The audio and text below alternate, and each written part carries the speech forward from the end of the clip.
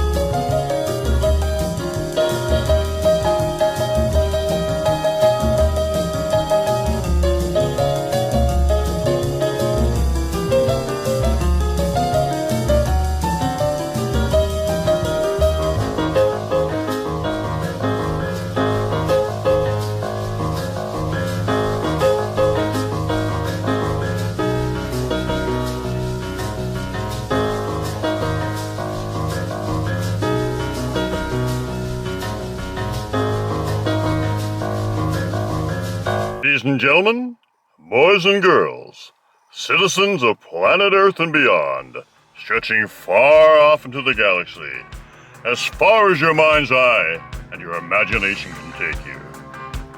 Welcome to the Pork and Bean Show, starring Pork Cunningham and Frank Oliver Baines. We're going to introduce you to new thoughts, put questions in your head, and consider things you never considered before. Where the paranormal becomes the normal, where unreal becomes real, and where love is everything. Fasten your seatbelts and enjoy the ride.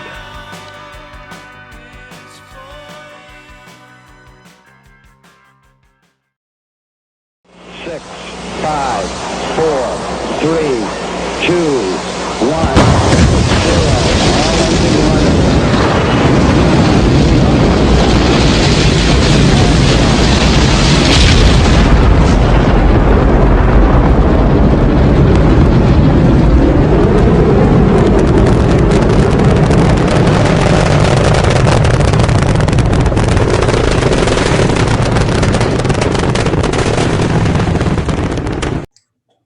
Hey, Jim. Hang on a minute. Okay, now we're recording. Oh, Kevin Kearney. Oh, nice. This is awesome. Look at all these people coming in here.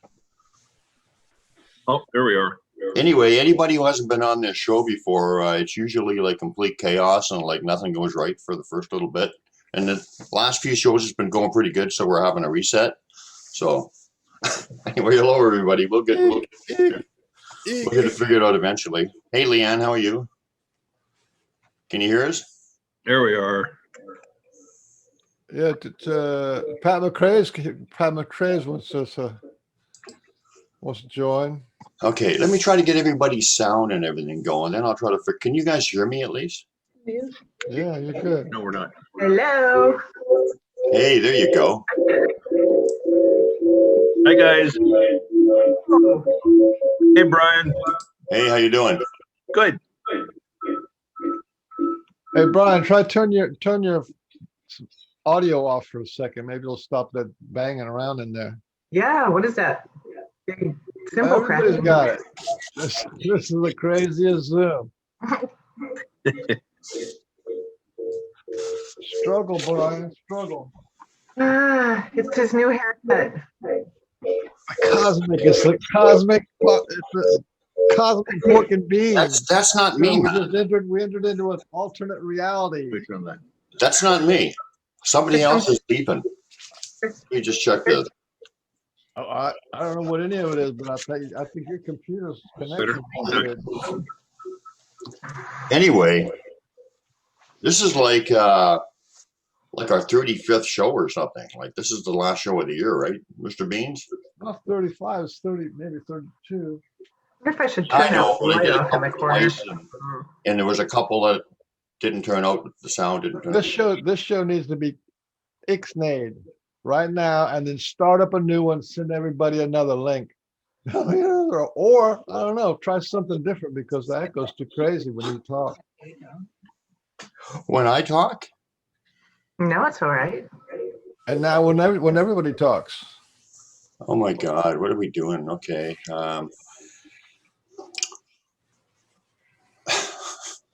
Hi, Kevin and Sandy. Hey, Susan, how's your happy birthday? Good. How's the Yeah, show? what? Birthday, absolutely. Let's Yeah. just all talk at the same time. Think about it, yeah. Hang on a happy second. Everybody holidays, started happy talking holidays. and singing, and yeah.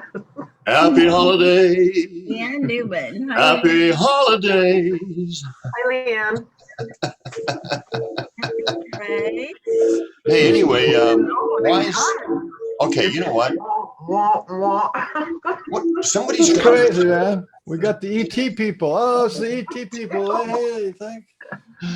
It's That's not me, man. Look, hold on a second. Let me check my. it's only when you talk. Oh my goodness. All of my material evolved around my visual, Out there. and I can't even get a picture of me. Now I don't even know what to do. Hold on a second. Let me check this thing. Well, you've got somehow you got your camera off there, Mr. Beans, Mr. Pork. Well, I know. who's pork and who's beans? I'm Mr. Beans. Okay, Mr. Beans. Good to meet And you, Brian Mr. is Mr. Pork. Beans. Okay. Well, you know what? How's the sound now? Terrible. Mine's fine. Yeah, now it's okay. You need to talk before we know if it. There it goes. Uh-oh. Well, Black cat. Kevin, by the way, this is not unusual. We usually have major brain farts on this show, so it's kind of part of the charm of the show. So just play along with it. I tune in and out to parts of the show, so I get it. But we've never had this outer space sound. Does somebody have like a hearing aid or a cell phone on or something? Our phones are off. Well, no, I mean, yeah, there's some communication going on with electrical I don't know what it devices. is. What do you guys suggest? Should I Start over. should I restart it again? Yeah. Are you all going to hang in with us? And Yeah. Oh yeah. Post a new link in the pork Right. and beef show. Turn off this one. That's what's going on with it. It'll be all right now.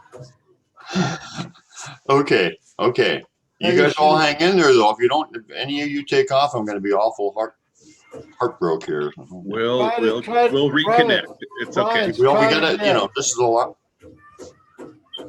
I hear Indians Talking. I'm not going to put this as part of the show. I'm just wasting talking, I suppose, aren't I? Okay. So what do you think, Beans? And just post the. Try toggling on and off. Listen, the reason why it wasn't running, why your video wasn't running, is because you and I were on a phone message, which used your camera.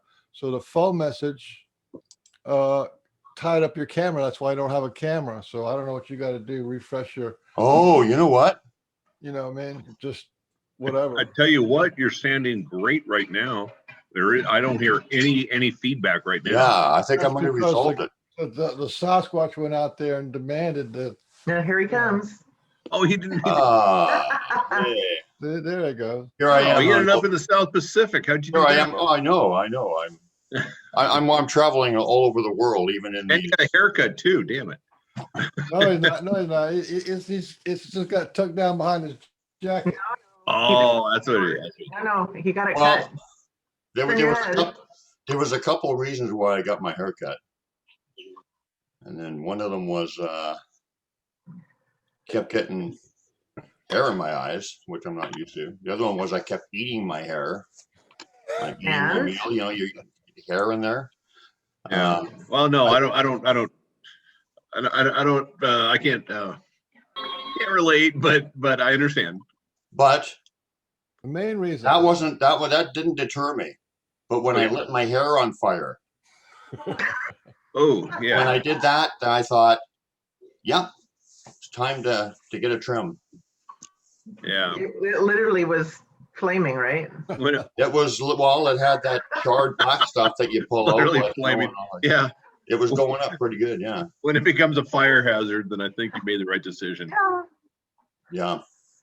So anyway, guys, welcome to the Pork and Bean Show, and I'm glad that. Oh, hold on, we got more people coming in, so I'll just more admit people. that. Pat McRae's on there, but he's got his and Susan's Hair on there. fire.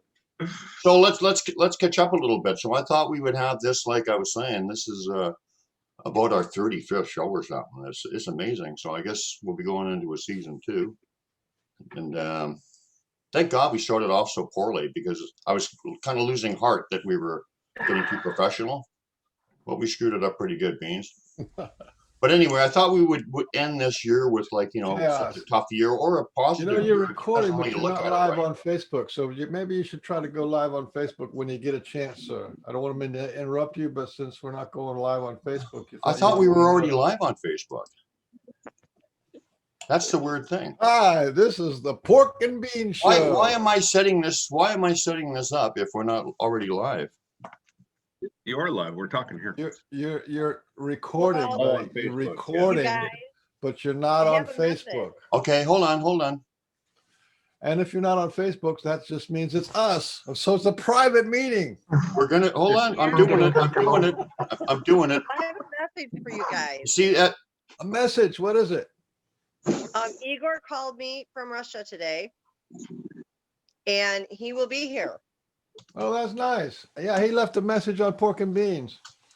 Yep, he's gonna they're like 8 to 10 hours ahead of us.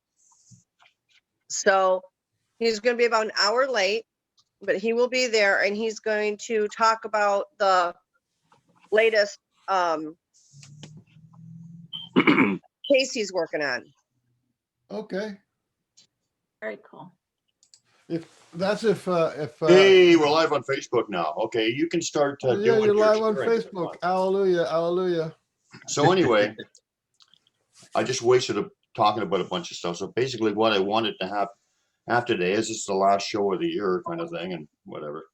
But still, it's been like 35 shows, been pretty cool. And I thought we would end it off with some positive kind of stories or thoughts. It doesn't have to be Sasquatch related, any spiritual kind of positivity kind of thing, because it's been, well, some people would say a bad year, but maybe it's also been, who knows?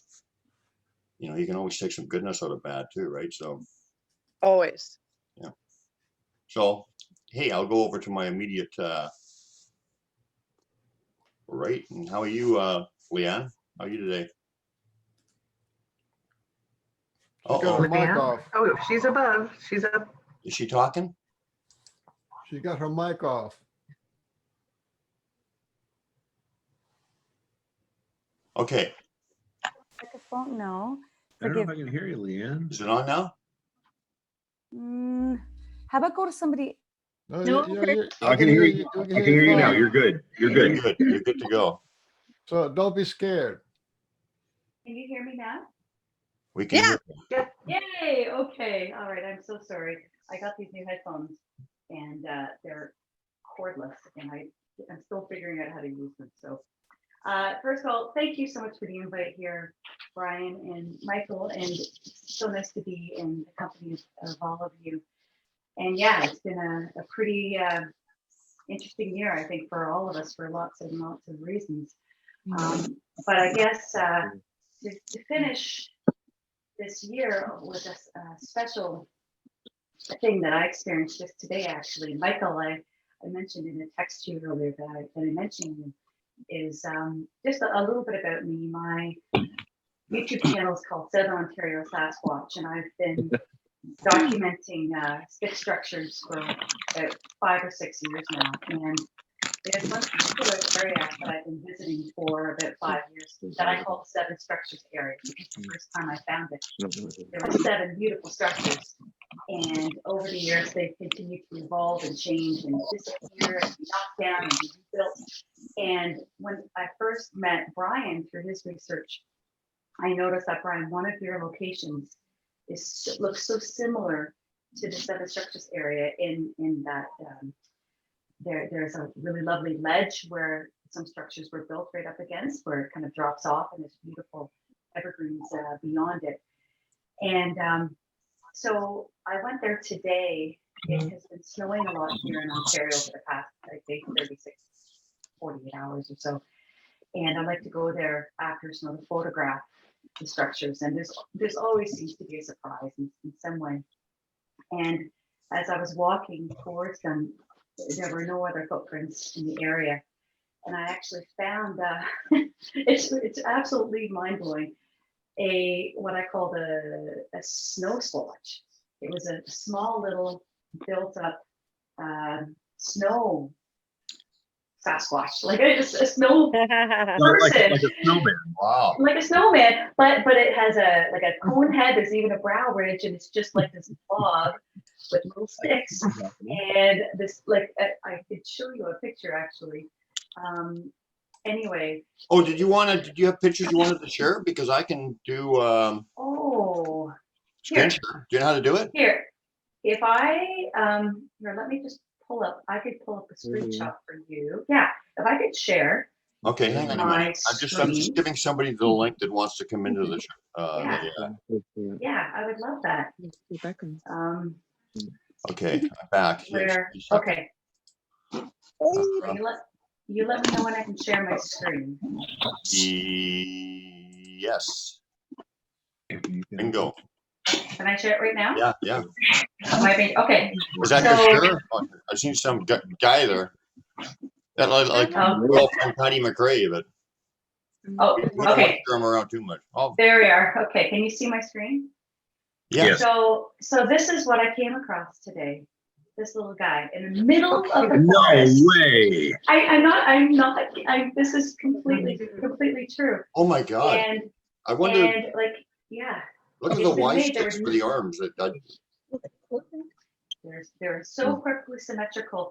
You can even see little eyes, and there's a brow ridge, and you can tell that it was probably made maybe yesterday, and then it's been snowing lightly for the past 24 hours.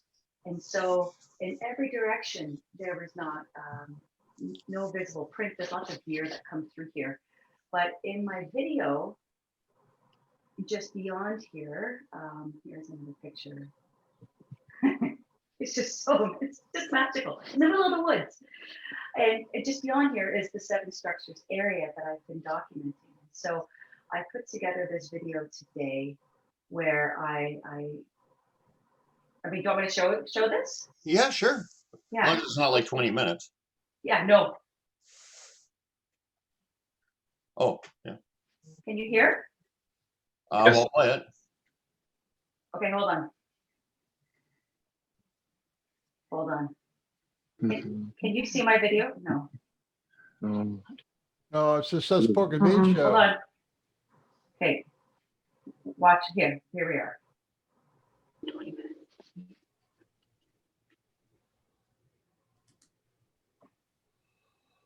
Oh, you should.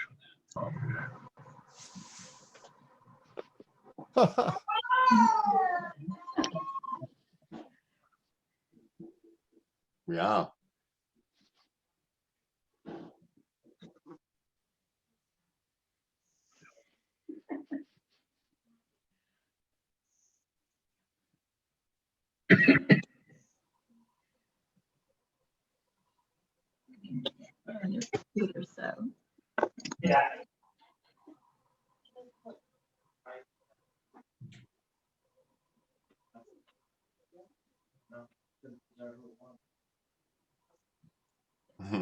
He's adorable. How tall? It's on Sandy for his friends. Can you? No, no, no. Can you? Something with that or not so much? I don't know.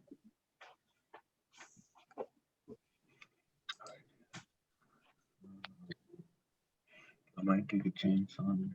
No, we don't want to do that. We'll just tell them. All right. So I would say it's probably 2 feet tall. And interestingly, that was the second snow squatch I found at the Seven Structures area. I found another one 2 Februarys ago, right next to a structure. And I photographed it. I never put it in a video, but I took note of it. And I found 2 others in other structures areas. And so today was the first time I had the courage to put it out there, and because it's just so beautiful and it just rung true to me. And once again, it just seemed like such a gift, not to me, but to all of us, and to celebrate the season, to show us that they know that we come through, that we're watching, that we're wanting to connect, to build beauty, they reach out. So if you'd like to see the whole video, it's on my YouTube channel called 7 on Sasquatch. I just posted it a couple hours ago. But anyway, so that's it. What's the channel again? What's the channel again? It's called Southern Ontario Sasquatch. Okay, gotcha. Yeah, Okay. yeah. So a little bit of forest magic and beauty that needed to be shared today. So that's my little bit of beauty. Is there any significance for you for the Y-sticks for arms? No, not personally for me. I know that there are a lot of Y-sticks used in structures that we find, and I try to take note of them as much as possible when I'm studying the structures. But what I liked about the arms is how almost identical the pieces are, and just how that works. So it was a pretty sweet find. Bringing on the cheer, the season. Absolutely. So what are your Sasquatch been telling you or connecting? People coming in. What's the message? The message that I've been feeling lately is because I've been finding so much building happening, all just nonstop. The building is. Hang on a minute. I got to mute you for a second, Mark. Can't talking over. Okay, go ahead. I've been finding so many new builds that seem to happen over a few days. My feeling is that there's an acceleration of us wanting to wake up, an acceleration of the truth of them, of our greater truth of our history, of our nature, of their nature, more than ever. And in fact, something that came across from a friend last week or a couple weeks ago is that there's been a weather reporter in the Southern Ontario area who's been noticing these thick structures in conservation areas and in provincial parks and that have been sent into him. And he's been doing some of his live weather reporting by structures, these big structures. And he says he doesn't know who's making them, but he's fascinated with the mystery, and he's doing his weather reporting right next to them and talking about them. And I think that's just another example of how this message is it's starting to really seep into common consciousness and into people's awareness. And I think bottom line, that is a really positive thing for humanity, for all of us right now. So just a cute little story. So what initial changes are you seeing in people?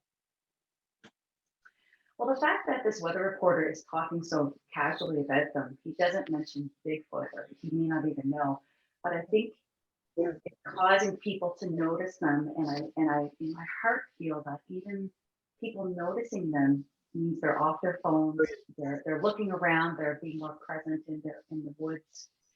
It is a step towards helping people move forward in their own awareness and understanding of our greater reality. If that makes any sense, I don't know. I think so many people are so immersed in their lives and their phones that when they're walking through the woods, they're not necessarily looking around. So if people can start seeing these small changes, or if they walk the same path every day with their dog, and then one day boom, a structure shows up, they may ask themselves, wow, who built that? Where did that come from? And they may start noticing more and then start noticing the changes. Because I find that these structures are constantly being tinkered with and altered just slightly or sometimes majorly, which I think helps show their intention of teaching us that they're around us and living amongst humanity. And you're probably learning lots of stuff from the changes they're doing in the structures about who they are and what they're trying to communicate and whatever too, right? Yeah, I feel lots of different things, absolutely, but I do believe in my heart that these structures, for whatever reason why they're built, could be for art forms, for energetic reasons, for their own creative expression, to teach the children, to mimic us, to mimic former civilizations or First Nations people, who knows. But I think that a part of it in my heart they want us to recognize that they are real, that they are living alongside us, that I think they've always been here.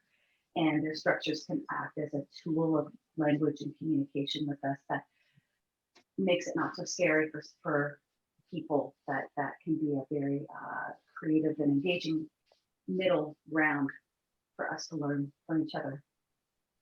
No, I feel that. I feel that too. Absolutely. And they mimic us, like you said.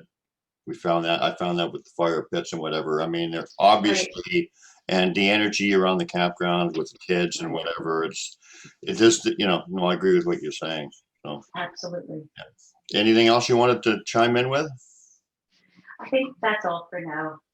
I'm grateful for the time, and I'd love to hear what other people have to share. And, yeah, but it's nice putting a voice and a face to the your name. I guess we've been friends for quite a while. Nice meeting you. Yeah, and likewise. Yes, I've sent you some videos from the Seven Structures area actually over the years, where some marbles have disappeared and some birch bark has been moved and added to certain structures, and it's I know. Very spiritual, magical, soulful area. I know. I notice all that kind of stuff too. But their main thing when they first started working with me was with the glyphs. But it's all a learning process and curve. Yeah. So thank you so much. Yeah. Thank you, Brian. You gonna hang around and just listen in, or? Yes, absolutely. Okay, and I'll keep your volume on, and you can behave yourself. And if you want to chip in with a comment or something, feel free. I just got to, this is a new format. We never done this. And I'm sorry for Mark, and we're just going to hang around and we'll bring it back. But I can't have people talking when other people are,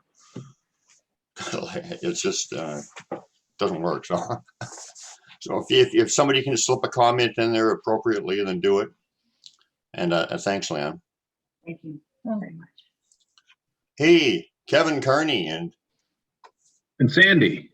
And Sandy. I'm not forgettable. Come on, Brian. That's how good my memory is. I was thinking, well, I was planning on crossing the border this summer, but I could have done it illegally, but I try to walk the line, Oh, really? Well, can we talk? Can we? How do you do that phone call thing? Can we talk later or something? Oh, you mean like with cell phones? Yeah, I think. Yeah.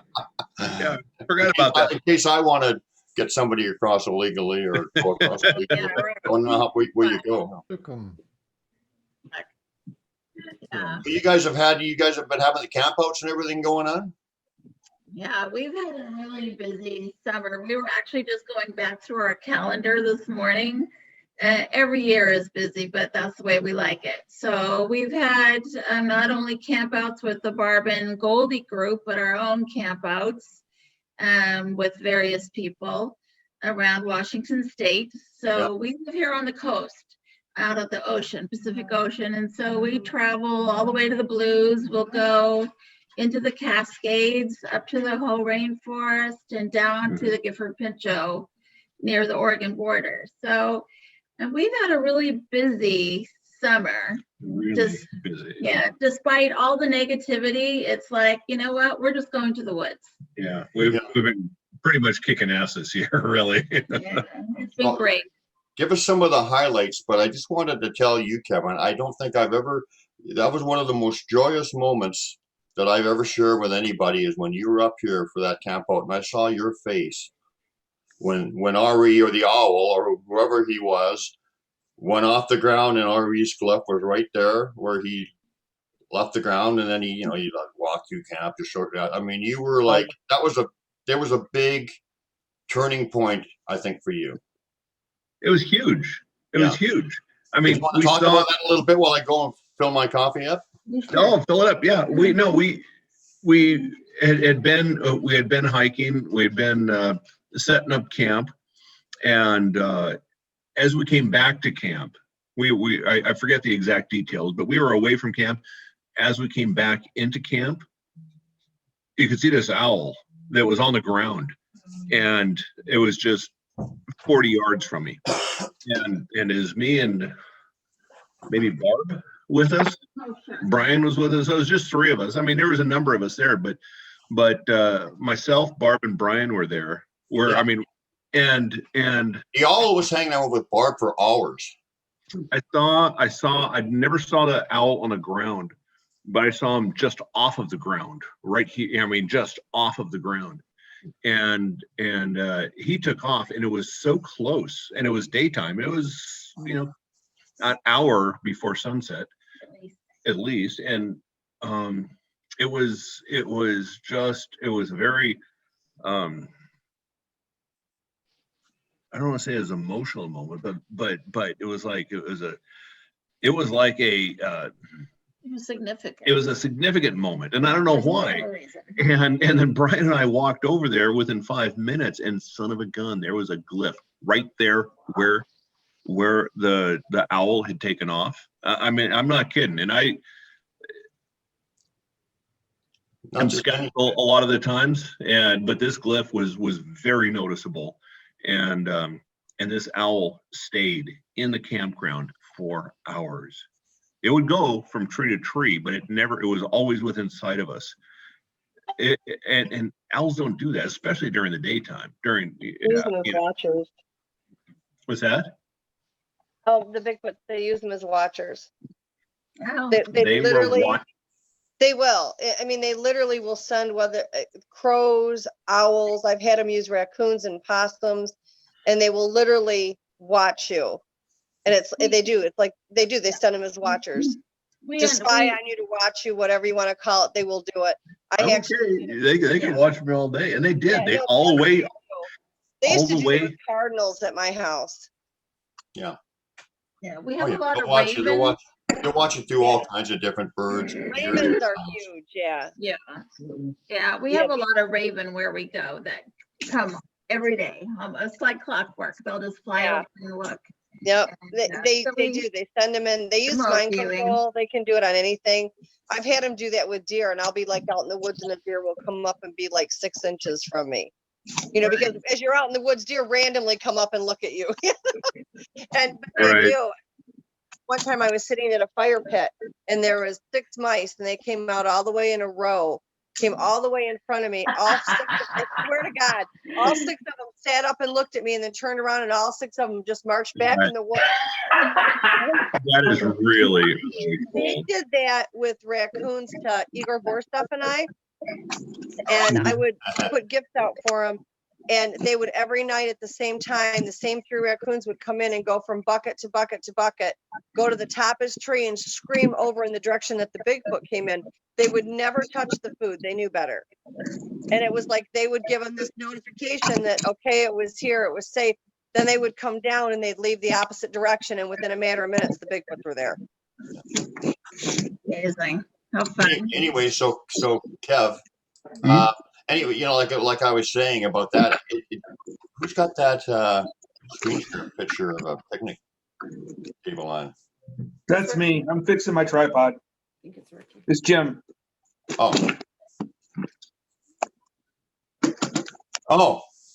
So yeah, I mean, to me, Kevin, it was like that moment when that owl thing and whatever, it to me, it was like you saw like a lot, like the possibility and the magic, like it was real, like this, like it opened your mind quite a bit or whatever.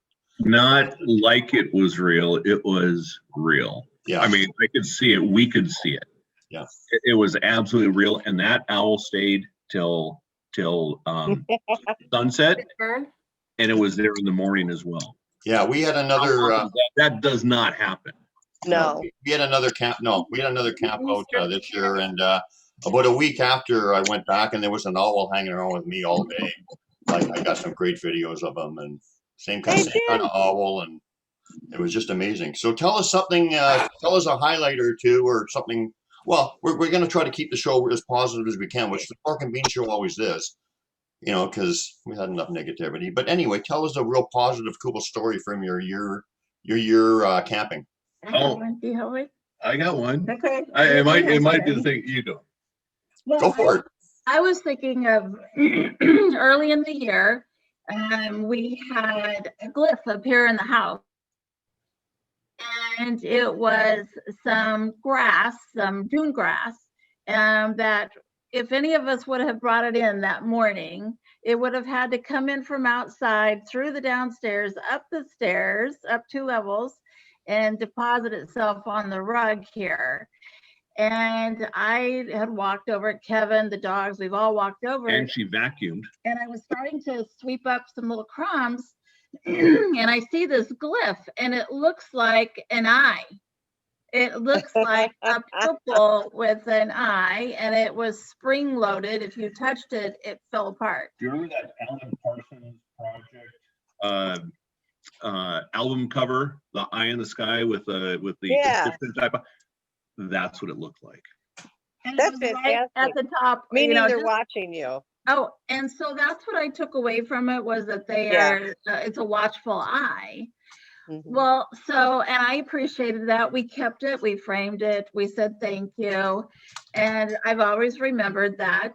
And then in, when did we go to Cougar Camp? Was that August? August, we went to the Gifford Pinchot, and we were very remote, and we were like the last campsite. There were 2 campsites. There was supposed to be a group of us, and we had to split up because they were just too small to fit us. Like 6 of us people in there. So we get into this campsite, and I just feel really uncomfortable for some reason. I'm not happy about this campsite. But we go off a mile up the road, and we're looking around, and we're going to set up the parabolic, and we see fresh bear prints, fresh cougar prints in some fresh mud. And I'm like, son of a gun, here we go. All right. So the very first night, I go to bed. I'm always the first one in bed and usually the first one up. I go to bed and I just turn out my light, and I'm laying on my side, and I close my eyes, and I go to start saying my little prayers and thanks for letting us be at this forest. And in my mind's eye, this wonderful Sasquatch face appears.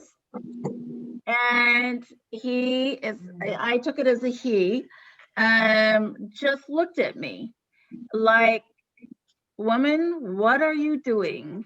And so I instantly started talking to him in my head and thanked him for allowing us to be in this forest, and that we're here to visit, and they're more than welcome. We really want to learn more about them. And all he did was look at me. He didn't express any anger or hostility or nothing. It was like this wisdom and a knowing. And I felt instantly that he was there to watch over us. And I thanked him for that. And I thanked him for letting us be there. And I remember his, he was actually quite handsome. And his eyes were brown with dark brown veins, and the pupil was vertical and with a bulge in the middle, a little bulge on each side of this vertical pupil, and it was gold color. It was very striking. You mean like a rice shape? On end or whatever? It was, yeah, like, okay, like a rice. So it was vertical, like a kind of like a cat's eye, but you know, it was a like linear. And then right in the middle, there was a little bulge on each side of it. Mm. It was gold in color. And And I it just wasn't a was, cat person? It didn't have any cat features pardon? at all? It wasn't a cat No, no, person? no, no, no, no, no, no. Oh, No, that's cool. I've seen many of these things, and it was definitely a forest person. And Yeah. so I just said, you know, thankful that I was grateful that they were there. I just took it that they were to watch over us. And so every night and every morning, we would hear some sort of predator activity around us. And the first morning, we're thinking it's a bear climbing a tree. The second morning, I'm out at the camp. Would you let her out or something? I'm out at the campfire by myself. It's really early. And I put my chair up next to a fir tree that had limbs to the ground because I thought, well, I can at least see the other three sides of camp if something walks in here. And I'm a little on edge. And all of a sudden, I hear purring behind me. And I'm like, cougar, shit. So I hop up out of that chair and I grab the fire poke stick and I turn around really fast. I'm yelling, you know, I mean, and then from there on out, we set the recorders out in camp and we had a lot of cougar activity around our tents, around camp, prints in the morning. And so I really felt like this individual was really providing a watchful eye over us.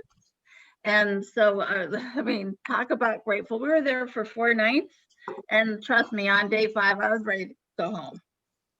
Yeah. Yeah, I don't think there's any question that he appeared to you to calm you down, right? Yeah, it was We had amazing. the last night, second to last night, we had another camper with us. She was solo. She's a city girl, so she was a little from Portland, downtown Portland, so she was a little bit on edge. And we warned her if there was any issue, just hit the alarm on your car alarm. And sure enough, 5 o'clock in the morning, beep, beep, beep, beep, out in the middle. I mean, we are miles from anywhere. Yeah. And so Sandy, I'm up out of that tent. she was racing out there. And Ashley goes, no, Sandy, no, cougar. And Sandy doesn't care. She's a bulldog. And she went out in the middle. And it turns out that there was cougar two. We saw prints, one small, one big. They were on both sides of the tent, but at the same time, she heard before that, I mean, like just before that, she heard forest people walking up to her tent, and with her impression that they were guarding the tent. Yeah. So it was only, I mean, and this happened for hours, and it was only the last 20 minutes at sunrise did the cougar start to walk around the tent. And we saw the cougar prints, and we saw like 17-inch footprints from the forest people first, and the forest person actually, there were 2 prints, I don't know, a foot or a half or 2 feet apart, and they had one of them had reached down and tapped her tub right next to her head. Right. Yeah, she had like a plastic, like a plastic Rubbermaid tub. Yeah. Cargo and the thing tapped it from outside the tent. And she heard a female voice, and then I heard him coming into camp. So, I mean, it was a very active camp, but I really felt that the watchfulness, and it follows you no matter where you are. And I so appreciated that, let me say. I bet everybody here, or just about everybody here, can appreciate or has something that they can connect that protectiveness and them watching over us kind of story. I mean, I've had Definitely. it. I know Leanne Siskel has, who, all of us. So it's a common thread. I mean, they care for the people that they love and that they're connected to. So we sent him to work on Pat last week when he was so bad. Yeah. We had 2 healers go there, and the doctor said the other day, she said that they were astounded at how quickly he improved. There was no reason for it. Yay, we're doing pulling for Pat. Yeah. Oh, That's many I didn't blessings. even know you were here, Mr. Beans. Been here, I never left. Thanks for showing up. I'm going to show up. I was here the whole time. And they were talking about snowmen and you know, Sasquatch. I heard it all. Yeah, yeah. Hey, did you guys know, Kev, Okay. Leanne Siskel is in Oregon too, or whatever? You guys know each other? No. I don't think I've ever met you, but Oh, that's you guys awesome you because guys should get together. I mean, you guys are just like perfect for each other, you know. Like, Wonderful. what we do go you? up to Southern Washington a lot also. Oh, really? A great area. Yeah. Where do you live? I live out in Beaverton right now. Oh, okay. Yeah. We're going to be moving towards Tillamook in a few months. Okay. Oh, okay. Okay. Good. Yeah. But Go out to the Gifford Pinchot and Carson Wind River area. oh yeah. I've got lots of stories from up there. Yeah, we found some huge prints in there. Oh, our biggest yeah. print is almost 25 inches. Oh, wow. And then this year we found a 23-inch Yeah. cougar camp. Yeah. And 19 inches, but there's some big ones in there. There are. Southern Washington's where I had a experience with the 14 to 16 footer male and a female. Uh-huh. Female was yeah. Oh, you can come join us when we go back to that area. Yeah, we're putting together today. We were putting together our 2021 schedule. Nice. So we've got a couple of 4-day weekends reserved, but there's no locations. So we don't know where we're going to go. We just know that's going to be one of the weekends. So How fun. Yeah. Yeah. Yeah. Well, we'll exchange information, then that'll be great. Okay. I'm Sandy Nelson. You can find me on Facebook or Kevin Carney. Sandy and Kevin. Yeah. Okay, Sandy Nelson. Sandy Nelson, Kevin Kevin Carney, and we also put on the Sasquatch Rendezvous conferences, web conferences. Wow. So if anybody's familiar with that, but did you ever go to the? That's cool. The Bigfoot Bash and Bounty out of hometown. No. Oh, okay, Carson. Okay, that was several years back. But Rendezvous sounds fun. Yeah, it's good. Yeah, it is good. Okay, so I'm looking at where everyone is situated here. So I'll just move on my screen left to right. So you guys got to come up anyway, just in closing, Kevin and Sandy, thanks for stopping in. You guys can hang around too. And by the way, if you think of something else you want to say, like we'll do a rotation, whatever, and then if somebody else wants to say something else. We've got great stories.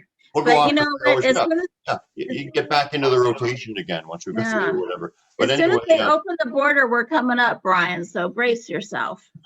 Oh, I've had some good experiences. There'll be a stampede going across the border. I know we all want to cross that border. I've had some pretty funny experiences up here lately. That's been pretty. It's been well. It's always different, always evolving. But yeah, they've been. Well, you know what they're like up here. Yeah. So whenever you get up here, if I can put that gathering on again this year, I will. And you're all invited. But thank you. Yeah. Okay. Robin McClay. Tell us something positive. Oh, in this year that some people would deem as not positive, but I've been really blessed because other than I've been called out 2 or 3 times to go to different states that are having problems with them to go out there and kind of help them work it out. The ones that are at the house all the time, I'm really blessed because we don't get a lot of troublemakers. I get a lot of positive encounters here. I mean, we've just been really fortunate. Like I said, Pat, when he got bad a week ago, the first thing that was done was we called on the forest people, and they sent 2 healers up there. Pat was well aware when they got there. They've saved my life multiple times. So, I have complete faith in their abilities because they've done it. Now, when I came home from the hospital, when I had to leave, they wouldn't let me stay with them because of the COVID. And I pulled in the driveway. I had called a friend of ours and I was letting him know that, Pat was in bad shape. It was life threatening. And that, we had already called on the forest people and they were rocking my car. I'm like in my car and they're tapping up and down the window and rocking the car. And I said, quit sitting here with me, get up there. So, and they stopped. But they come and they look in the window, the other day I was in the house and I had a puppy that had an upset stomach. Everybody knows I run an animal rescue. And so I was looking for Pepto-Bismol. I turned my house upside down and I could not find it.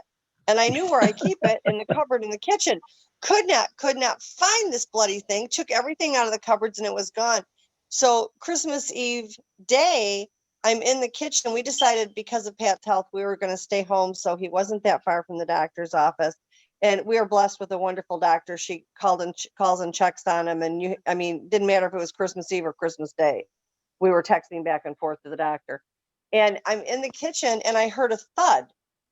And I turned around and here is the Pepto-Bismol. Not only is it on the counter, it looked like it had been dropped because it was still shaking and moving. And I'm like, okay, thanks, guys. Because it was not there before. And it just shut. And we get this a lot. Things will disappear and then random moments in time, they just show up.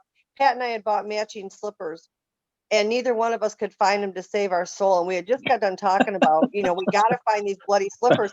I went in the bedroom and mine are sitting on the floor next to my bed side by side. Pat was out in the living room and his showed up. So he came in the bedroom the same time I was getting up to go tell him. And we're like, look what just showed back up. But borrowed.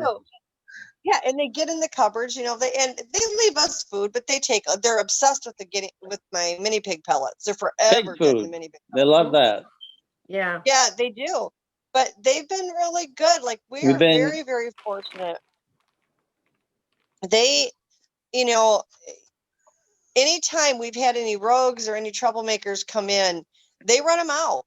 Right now I've got about 3 or 4 clans that come up that, are right here at the house.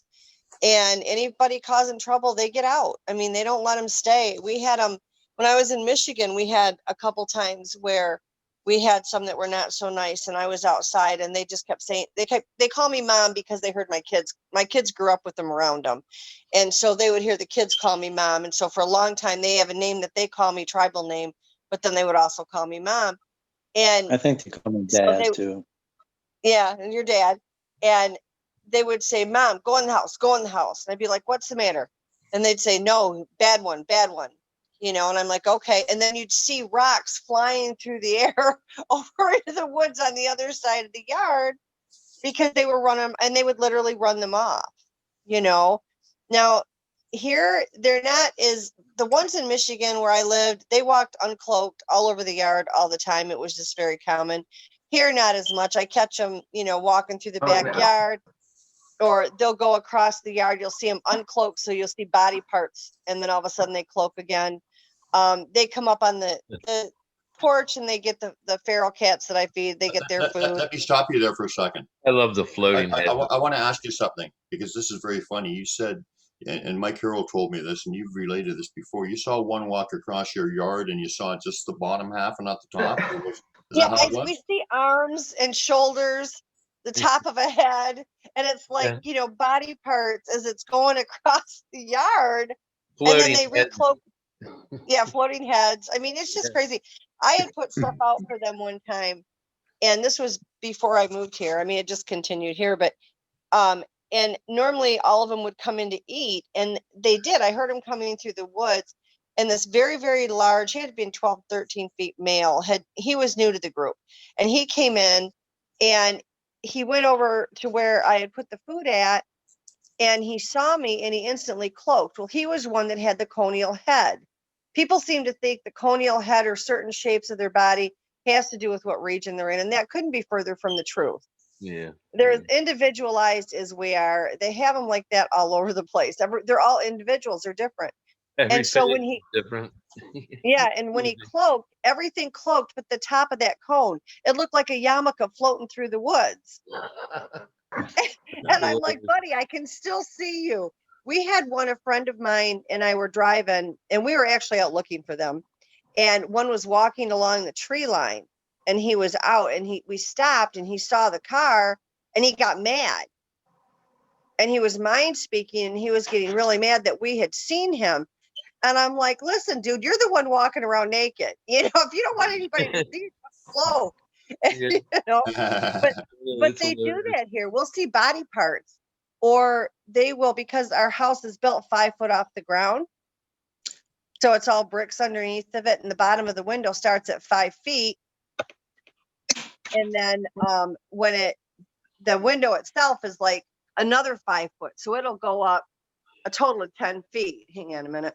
You guys get We down. had that curly haired one, the afro. Yeah. Remember him? Yep. Well, they He was like scared the right in cats the the one front night. window. You could see right through him too. Well, the one But hit you the could screen where see the cats were right at. through him, but see his body. Yeah. What? Well, remember the night they hit the screen and all the cats had been on the windowsill, and you see Yeah, 3 or 4 cats just airborne through the air because they were so terrified.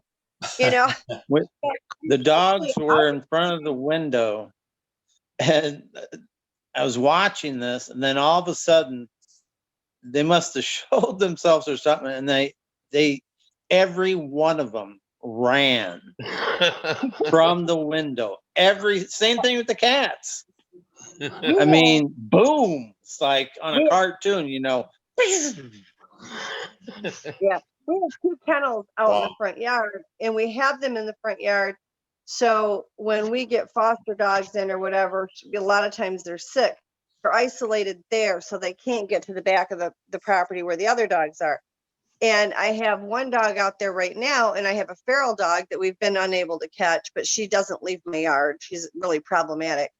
And they've caught her twice, and they've put her back in the kennel. Like, I'll go out there and she'll be shut up in the kennel, and she'll either climb the fence or dig her way. We have a dog next door that comes over and digs her out continuously. And so she's been out. We haven't been able to catch her. And I went out there the other day, and I had left the kennel door open, put the doghouse in there, put food and water in there should she want to go in there. I went out there, and they mangled the latch on the door. It looks like she probably went in it. Yeah, I and got they a didn't know picture of how to that lift actually. it. Yeah. And they didn't know to lift that latch up. So they just took the door and they slammed it shut with her in it. And if for anybody that's had a kennel knows, those horseshoe shaped cups that they put on for the door latch, you can't heat those up and bend them. And they have managed to pinch them together. Yeah. Wow. You know, but we really don't. We're very, very blessed. I'm not having problems with any of my guys here. They've been so sweet. Like, I went out one. Yeah, that's what that picture is. What's left of my door handle. Wow. I mean, you can't do that. You know, Yeah, I mean, there's know. no way. Even if you heated it, you couldn't do that. Yeah. And I went out the driveway one day, and they were chasing a deer, and they ran the deer across the road, and there was one coming behind it. It jumped from the side of the road, cloaked, landed in the middle of the road, uncloaked, looked at me, left to go jump into the next side of the road, and cloaked in midair. But, you know, they're kind. They've got, I mean, for the most part, most of them are. I mean, we need to be clear that not all of them are nice. I've been called to different states to deal with some highly, highly aggressive ones. But, Absolutely. you know, yeah, but most of them are really kind. I was in the drive-in one night, and it was like 1 o'clock in the morning, and they told me to go past my house and go down by the swamp. And I said, why? And they said, he needs you. He needs you. And I said, who needs me? I thought it was another Bigfoot because they have me do healing on him.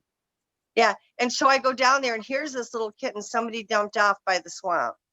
And he was starved to death and in really, really bad shape. I got out of the car, and he just came running to me, and I came home. I walked in the door. I looked at Pat, and I said, honey, it's a boy. He's been here ever, 3 years later. And his nickname was Bigfoot Kitty. Yep. Wow. Yeah, I mean, they do. They bring us animals. They bring us all kinds of stuff. I mean, it's just gotten to be a riot. If we need something, it shows up, even if it's not necessarily what we were hoping for. It's there. So we've been really blessed. I mean, we had a wire on our electrical pole that one of our big trees had hit it, and sparks were flying, and it brought sparks up down on the ground. It was setting the ground on fire. And Pat and I didn't know it. We were in the house asleep, and they basically shook our entire house. And Yeah, it at did. first, we were like, okay, what's going on? And nobody said anything. Usually they'll mind speak, but they said nothing. So we waited a few minutes, and they just went nuts. They were pounding on the house and trying to shake it. And I looked at Pat and I said, something is seriously wrong. So we headed outside, and you could see the sparks coming down and catching the ground on fire. And then wherever it would catch fire, you would see a swirl go over to that fire and put the fire out. And then it would go to the next spot that was on fire. And I know it was them. Yeah. Had they not gotten us out of the house, the whole house could have went down. Oh yeah. But they were out there putting out every single pile of fire. That's because it was all the dead leaves on the ground. They were putting them out as fast as they were Yeah, starting. There I must have remember been that. 20 of them. Leaves were lighting, and the sparks came down and lit the leaves. And That's scary. I had the same thing happen. About called the fire department in to help put out a field. Boy. Yeah, it's terrifying. You guys are very blessed. Yeah, we are. We are, and we tell them that all the time. We have some that will come here for the winter that are in the colder states.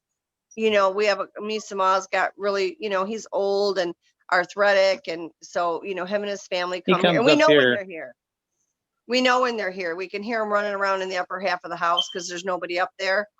And they'll go in our bonus kids room. will go up and play with the toys I'll upstairs. get up in the morning and there's toys everywhere and muddy footprints, or I'll go to the refrigerator and there's gigantic muddy handprints on it. Yeah, all over And the refrigerator. I've never seen anybody eat as much Parmesan cheese in my life. I cannot keep it in the house. Every time I do, within a matter of minutes, it's gone. Never to be seen or heard from again. Plated cookies. They went under our back deck, and somebody must have sat up really quick. I know. Because their head hit the underside of the deck and they split the board in half. I don't know. It looks like they may have taken tried to push the whole thing up because they're. Yeah, because I went out there their leg and the boards were pushed up from underneath. Went through the board. God. They get back there and they play with the hose, and they don't realize how strong they are. And they'll go back there and they mess with that hose, and they've broken one already of the little wheelhouses you roll the hose up with. Yeah. They get back there and they try to get it out and they end up busting it. They don't do it on purpose. I mean, it just happens. I have mini pigs. I had a mini pig that got out, and normally he comes right back, and he didn't. And I was just frantic. And he normally comes up the side of the house and he goes in the garage, and he wouldn't come and he wouldn't come. And so I told the Foots, I said, please go find Elliot. I don't want a coyote to get him. They said, all right. I go out by the garage, and ground X's mean welcome. They do not mean stay away. The upright ones mean stay away. The ones on the ground mean welcome. And they had put a ground structure in front of where he goes in at the door. They had a ground X there. And then they had sticks from the side of the house going to that X. And I said, what did you do that for? And they said, so he knows where to go to come home. And it was a matter of minutes, and he was running his fastest out of the woods, like his little butt was on fire. So I'm sure somebody was helping. Yeah, but the thing is right now is a really precarious time. It's not just the forest people that are out there. I mean, we have dogmen here too. Our dogmen are lovely. I have no issues with them whatsoever. Me either. And I have cat people here. Again, they've been lovely. We've got ETs that are here constantly, and some of them are good, some of them are bad. I have a picture of Lizard Man in my backyard. I mean, my house is crazy. I have pictures of portals that have opened in my front yard with little heads coming out of them. Yeah, little bubble. I mean, I have all these pictures. And lately, though, it's even been more amped up. And now I'm seeing cryptids that I don't even know what these things are. And so I mean, and then you ask the Bigfoot, what are they? And they're like, it's a Micaiah. I said, okay, what's a Micaiah? He who walks the earth but has no name. So they categorize, the forest people are categorizing all these things that really don't have a name. Some are good, some are bad, some are lethal, but they're categorizing them under the Mackay is lethal. of Micaiah. I got a question for you then, Robin. Hmm. Lately, initially I thought it was my new glasses, but not, then something happened where I knew it wasn't my new glasses. I kept seeing things like shapes walking like out of my periphery, Yeah. or then I start seeing like it looks like a person, but almost like just a shadow of a person, or just like some kind of Brian, walking there's across so my much out there right now. kind of vision or stuff walking out. But then I was on my way to work last week, and I was just it was a little early, so I stopped and I was parked in behind a store and just standing outside my truck, and you know, there was lights around or whatever. It was dark because it gets dark at 4 or whatever. But it was in BC here, but it was light enough because they had the parking lot lights and whatever, so I could see perfectly. And I saw it 100% right by my back tire. Some black shape. It looked like a black blob, but it was so fast. I thought at first it was some kind of animal, but it almost looked like it morphed or it curled in underneath the car. And I looked and I said, "What the hell was that?" And then I thought, I still wasn't sure what it was. I went and walked around the car and whatever, and there was no animal. There was nothing to be seen. And even when it got away, I thought, I hope this. Is a very precarious time. People need to be very careful and be very aware. Not everything is bad, but not everything is good. Now, the other night, we have the one dog that's in the front. Well, it could be anything from a shadow person. It could have been something that shape shift. I mean, it's really hard to tell. I'm not getting that it was anything good. No, I did not get, like I normally can feel good energy. I didn't feel like it was I didn't feel it was really bad, but I didn't feel it was good. A lot of this stuff is supposed to be neutral, like Shadow Man. And anybody that knows me knows that I have a problem with Shadow Man. If I can seek and destroy him, I will do it in a heartbeat. He caused the death of somebody very important to me. But regardless, Shadow Man is supposed to be a neutral entity, and it's not. Once in a while, you'll get some that aren't too bad, but when they're neutral like that, they go either way. So you've got to really be careful. And these cryptids right now that are moving through the woods, everybody says the veil is thinning and then they laugh about it. It's actually a very real thing. And right now, the forest people have predicted for years that there was going to be a battle fought here on our plane. The dimensionals will come in, as well as the cryptids, as well as the ETs. And it's all supposed to be done here. Now, they've been fighting this for eons. But for whatever reason, right now, more are showing up. Now, this thing that was out here in my bushes, it was big. I mean, it was taller than a deer. It was reddish in color, very, very short hair. And it jumped like a rabbit. But the head on it was definitely not a deer. And the ears on it were on top of the head, not where a deer would be. It was more up on top. I mean, it was crazy. I have no idea what this thing was. I watched it go into the woods and it closed. And right now I'm getting calls from people all over the world that are, I mean, it's Pat. I mean, I'm working with people everywhere right now that are seeing all these things. They're not all bad. Okay. But there's an awful lot of them that are not good. So like when you go out in the woods, and then there was, the gentleman that some things tried to kill him. I think he was out of Georgia. And tried to get everybody to believe it was the Bigfoot doing it. It wasn't the Bigfoot doing it. And, I mean, that we found that out very quickly. Usually Zor's minions. Yeah. But you have to understand that they do try to use mind control. And you do, everybody has the power within them to keep them away. I mean, they just do. But they'll get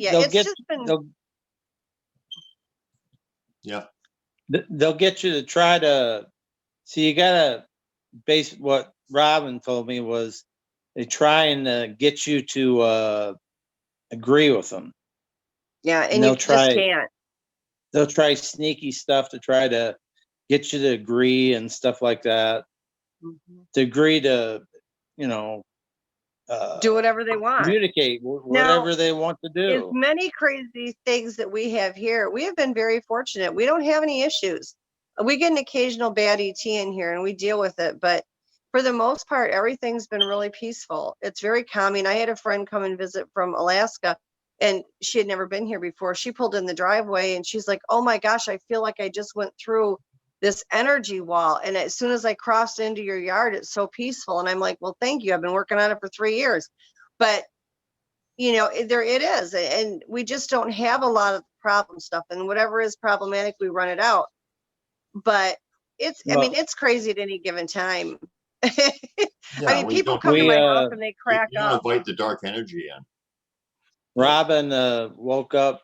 Well, she's the one that told me about it first, and then I saw. She woke up and she looked up on the ceiling, and there were hundreds of octagon shapes. Oh my God, it was crazy. The wall, the ceiling, everything. Yeah, I woke up one morning and I told her about it. She goes, yeah, I told you about that. I forgot I told her about it. I mean, then out here in like this room I'm in right now, and there are hundreds, I woke up and there are hundreds of them on the freaking ceiling. I mean, what the heck is this? The forest people just say it's a protection grid. Yeah. Which is fine. I'm happy with that. Well, stars are octagons. Octagon. Okay. Octagon shapes. What about the million little stars that you see sometimes? Yeah. But they do. They use them as a protection.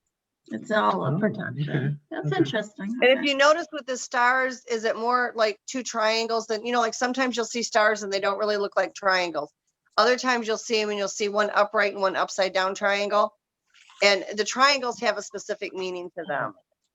Yeah, we haven't seen any shapes other than pinpricks, like a million pinpricks on that. Well, we were in the house one night, and the one that I'm closest, well, I have 3 of them that I'm excessively close to, but besides the other ones, but those are my guys. And the one had said to me, come outside. And I said, why? And he said, bring your camera. And I'm like, what? And he said, I want you to look at the star that isn't a star. And I said, what are you talking about? And he said, outside, hurry, hurry. So I grab, and I use my cell phone because I have it with me all the time. I use that camera more than I do a regular camera. They're not afraid of my cell phone. They're terrified of the regular camera. Yeah. So I went out there and he said, tape it because you'll be able to see it. So I videotaped it while he was talking to me and I could see it move, and it was a UFO.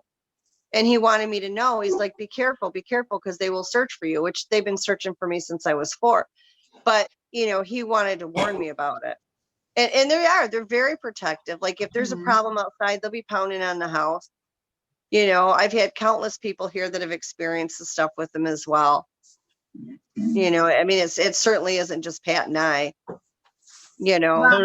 Everybody does. Yeah. That's a common theme. Taking care of their family. If you're their family, you don't take care of it. Absolutely.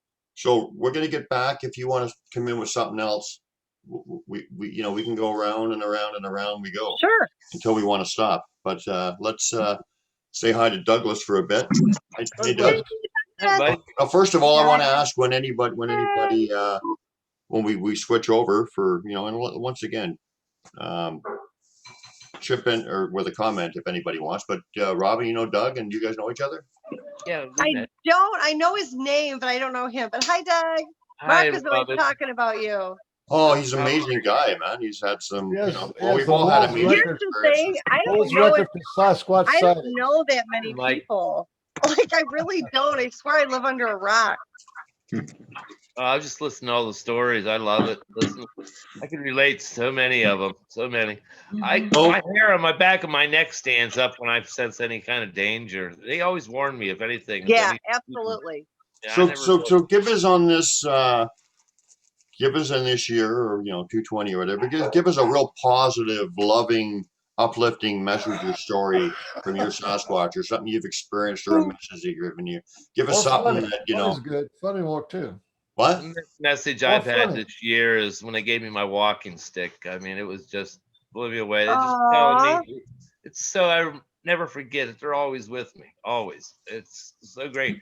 I peeled what little bark was left on it when they gave it to me, the night they gave it to me, and I varnished it up here, worked on it for about 3 or 4 days. Then I started looking at it, and I started seeing all these images of the different ones in the wood grain itself. Oh, wow. Well, wait a minute, Doug. Doug, back up a minute. I want to give the story justice. You said they gave it to you. How did that happen? How did that Well, take us right I from the was, beginning? I was living with a girl and her kids, helping her out at the beginning of the year. She was helping me out, saving some money. And I just started taking her. I've taken her out there before by herself. I never took her and the kids out. The night before, I had asked them, if they needed anything, and they were just no, no. It's like my guys don't. I don't know. They just don't ask for much, at all ever. They give me things when I ask. It's like they left me a ball opener here last year. It was all things they give me, and it was laying right in the middle of the trail when I walked back out of the woods 10 minutes after walking in. It was a Bigfoot bottle opener. It's like, where in the world? All I could think of was, where did you get a Bigfoot bottle? It still blows me. They've never, given me that answer. Pat, if you're listening, you, it's like They I'm will still go trying to through figure that out. trash. They And brought the me next night, balloons before. I know, it's funny. There was a camp out that some guy hosted, whatever, and a bunch of people there, and some guy wanted a new car or truck or something, and they left him at one of those little dinky toy trucks or cars or something that he was looking for, like you got a new truck. Yeah. Yeah. It's a that truck kind and of it's stuff. new. But okay, now that night I took my girlfriend out and her kids. They were just having a blast. My girlfriend, she had never been too close to them. She'd seen them from a distance, but never stood right beside them. It's like just never happened whenever I took her out. They'd be like 40 or 50 feet away passing by and she'd see them. That would be it. Well, that night her kids were along. First time ever out, and it was just nuts. For the first half hour, it was dead silent. And the kids are laying in the middle of the road. I'm parked on a dirt road. So I always park. I'll pull out chairs, lawn chairs, and recliners, little fold out chairs. And we'll be sitting there just having a conversation with some of them driving by. And it's like, what are these people doing sitting on a dirt road? We just wave and smile. And you might see a car like once a month sometimes on this road. It's so secluded. But this night we were there, and the kids just immediately, got bored. And after a half hour, there was nothing going on. All of a sudden, they sent me the image, that something's gonna happen, real quick. So I smiled, and I started looking around. All of a sudden, this tree came crashing down. It was 20 feet away, right beside the road. Ground shook. They jumped up. They're going in all directions, and from the movie The Poltergeist, the little girl goes, "They're here." And I did from behind them. It was so funny. I look over, my girlfriend's sitting in the Explorer. I said, "What are you doing?" She goes, "I'll be out in a minute." And just sitting there staring. It's like all of a sudden here comes 6 of them up the road walking to us. All right. They were zigzagging. You could see down this road for about 150 yards. They're coming from the bottom, just coming up from the creek, zigzagging back and forth. And she's seen them coming. I think that made her nervous. Kids all got excited and were just waiting for them. They came up, interacted. Some of them stayed physical. Most of them went into like orb. They were just big basketball-sized blue balls, orbs. You could see all their faces. They're all little guys, youngsters, probably 4 or 5 feet tall, all young ones. And the boys are just looking at them amazed. They're all glowing blue. And Derek says, "Can you guys all change to purple?" All of them all at once changed to purple.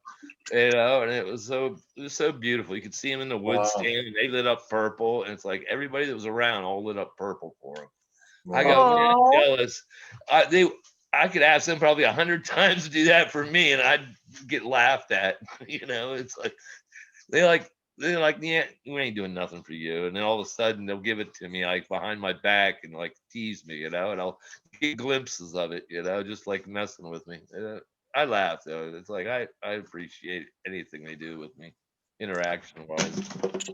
I've had so many good interactions. I just don't know where to start. But let me finish my story. After this group of 6, moseyed on their way, we all stared for a minute, we went back and jumped in the Explorer. We turned on the headlights, and sticking out of the bank is this long stick. It's like we pulled up beside it. We could not get around it without hitting it. So, it's like it was not there when we pulled in, obviously. So we pulled it out, and you could see just right where they had taken it and snapped it off after a little spike on the bottom, which I cut off and removed. Comrade. Yeah. Comrade Igor. I got some pictures of it. I'll Yeah. post in the group. Oh, that's really cool, Doug. I like that. That's It my is. James Bond Right. Russian spy voice. I have a 25 images in the wood grain of them in it. It's just That's amazing. fantastic. Yeah, I treasure this gift the most, Yeah, that's amazing. because for the fact it was just to teach me that never forget we were always with you. Exactly. That's what their heart was, all their intention, just to let me know I'm never alone, which I have a tendency to forget that once in a while. What do we got going on here? Oh, Igor has some pictures, I believe. Oh, No, but wow. we gotta get. Where do we get to? we gotta wait our turns. Igor. Hello. Igor. I'm looking at Yeah. pictures. I'm Hi. sorry. I'm. I love looking at pictures. Good evening. What's up, Doug? Doug, I'll send you some. Ah, Hey, can anything. you I love see? it. Can you see me? Can you see me? Okay. And what about my screen? Hi, Igor. Okay, you're up next then. Okay, but we got to give Doug some more time as well. But listen, I wanted to. What have you seen? Who has broken this limb? Yes, This show, was- please. This was in Canada in Golden Year Standing this way. with Randy I was up there Brisson on that mountain. in 2011. Up there looking this way. I have a hard time understanding. What's going on with the sound here? I don't know. And he's not sure how to work it, Brian. Tell him to double click on the movie so it opens up full. Igor? Igor, Yes. double click on it so it will open. Oh, about 7 foot. So, it, like this or higher than this part? A little maybe. A little bit lower. Oh, yes. Lower. But he just takes with one hand.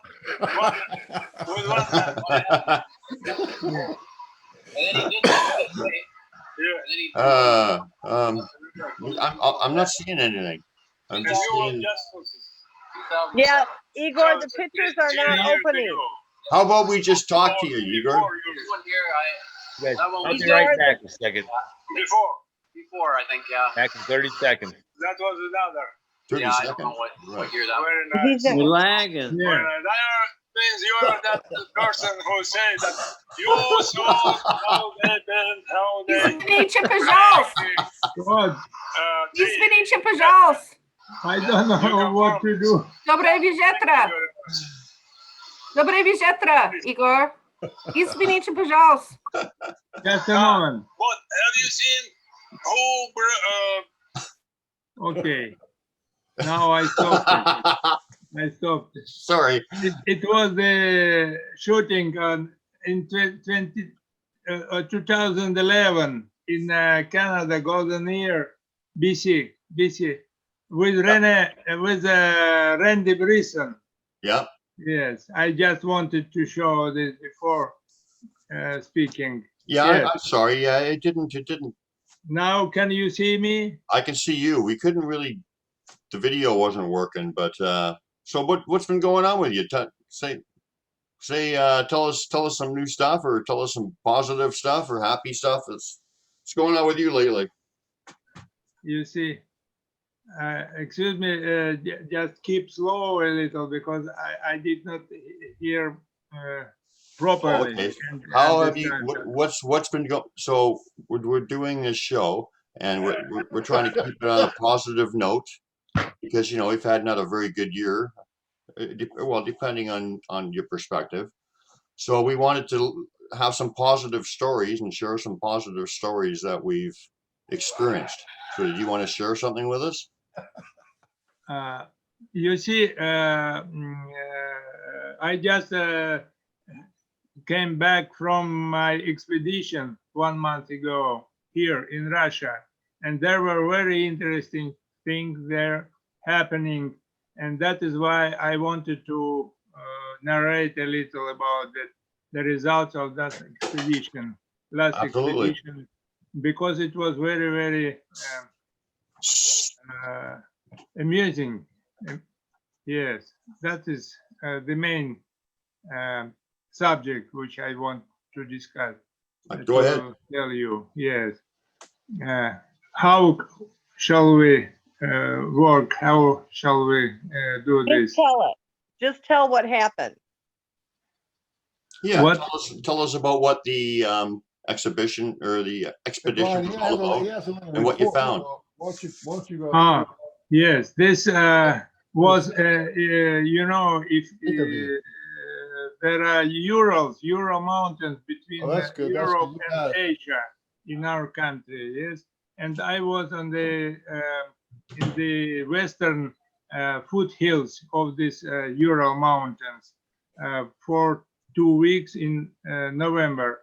But this story is that at first I was in last November, in the previous year, in November there, because there was one happening. One man driving the car with some 3 girls aboard. They shocked one creature, one Bigfoot, our Bigfoot, on the road, and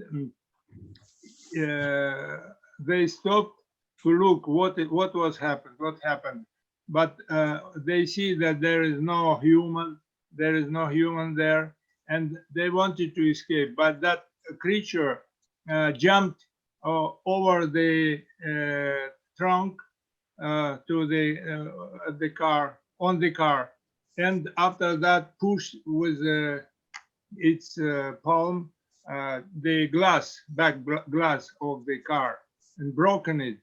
And after that, the driver, Alexei, his name, he ran very quickly from that place and escaped from that creature. It was a pretext. It happened in 2016 in summertime, but he did not inform about that case. Only in 2018 he downloaded into the net, and since that we start to investigate that case, and that is why I went there in November of 2019, and we understood that it was a real case. After that, this man, Alexei, started to inform me about the development, and it happened so that it happened first 12 years ago when he freed that creature from the bear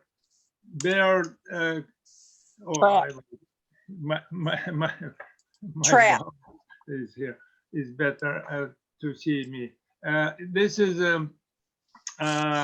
in 12 years ago he freed from the bear trap that creature, and since that he befriended that, and also he met other creatures of the clan. He called that creature Grisha or Gregory, and another one who shook the car, who got under the car, it was Dergan. His name was Dergan, but he was very militant and very bully. He was like hooligan. He's always looking for some adventure, and got met with humans, made some small harm to them. That is why had the problems always. And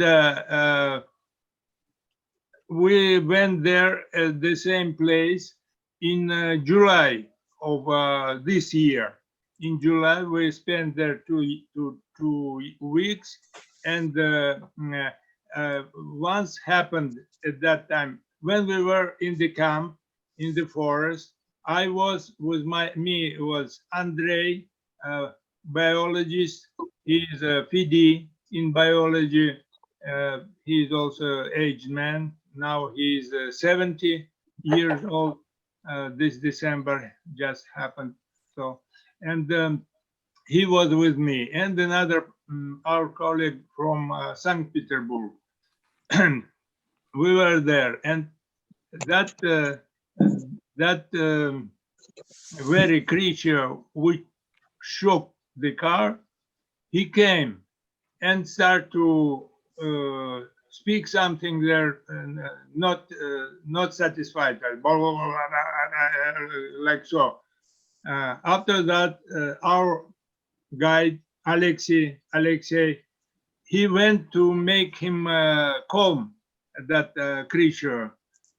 He took one big club, maybe wanted to shock the creature, but that creature took him into his hands and just threw him into our what is campsite, over the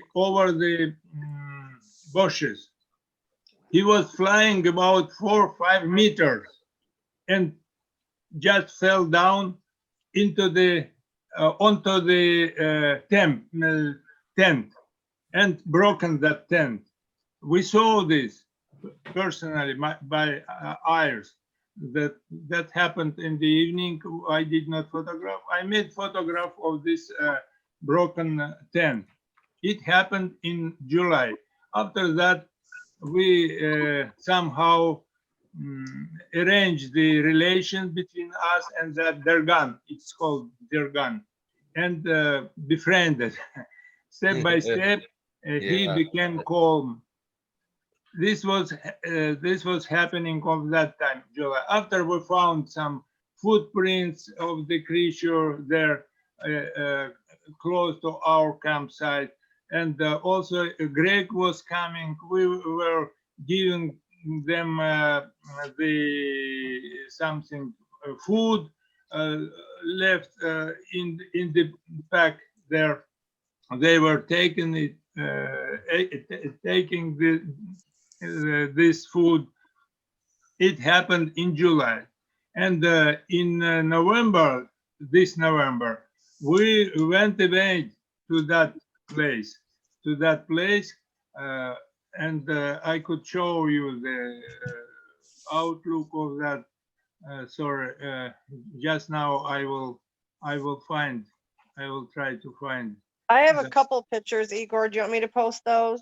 Oh, you have? I have a couple of them. Let me see if I can get them to pull up. Hang on. Just a moment. Sorry. Yeah, I'm not much familiar with this. Yes, this is. I'm trying to get it to.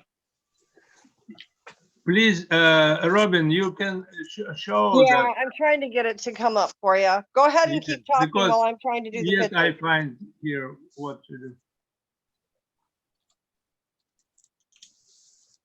I was trying to figure out how to do that too.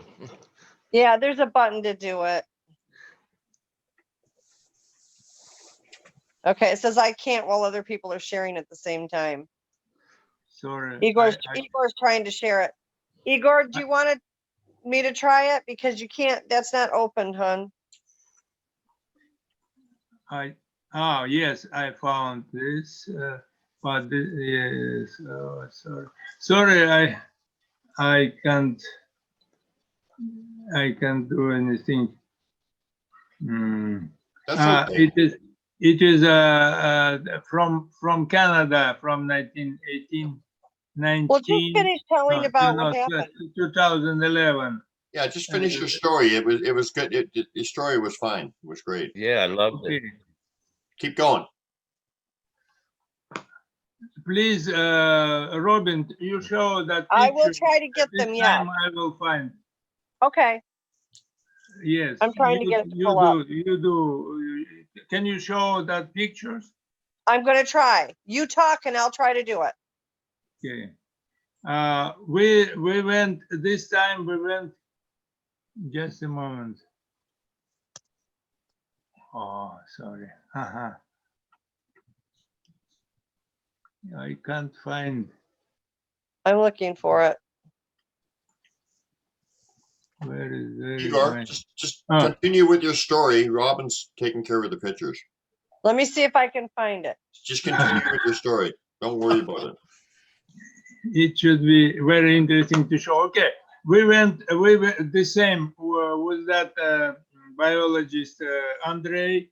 I was, and our guide was that Alexei, local man, and he had a big military kind truck with 3 oxes and very big van in metal and we lived in that shelter in that oh yes, this is the picture. Have you do you see it? Yes. Yeah. Do you see it? I think I'm unmuted, babe. Robin, Unmuted. you showed Yeah. it. Yes, sure. Yes. Yes, we I got it up there. we were living in this shelter for 2 weeks there in November. Show please next one. Some another. I'm trying picture. to. Hang on. Oh yes.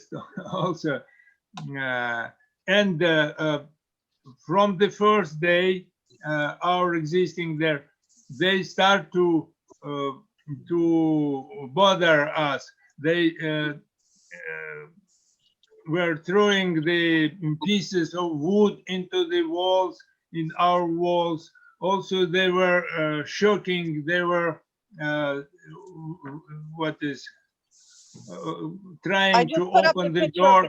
This, for example, on this photo, there is a key of the door, and they broken this key because they wanted to open the door, and it was locked.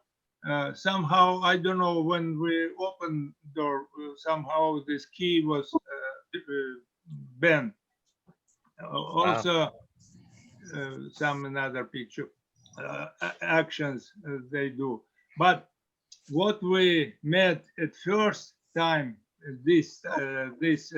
during that expedition, that inside of this van, when it was closed, we were only with Andrei, 2 of us were inside.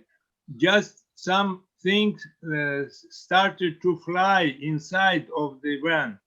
For example, our stool. Yes, this is shown. The stool is laying on the floor, and also you see here next to the stool there is a big piece of wood which flied into the van. When we opened the door, it fled inside. But what I should mention, that they throw such things not to catch us. So very exactly throwing into some sticks, some other things like pieces that and also when the door was closed, yes, this was our stall, and it was covered with a sheet. And sometimes when we were flying on the bed, this sheet came to my face, covered my face. After that, it came to Andrei's face to close it. Also, the stall itself fly up to the to the table, and upside down put onto the table. Also, this is my glasses. My glasses appeared in the boot of Andrei. This is shown. Glasses inside. That means something were flying inside our van by themselves. Nobody was inside. We nobody see inside, but they were moving. Also, once even something. What else there were? One pack of milk. And here is the structure made by the same creature, which is called Dargan. When he tried to open our door, he locked he had broken the lock of the door. We did not open the door. After that, when we went out, when our guide come, we went out and see this structure, this what is pyramid from pieces of wood, which you saw. It was made that our guide explained us that he was unsatisfied, this creature Dargan, and he showed us with this structure. After that, what was new also, there was something, we don't know what, some creature appeared, which was laughing very hysterically. And when after the next day I went to out and to look the footprints, I found the footprints of that creature. The footprints were a little smaller than my foot, but it was like some small devil, because he has horns and a tail, though the foot were like human-like. It was something new. Before, for 55 years I was studying this creature. I never heard such things and never saw these things, but this time it was what happening. So, and this is look, just wait a little, Robin. This creature, this limbs were broken after when we presented to this Dargan a bottle of beer. We presented him. He said, "Please be calm. We shall give you the beer." We put the beer onto the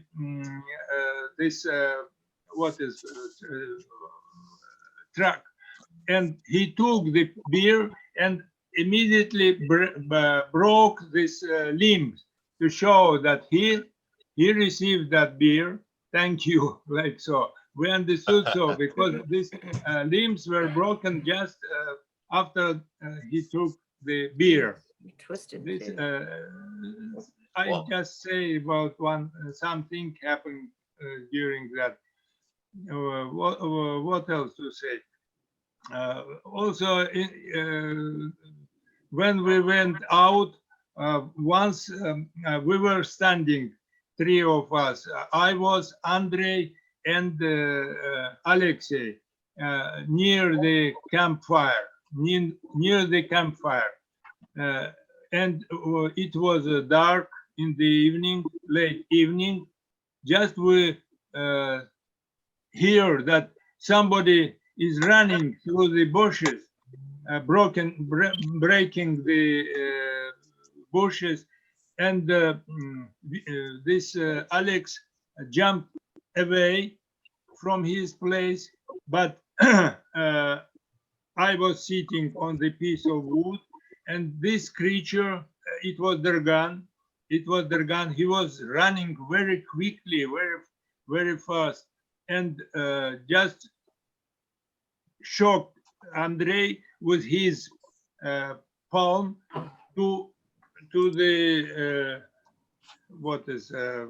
to the shoulder, just pushed, and Andrei fell down to the snow, and after that this creature just went past him and went another place. We understood later that the aim of this creature was not Andrei, my friend from Moscow, but Alexei himself, because on next day, anyway, this Dargan catch caught the Alexei and took from him his flashlight. I think he wanted to take that flashlight and that evening also, but could not. And next day he took from him that flashlight. By the way, I should say after some 2-3 days, they returned that flashlight. Just he was interested in this flashlight. What is this? And he wanted to take from Alexei that flashlight. There is such here happen such things, several similar things when we were there in that place. But once again, I want to repeat that the new things were that the things inside of the van were moving where nobody was inside, where we did not see anybody inside. And this was one. And second, I should say that on the air out of the van, we arranged some relations with this Dergan. Also, once Greg has come, but you describe that Dragon or Dragon, whatever it is. Could you describe it more if you saw it? What did it look like? Did it look like a man with a or a wolf, or what did it look like? Once more, please ask me, because I did not hear. What did the creature look like? Can you describe it again? Creature, yes. I also did not say. This time, you see, we understood that this creature liked to drink something like vodka. And that is why one evening we were sitting inside, 3 of us, and this creature came from outside to the window, and our guide Alexei asked him, "What do you prefer?" We had 2 bottles of alcohol. One was red, light, not too strong, some 20 degrees, and 20% of alcohol. And another one just pure vodka, 40%. He asked, "What do you prefer?" and show him to the window. And that answer, prefer vodka. And after that, Alexei just put a little vodka into the glass. We had some carton glass, paper glasses, some 50, maybe 100 milliliter vodka. And after that, that creature, he was Dergan, we call it, even knew my name. He said, "Let Bortzel take out me this vodka." I took the glass and went out from the van and come to the further forest. What is wheel in front of this car. I gave him this glass with vodka, and he took it with his hand, and also with another hand he took my hand. My hand took so, and a little stroke like so. I felt I was very excited of that. After that, next evening, he again repeated this. Also, he asked, after me, he asked, let Andre take out this. Andre also took him. But next day, next evening, again he said, "Lord Bortzel, take me." But I went with he was speaking Russian. He was speaking Russian, and when I went out, I gave him that glass of vodka. He took it again. He took my hand like so, and after that he just took with my face so with his fingers and very softly made so. Look, it was. I don't know how to explain this. My attitude to this. I was just very happy of I that. bet. He took this, and next he said, next evening, let us speak. Let us speak. I went out from the van, and we were standing on the road. There was a in forest some road there. He was standing on 5 meters of me. I was standing here, and our guide was with me. He helped us to understand each other because he understands him better than me. And we said it was just like protocol. I said, we are friendly to you. We don't want to harm you. We don't want to bother you, etc., etc., etc. He was standing, but he was very nervous. I see that he was moving his right leg, maybe want to go away. But this our guide said him, stop, no, be calm. He also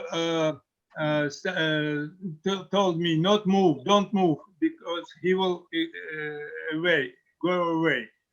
Anyway, we were standing maybe some 5 minutes to speaking, and he was a little nervous, but anyway, we were standing, and after that, he escaped.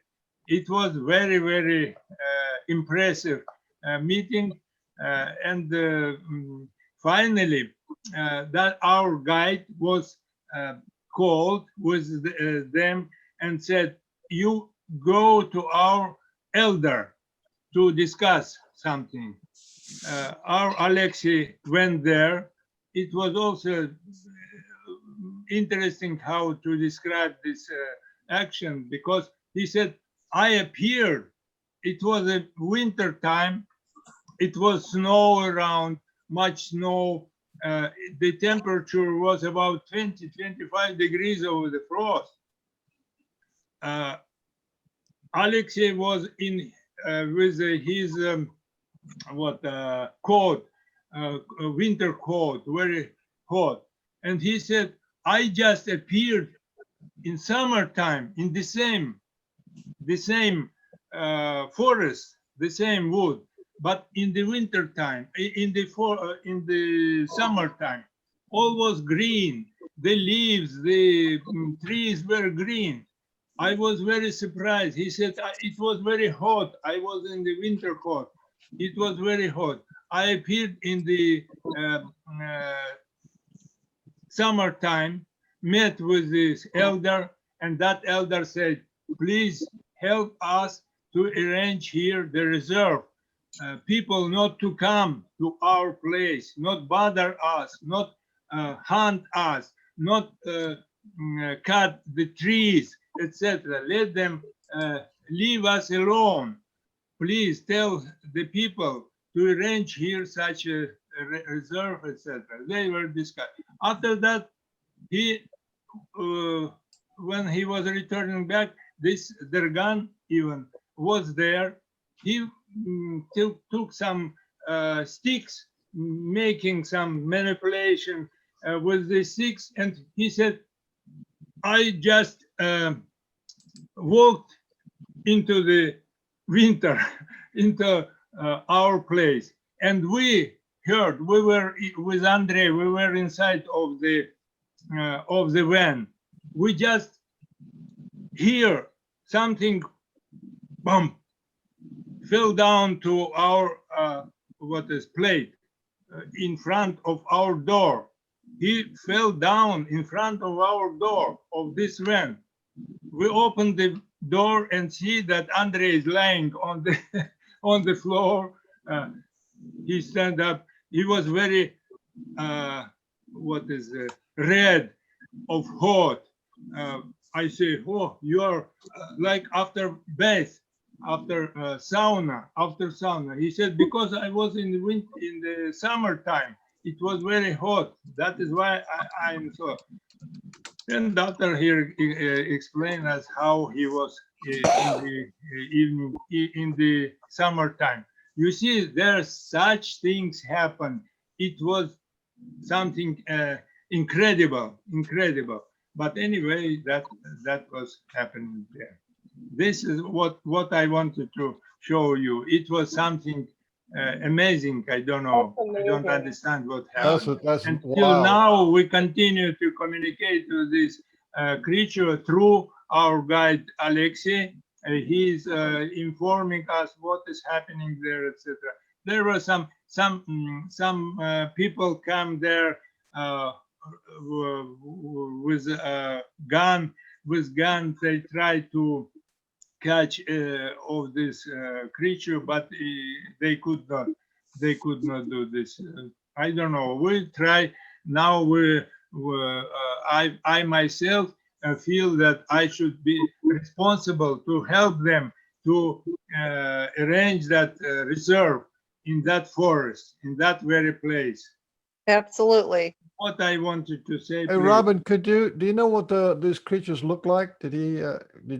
Couldn't. He never. Oh really yes. When I was standing, when I was giving him that vodka, I saw him. He was a little higher than me, but maybe some 1 foot higher than me.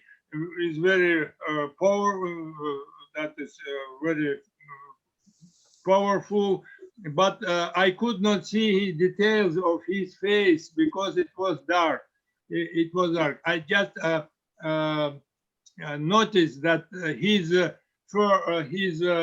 hair on the body was almost black, but the head and this hairs on the face were a little lighter than not what is black, but maybe somehow reddish. Yes, just I saw this. And also we did not see other creatures. But they were around. We felt that about it. Also his palm. I was very excited that they were very soft, not bold like ours, but a little like cat, a little furry or hairy inside of the palm. It also I noticed. But this thing definitely was not a Sasquatch. It was not. I don't know what was that, but I felt that not bear. The one you said had the tail. That was the different one. The one that he's talking about, Dargan, is a Bigfoot. Okay. It was with another creature. I don't know. They were another creature was like we call it in Russian chortik. Maybe in English it's like devil. He's smaller. And also his footprints were smaller than my. He's about 5-6 feet tall, and he has tail and he has horns. And even when was inside pranking, moving the stall, etc. After that, I photographed there inside, and one woman enhanced the picture. He may enlighten that, and that woman, he's extra sense, and he said that she see his face under the table inside of one, and he showed me. I have this picture enhanced, and it is seen some face with small horns. I don't know if it was real or not. But anyway, such creature, it is something new. Anyway, they're in one team because in last day when we went from there to the hotel, our guide Alexei came back to that place, and what happened? He saw all of them sitting around in one circle. It was Greg, it was Dergan, it was this small devil, and also some other creatures there, and also it was elder who was leading that meeting, and there was also another creature. He's very big, 10 feet tall, very powerful, very heavy, but he don't speak. He does not speak. He just So is he covered in hair? Like so, but not. He was also close to our van. He was trying to move this. Even we were afraid that he will turn. But was he covered in hair? What? Was he covered in hair? The one that was 10 to 12 feet tall. Was he covered in hair? Ah, yes, he was covered with hair also. But they call him deaf, or deaf, or somehow. And even he said that now they keep him in the big, underground, just sleeping. But sometimes they get him go out and do something, and when he come to us. But usually he is in underground in some hole, sleeping there at the winter time. I don't know, but there are some different creatures. Well, we do know that the Bigfoot hang around with all kinds of different beings. I mean, not that they don't go in the clans by themselves, but they absolutely 100% hang around with all kinds of different creatures. I've seen them in my backyard. Yeah.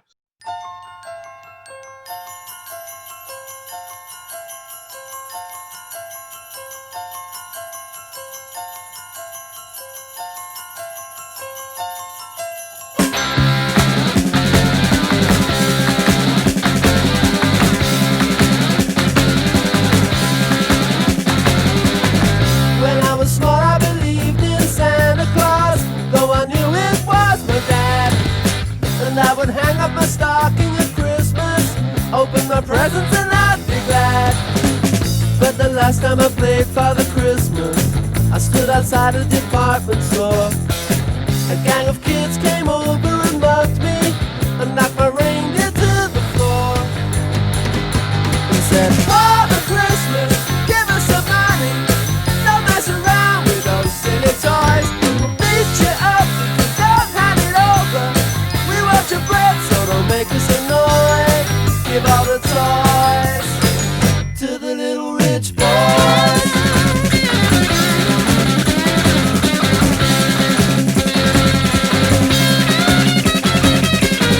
Don't give my brother a Steve Austin outfit.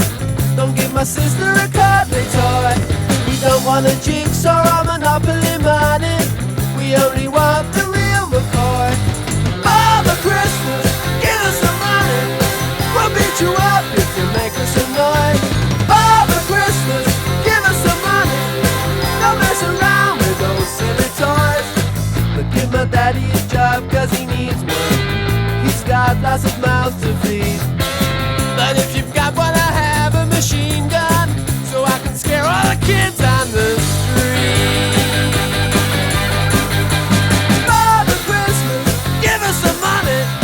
We got no time for your silly toys. We'll beat you up if you don't hand it over. We want your bread, so don't make us annoy.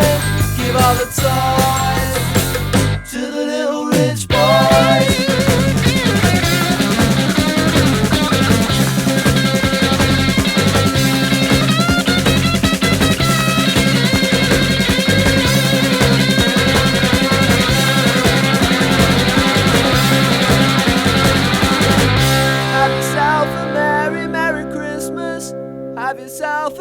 time.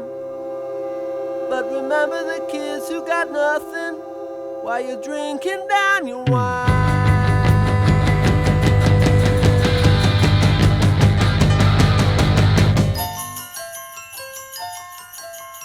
Father Christmas, give us some money. We got no time for your silly toys. Father Christmas, please hand it over. We'll beat you up, so don't make us annoyed. Father Christmas, give us some money. Don't mess around with those silly toys. We'll beat you up, don't hand it over. We want your bread, so don't make us annoyed. Give all the toys to the little rich boy.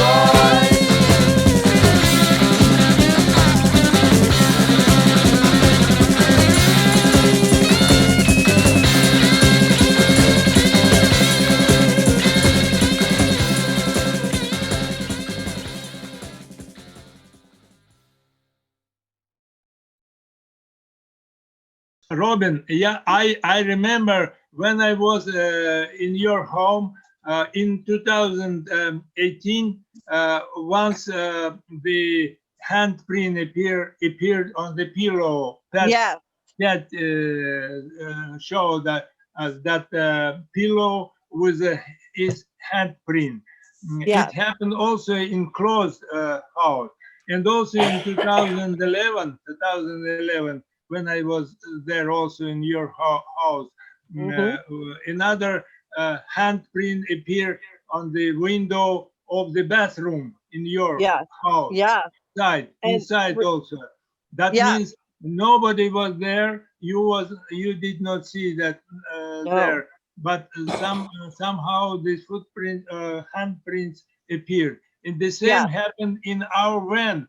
That different things were moving, etc. And nobody we did not see, or maybe they were invisible. Maybe that creature was inside of our van, but we did not see him by the eyes. But they use telekinesis to be able to move things.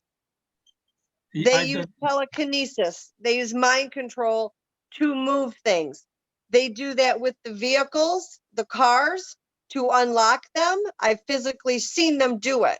Maybe I don't know how it was happened. Now we should continue, but of course we haven't enough means. We haven't enough money to such trips there, etc. We want to arrange the official some team, maybe to receive some assistance from the state. From I don't believe that the science could do something. Just from power bodies, from administration, we could receive something. But I don't know. Even I can't be sure. But our guide said now once they disarmed one policeman, their gun disarmed policeman and broke pistol to him. But I don't know. Even he showed the picture, the photo of that. But maybe they do something like so. Oh, I don't know. Thank you for attention. I think I try to explain, to narrate somehow what happened there. If you have any question, please, I will try to answer you. Okay, you know what? We got some people back east, like Jim, for instance.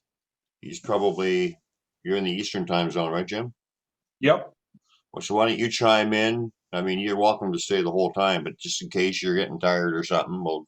No, let Igor finish. I think Igor did finish, didn't he? He did. He did finish. He said, "Thanks for your attention." Oh, okay. And thanks for your story, Igor. Thank you very much. Thank you. And by the way, depending how time goes, we can, like we can 11 o'clock Eastern. Whatever. I just want to complete that we now have more questions than answer. When we visited that place, now there are new questions, and we should solve somehow, take answer to that question. We shall work on this. Well, I think when they're working with you, there's always more questions, and there's always more questions opening up. But usually you get the answer. Brian, sorry, follow. I look at your work when you gather the sticks writing. I call it stick writing. So many signs you gathered that, and also here we see that they can write. They can make the letters from the sticks. Also, they also do this, and but mostly what I studied for all this time, several years, their stick structures or tree structures, like so. We have a lot of. Oh, I want to show you this. What is wreath? Wreath. I found just 15 minutes of my house. It is woven. It is from birch branches, birch tree branches. Look, this is big. Also, the same was found there on that place by that guide, our guide Alex. He made one bracelet made from this. Yeah. Stick. Unreal. They do such things they are very skilled viewers, like so. And now I received also close to Moscow, one woman showed us something like braids plaited from the branches, like so, small branches. They are very skillful for such things. Okay, thank you. Wonderful. Thank you, Edgar. That was It great. is. Yeah. They're really humans. Even sometimes we feel that they are superhuman. They For sure. have Definitely. such abilities. Yes. Thank you, Igor. Thank you. Igor. Thank you. Very much. Thank Okay, you. John. I'm glad That was to wonderful. see you all together. This yes, thank you. Absolutely. Well, we'll have to have you on your own show. Yes. For sure. Wonderful. So, Jim, I have a question for Igor. Don't let him leave. well, whatever. This is your time. So however you want Igor, to waste it. Igor, quick question. When you gave the vodka to Dargon, was he of legal age? Or were you giving alcohol to a minor? I need to know that. ID. You won't understand. Okay. So listening to everybody's stories, it made me think of one that was quite funny. I've always in my life coached girls volleyball, and they love my stories of Bigfoot and the ghost hunting and stuff like that I've done. And two girls got inspired, and they wrote a term paper, a class project about Sasquatch, and they wanted me to take them out Sasquatch. So these are 15-year-old girls, and I'm like, oh, okay. So I talked to the parents, got mom, got a dad to come with them, and we get out into where I normally go, which is a little town called Hell, Michigan, southeastern Michigan. And we got back to the parking area, which is 3-4 miles back from the main road. Nothing's around. And we parked the car, and I said, okay, right across this circular parking area is a game trail. I want you to walk across the parking area, walk up the game trail, and go as far as you can without getting scared. And they didn't get halfway across the parking lot, and you hear crack and a tree fall. They come dancing back across that parking lot, and they're like, okay, this is legit. What's going on? What's going on? So that whole night, we kept seeing tree peekers, someone sticking their head out from behind a tree, looking at them. At one point, they got to see one step out between two trees and look at them. We found a trackway that went from, because where we were at, there's a power line cut, and they would be standing on the other side of the power line cut. And we found a trackway from the power line cut all the way across all the way across to where we were, probably 200 feet worth of trackway. And it just stopped in the middle of nowhere. And they heard a lot of chatter. They got to hear all kinds of stuff. So that was a pretty cool night for them. They walked out of there believers. And at that point, then I had to take the whole team out because then all the girls wanted to go. So that's another adventure that was, I'll never do that again. Take 10, 15, 16 people out into the woods. I took That was 16-year-olds out last year. I want to show you, please. Excuse me. This is a footprint of their gun. It is a footprint of their gun. Wow. One footprint. That's a good we print. made it in July. That is he's a real or something. And also That is there fantastic. It is another footprint. He's also their gun. This is footprint. Look, we made the That is good. cut in the July expedition when we were there. That means they are real things moving, but they have some fantastic capabilities and abilities, like so. You see, what else to show? There are other. Okay, Jim, go ahead. I think Leanne is trying to. Also- Leanne Carnegie is trying to make a comment. Sorry. Also, you see, this their gun is very, very much like the guns. Even he asked that Alexei to take for him a gun, and look, they presented him such a gun. No, this is just like we say, what is air gun. This is air gun. Yes, Beretta, Italian kind Beretta. They presented him this one. He was just making noise, cannot shoot. Yes, but he kept one day after return and say, it is not too noisy. Please give me another one which is more noisy. And that is why he returned this one. This one was in his hand before. He returned back. I took it for my collections, this gun. And they bought him another one, more expensive and more noisy. The same. Look, they like such things. I don't know. Brian. What happened? Brian. Yes. Leanne Carnegie is desperately trying to. She wanted to ask Igor a question. I know. I was just going to say that.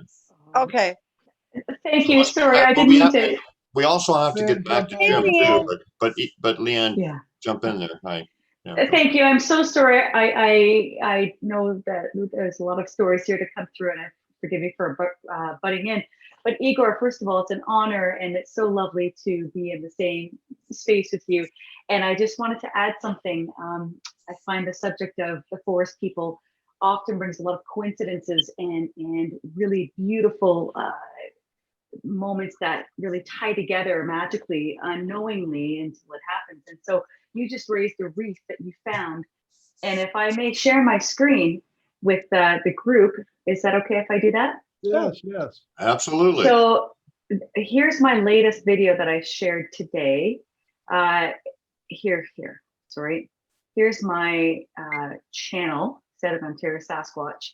But here's my Boxing Day Snow Squatch. And in this video, I highlight 3 structures from the 7 structures area that each have a wreath. So this was one of the wreaths that I photographed about a month and a half, 2 months ago. Anyway, these continue to be moved around this area. This whole bundle of vines showed up as a huge pile behind this one structure last year, and the structure continues to change form. This took place, was built over a day and a half And this is actually like a wreath squared on another wreath. So it's like a right angle, it's like an orb, okay? And this structure was built over a day and a half. And then there's a third one. I don't have a picture of it right here, but if you go to my, literally the timing of this is beautiful. My Boxing Day Snow Squatch video, all three of these structures have essentially what Igor just shared with the group. And so I just wanted to make that connection with you, Igor. So thank you for sharing that. And to say I'm finding the same things or very similar things here in Ontario. Isn't And it it's a amazing? beautiful, You know, beautiful It's thing. just different locations, but they all, it's universal. There's no Right, coincidence. yes. There's no coincidence. Yes. I mean, you know, like, just like these eureka moments are meant to happen. Like, even all this stuff is just all supposed to happen, and it's just Sure Okay, is. on the beautiful wreath, stuff. on the Sure is. wreath, on the wreath story. Remember our last show with Tim Collins? I'm happy He actually to had see you had an because image of a wreath. I stuck- looked at many your pictures. So that's kind of like a connection there between there's like three different people, one in Russia, one wherever Tim is, and Leanne there. Yeah, I mean, if we're all gonna, So that's like a new thing that they're doing, and it's actually kind of a worldwide thing, kind of interesting. It's a friendship ring. Yeah. Yeah, it's fantastic. But it's But new. they- It's new to us. you know what's interesting is somebody will mention talking about the structures. Like, I think you remember, Leanne, there was a lady or somebody in one of your groups mentioned blue items being left in the structures. Right after she mentioned that, every time I went out, I was finding blue items and all the different structures. Like, you know, it just shows you how they listen in. It's all just a connected network. Well, You know, like, yeah, it's a you know, like, universal thing, and it's everywhere. yeah. But let's get back to Jim. Because I want to try to give everybody their chance. I mean, we don't have a time limit, but we gotta. Yeah, East Coast. We got another hour. We can play around and. Well, we can go. Yeah, whatever. I don't care. Go an hour and a half, whatever. But I get it. I think Jim's got a really great story too. I know of it, and he was going to talk about it. Let's talk about it. Jim. Mark's got stuff to say too, because he's been sitting on Who? Mark. Oh, Mark's got awesome stuff. Hey, babe. Mark Roberts, he has some great stories. No, absolutely. And I kind of. Brian, stop holding everybody back. I hope he's hold on a minute. I hope he's not mad at me because I told him to basically told him to be quiet. And I haven't seen him since. No. I tried talking to him, but he didn't get it. I hope he comes back, but no. Anyway, he was back. Yeah, we want to hear from him. Of course we do. I'll But okay. message him. I'll get hold of him. Okay, get a hold of him and tell him I love him. No, I he's still on. will. But you're talking about who? Are you talking about Patrick? No, Mark. Mark Roberts, right here. Is he still on? No, he's not. Huh? His mic is muted. It shows on mine. Oh, he is on. Yeah. Yay, Oh, you know what? There he is. Well, there you are. Oh, you know what? I just discovered something in my scroll bar.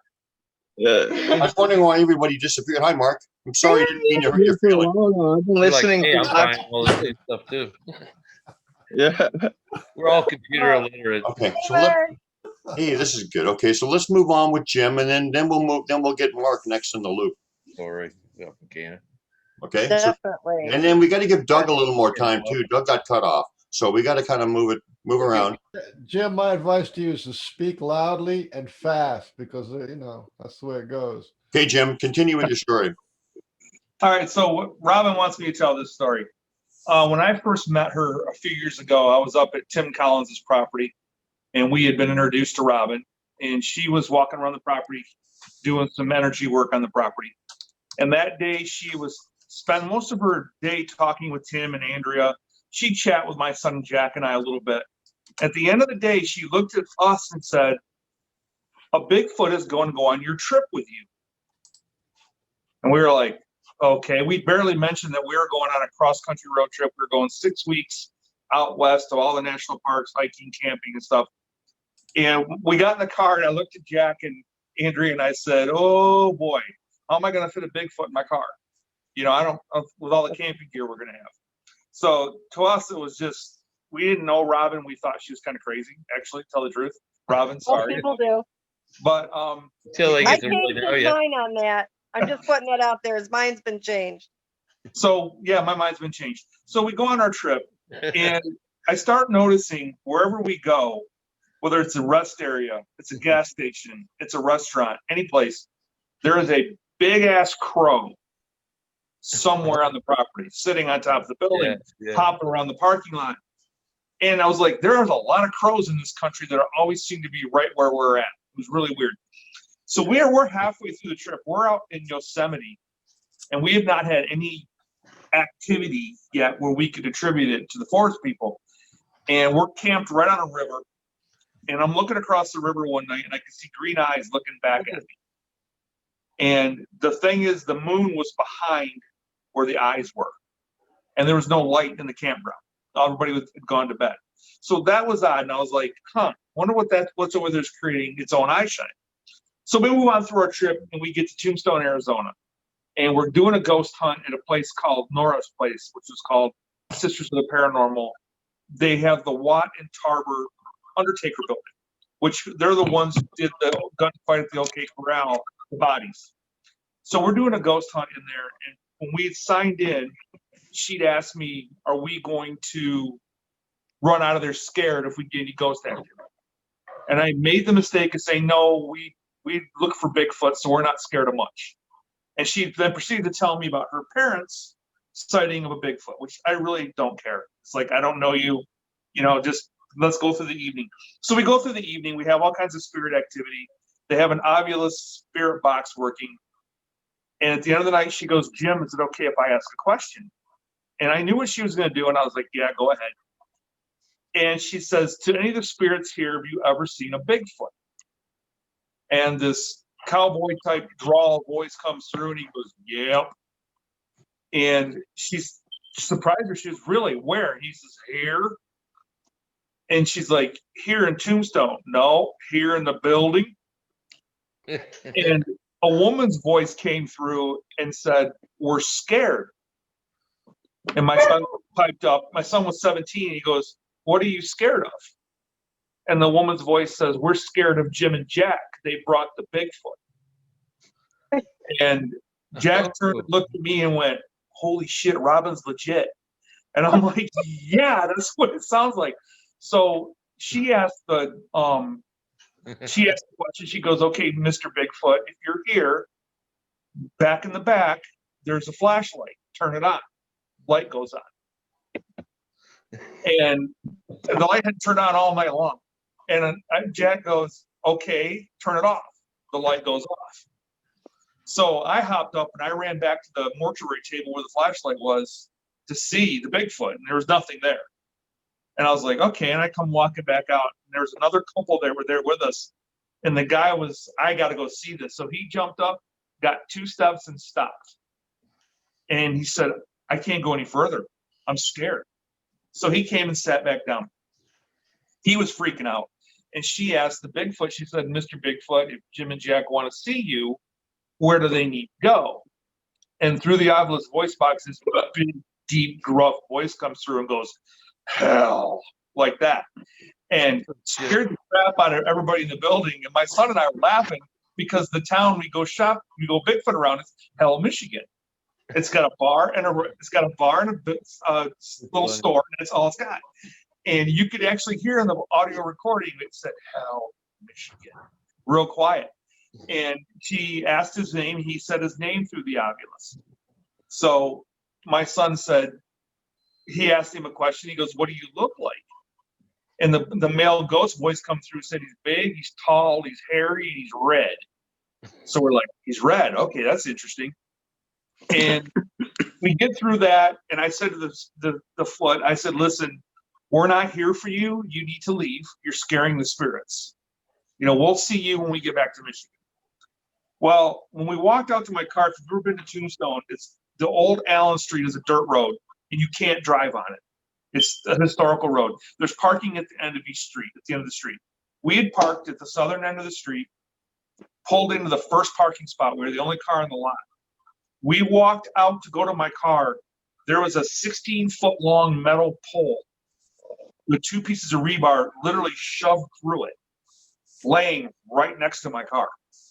We could not have pulled into that parking spot if that had been there. It took both my son and I lifting it to get it out of the way so we could back out and go back to our campsite. We get back to the camper, and I'm laying in bed, and I look, and there's a foot looking in the window of the camper at me. And I looked at him, and I waved at him, and I saw him step back. My son comes back from the bathroom, and he goes, "Dad, I swear to God, when I was walking back, there was a Bigfoot standing outside the camper looking at you." And I said, "Yeah, there was. I saw him looking in the window." Now here's where it gets weird. And it gets weird. We get home, and I'm doing a podcast interview with a friend of mine out of Louisiana. I'm telling him the story. I'm giving you guys the abridged version. And I look at my back door, which backs up to the woods, and my screen door on my patio is bending in. And there's this big face looking in the screen, pushing the screen in. And I looked at him, and I'm like, right during the interview, I'm like, holy shit, there's something pushing my screen in. And I could see his face, and I waved at him, and he stepped back. And I could see his silhouette because of the ambient light from in my house walking back and forth across my yard. And at one point, all of a sudden, this thin white line outlining his head and his shoulder appeared, and he was just gone. And he wasn't there for the rest of the night. The next morning, we went outside, and in my garden, we found 2 19-inch footprints in the dirt of my garden from where he'd been walking. So that was our story. I'm sticking to it. I'm still crazy, but Yeah, no, but you're not. You're not crazy. You're good crazy. Wow. And, everybody talks about, Brian wanted us to give like positive messages, and I'll give you one. About 2 months ago, I was sitting at one of my favorite spots for lunch at work, and this is the place I found my first print. And I'm sitting by this lake, and I'm just doing what I normally do, which is, you can call it source energy, the universe, God, whatever you want to call it. And I was just having my conversation, and I was asking, I'm like, why am I so okay being alone so much? Because I'm out in the woods alone. I do things alone. You're not alone. And my phone, if you use Spotify, I was listening to music. I looked down at my phone, and there was a song set up on my phone that I had never listened to in my life. Wow. And I was like, what the heck? And it was a song by Jimmy Buffett, and I'd never seen this song before. So I played it, and it's a song that's called Saltwater Revival. And there's a line in the song that says, I'm out here by myself, but I know I'm not alone. Nice. That was weird. I mean, I was just thinking about this stuff, and this song, which I never knew existed, all of a sudden was on my phone, ready to go. So that was pretty cool. Absolutely. And so for anybody out there that may hear this, if you think you're alone, you're not.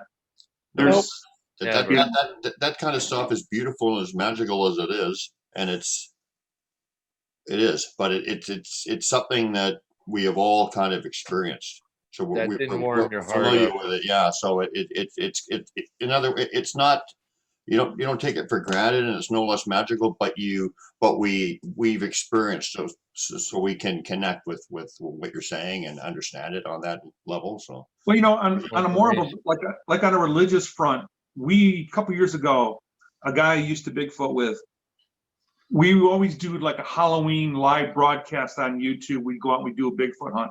And we'd heard about this road here in Michigan called Seven Gables Road, which is supposed to be the most haunted road in Michigan. And we're hearing all the stories about voices in the woods, people seeing movement out of the corner of their eye, screams in the woods from these ghosts. And I told him, I said, that sounds more like forest people than it does spirit activity. Yeah. We should go out there. So we got a hold of the paranormal group, and they took us out there to show us around and show us all the hot spots. We get home that night, and I take my shirt off to go to bed, and I have 3 from here down deep scratches across my chest, which I did not know they were there. They're bloody, and they're like this far apart. They're big. And that night I had just the most violent dreams, angry dreams. And I woke up the next day, and I was pissed off. I was pissed off at the world. I was pissed off at everything. And the next night I went to bed, same thing, just violent dreams, woke up pissed off. And my son was like, Dad, what is wrong with you? You're never like this. And I was like, shut up, and left the house. And that third night when I went to bed, I said, God, if you can, whatever's attached to me, get it off me. I don't know what's going on. And that night, I'm the kind of person, I never remember dreams at all. As far as I know, I don't even dream. And I dreamed that I was looking in my mirror of my bathroom, and there was a big scratch down the middle of my back that hurt really bad. And this huge man was next to me. I'm 6'2", and he was probably 6'5", 6'6", long dark hair, and he had a priest collar on, but I couldn't see his face. And I said, "Are you here to heal me?" In my dream, and he just bowed his head and put his hand on my back. And in the dream, the pain went away in my back. Well, that morning when I woke up, the scratches that were across my chest were gone completely. It was like nothing had ever been there on my chest. So, to people out there that are maybe losing their faith a little bit, it's there. You just have to be ready to pay attention to it and be open to it, because it's out there and it's available to you. And I had discussed with Robin what had happened, and she kind of filled me in on what was that showed up that did that in my dream. I won't mention it now because, I haven't. It calls it back. Pardon me? Yeah, when you mention it, it calls it back. Yeah. So that's just a little bit of positivity for people. It's out there for us. That's what we want. We just have to look for it. Leanne Cisco, we kind of talked a little bit between you and Kevin and exchanged information, but you didn't really say talk too much in detail. So let's hear from you. Want to chip in? And thank you very much, Jim. That was really nice. It was awesome. I loved it. That was awesome, Jim. And we're gonna get Doug. Doug needs the second half too. You got cut off short, and we got to get to Mark. Me too. That's Dean okay. and myself. I'm enjoying myself. But are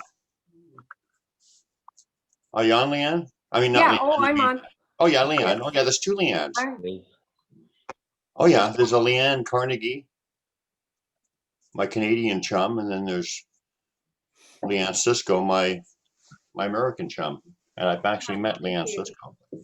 Hi, how are you? It's my Canadian chum. Yeah. So give us something. Like I said, I wanted kind of the theme of the show to be, and all Sasquatch stories are fascinating, and they're all uplifting to me because they're talking about amazing spiritual teachers and whatever. So they're all valuable, and there's a lot of uplifting stuff about all of them. But give us something beautiful that you've experienced with Sasquatch, something about love and hope, and just share something nice. I want to say I've really enjoyed everyone's sharing tonight. There's some amazing sharing and experiences, and I enjoyed Igor's as well. And I just, my heart goes out to all the entities in the Ural Mountain area that he was in, that I hope they can get a reserve or some kind of privacy for them in there. That would be great. And I kind of mirror most all of these experiences. I've known them. I was introduced to them at age 3.5 and 4, and they've been a part of my life, a big part of my life ever since then. And I'd give my life for many of them, most of them, all of them that I know, especially the babies. I love the babies. Yeah, when you know them, their innocence and their pureness of love is what strikes me all the time, and just makes me want to cry when I think about things that they've done and shared with me. It's interesting. I just want to, because it's very pertinent to your point. Our human babies are very much like that too. And then we start putting up these boxes of beliefs and conceptions and telling them it's not like this and that, and taking the purity away from them. But the Sasquatch, they're more evolved than that. They don't do that. So that's so beautiful. That's so beautiful. Go ahead. I had them stand before me and hold one of their babies up that was white, and the mother was black, and she was standing back a ways behind a tree, but the father was white haired and kind of bluish black skin, and he was holding the baby up like, here's our proud new baby, you know. And I knew, and I was able to interact a little bit with the older sibling of that one. It was just, there's just been so many amazing things. And happiness is fun. You know, when they play and they play hard. Yeah. They play they play innocent. Sometimes it's just so sweet. I used to go to one clan that they would make fun of me because I'd snore with my window cracked in my camper, you know. And they'd start throwing little pebbles on my steps to wake me up at like 4 or 5, and I'm like, no, it's too early. And they showed with me, they had an 8:00 a.m. curfew, and they were very bummed out. All the little kids, you know, the little babies would leave and kind of drag themselves. They have to go up the hill, you know. Well, there you go. They were getting desperate. 5 a.m., 6 a.m. Come on, man. Come on, wake up and come out and play. Gotta go. Come out and play. Come up and play. Sorry. Yeah. And you know, that same clan, something very special. One time, I did take a friend of mine out that he had seen them back east, I think once, but I took him out to my clan, and he did a Native American ceremony for them, and we played our flutes. And then we walked up on the hill that night and set out yams and all sorts of wonderful things, you know, up in the power line trail, and just talk to them. And that's the way I do connection. I just go out and play my flute, entertain them a little, talk to them, thank them for being a friend, and just enjoy them. So we sat by the fire for a while, and the fire kind of went down, and it got real smoky. And he went to his van, and then I got in my van and went to sleep. Well, it had been like 3 a.m. when we went to our separate vans and went to sleep, and I had my cat with me at that time. It was before I had Tula, the dog Tula, and my cat had been around them many times and had interaction, and even in the house she would just like look up, you know, and all of a sudden her head would go up to the ceiling, you know, looking up and down at something. And I knew it was them. And they had showed in my house before, in the kitchen and in the hallway. Anyway, back at the campsite there, I was in my van and I started going to sleep, and my cat stood at the window in the front and just was looking out. The cat was just looking and looking, like, ooh, her head was going back and forth like they were running around the campsite. And then she'd run back to me and touch me on the nose with her nose. She'd touch me on my nose and then run back to the front, like, get up and look at this. And I'm like, oh no, it's too late. I'm too tired. I'm going to sleep. Well, she did that about 3 times. And I got up on one elbow and I pull the curtain aside and I look out there, and holy cow, 2 of the babies come flying around the camp. I mean, faster than a horse in a gallop. They were about, 25 miles an hour. They come flying around, and one of them was dragging the dirt to kind of make the corner, and they knocked the stack of cookies down that I had behind the tree. They knocked some of the cookies down in that stack when they slid around the tree. And then here comes the one I called Sweet One, and he comes running up to the fire, and he has his hands across his chest like a Cossack dancer, and he leaps over the fire, and both of his legs go out straight out, and he's leaping over the fire, and just in midair, just kind of, That's crazy. Wow. That was one of the most special things That's incredible.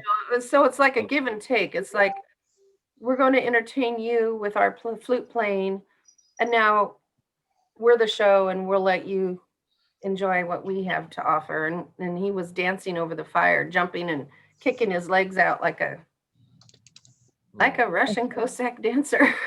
You know? That's It was Wow, crazy. that is absolutely awesome. Yeah.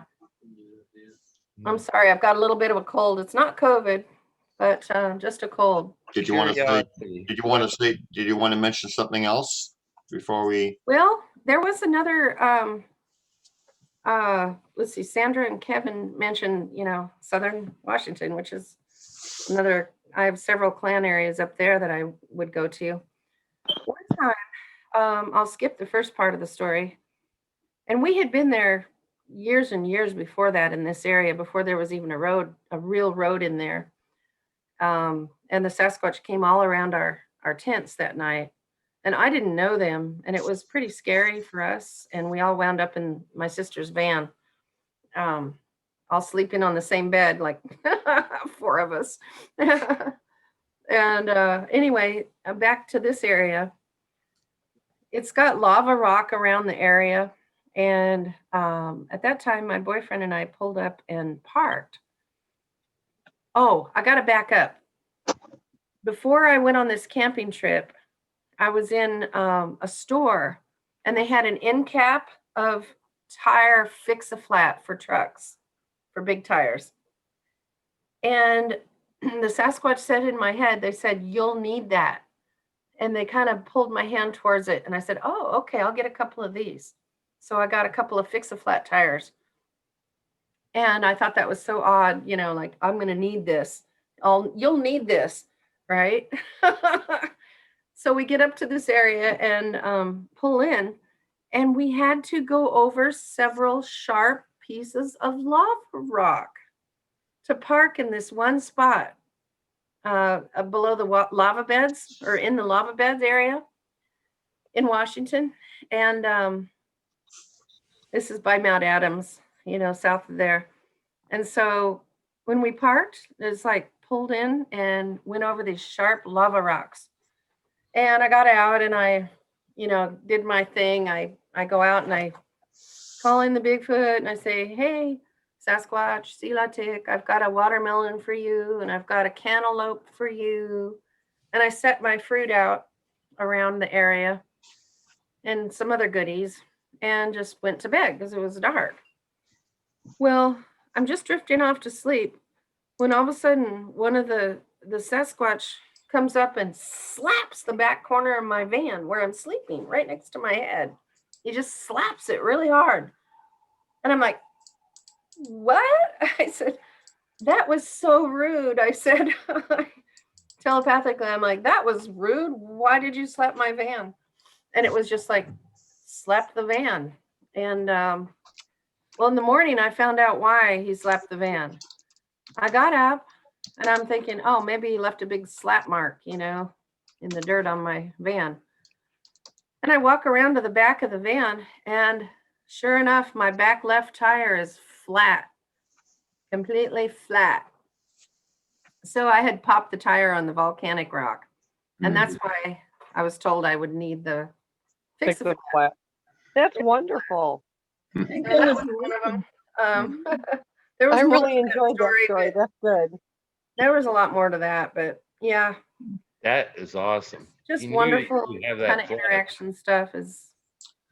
By the way, each and every one of you fabulous people who've been sharing tonight that have not been on the show and even have been on the show, we'll have you on again too. But especially the ones who haven't been on, we'll have to have you on for your own shows. And of course, Leanne, like you could go on for 2 or 3 or 4 shows, I'm sure.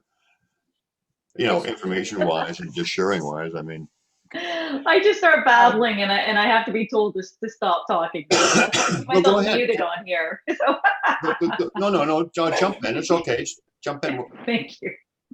I know I'm good. Thank you. And thank you, Brian. I'd love to anytime. Thank you, Brian. I've got lots of, I've got 60 years of stories almost. So Yeah. someone else can go. I've only been at it since 2012, and I've had so many experiences. Like forgetting a lot of them.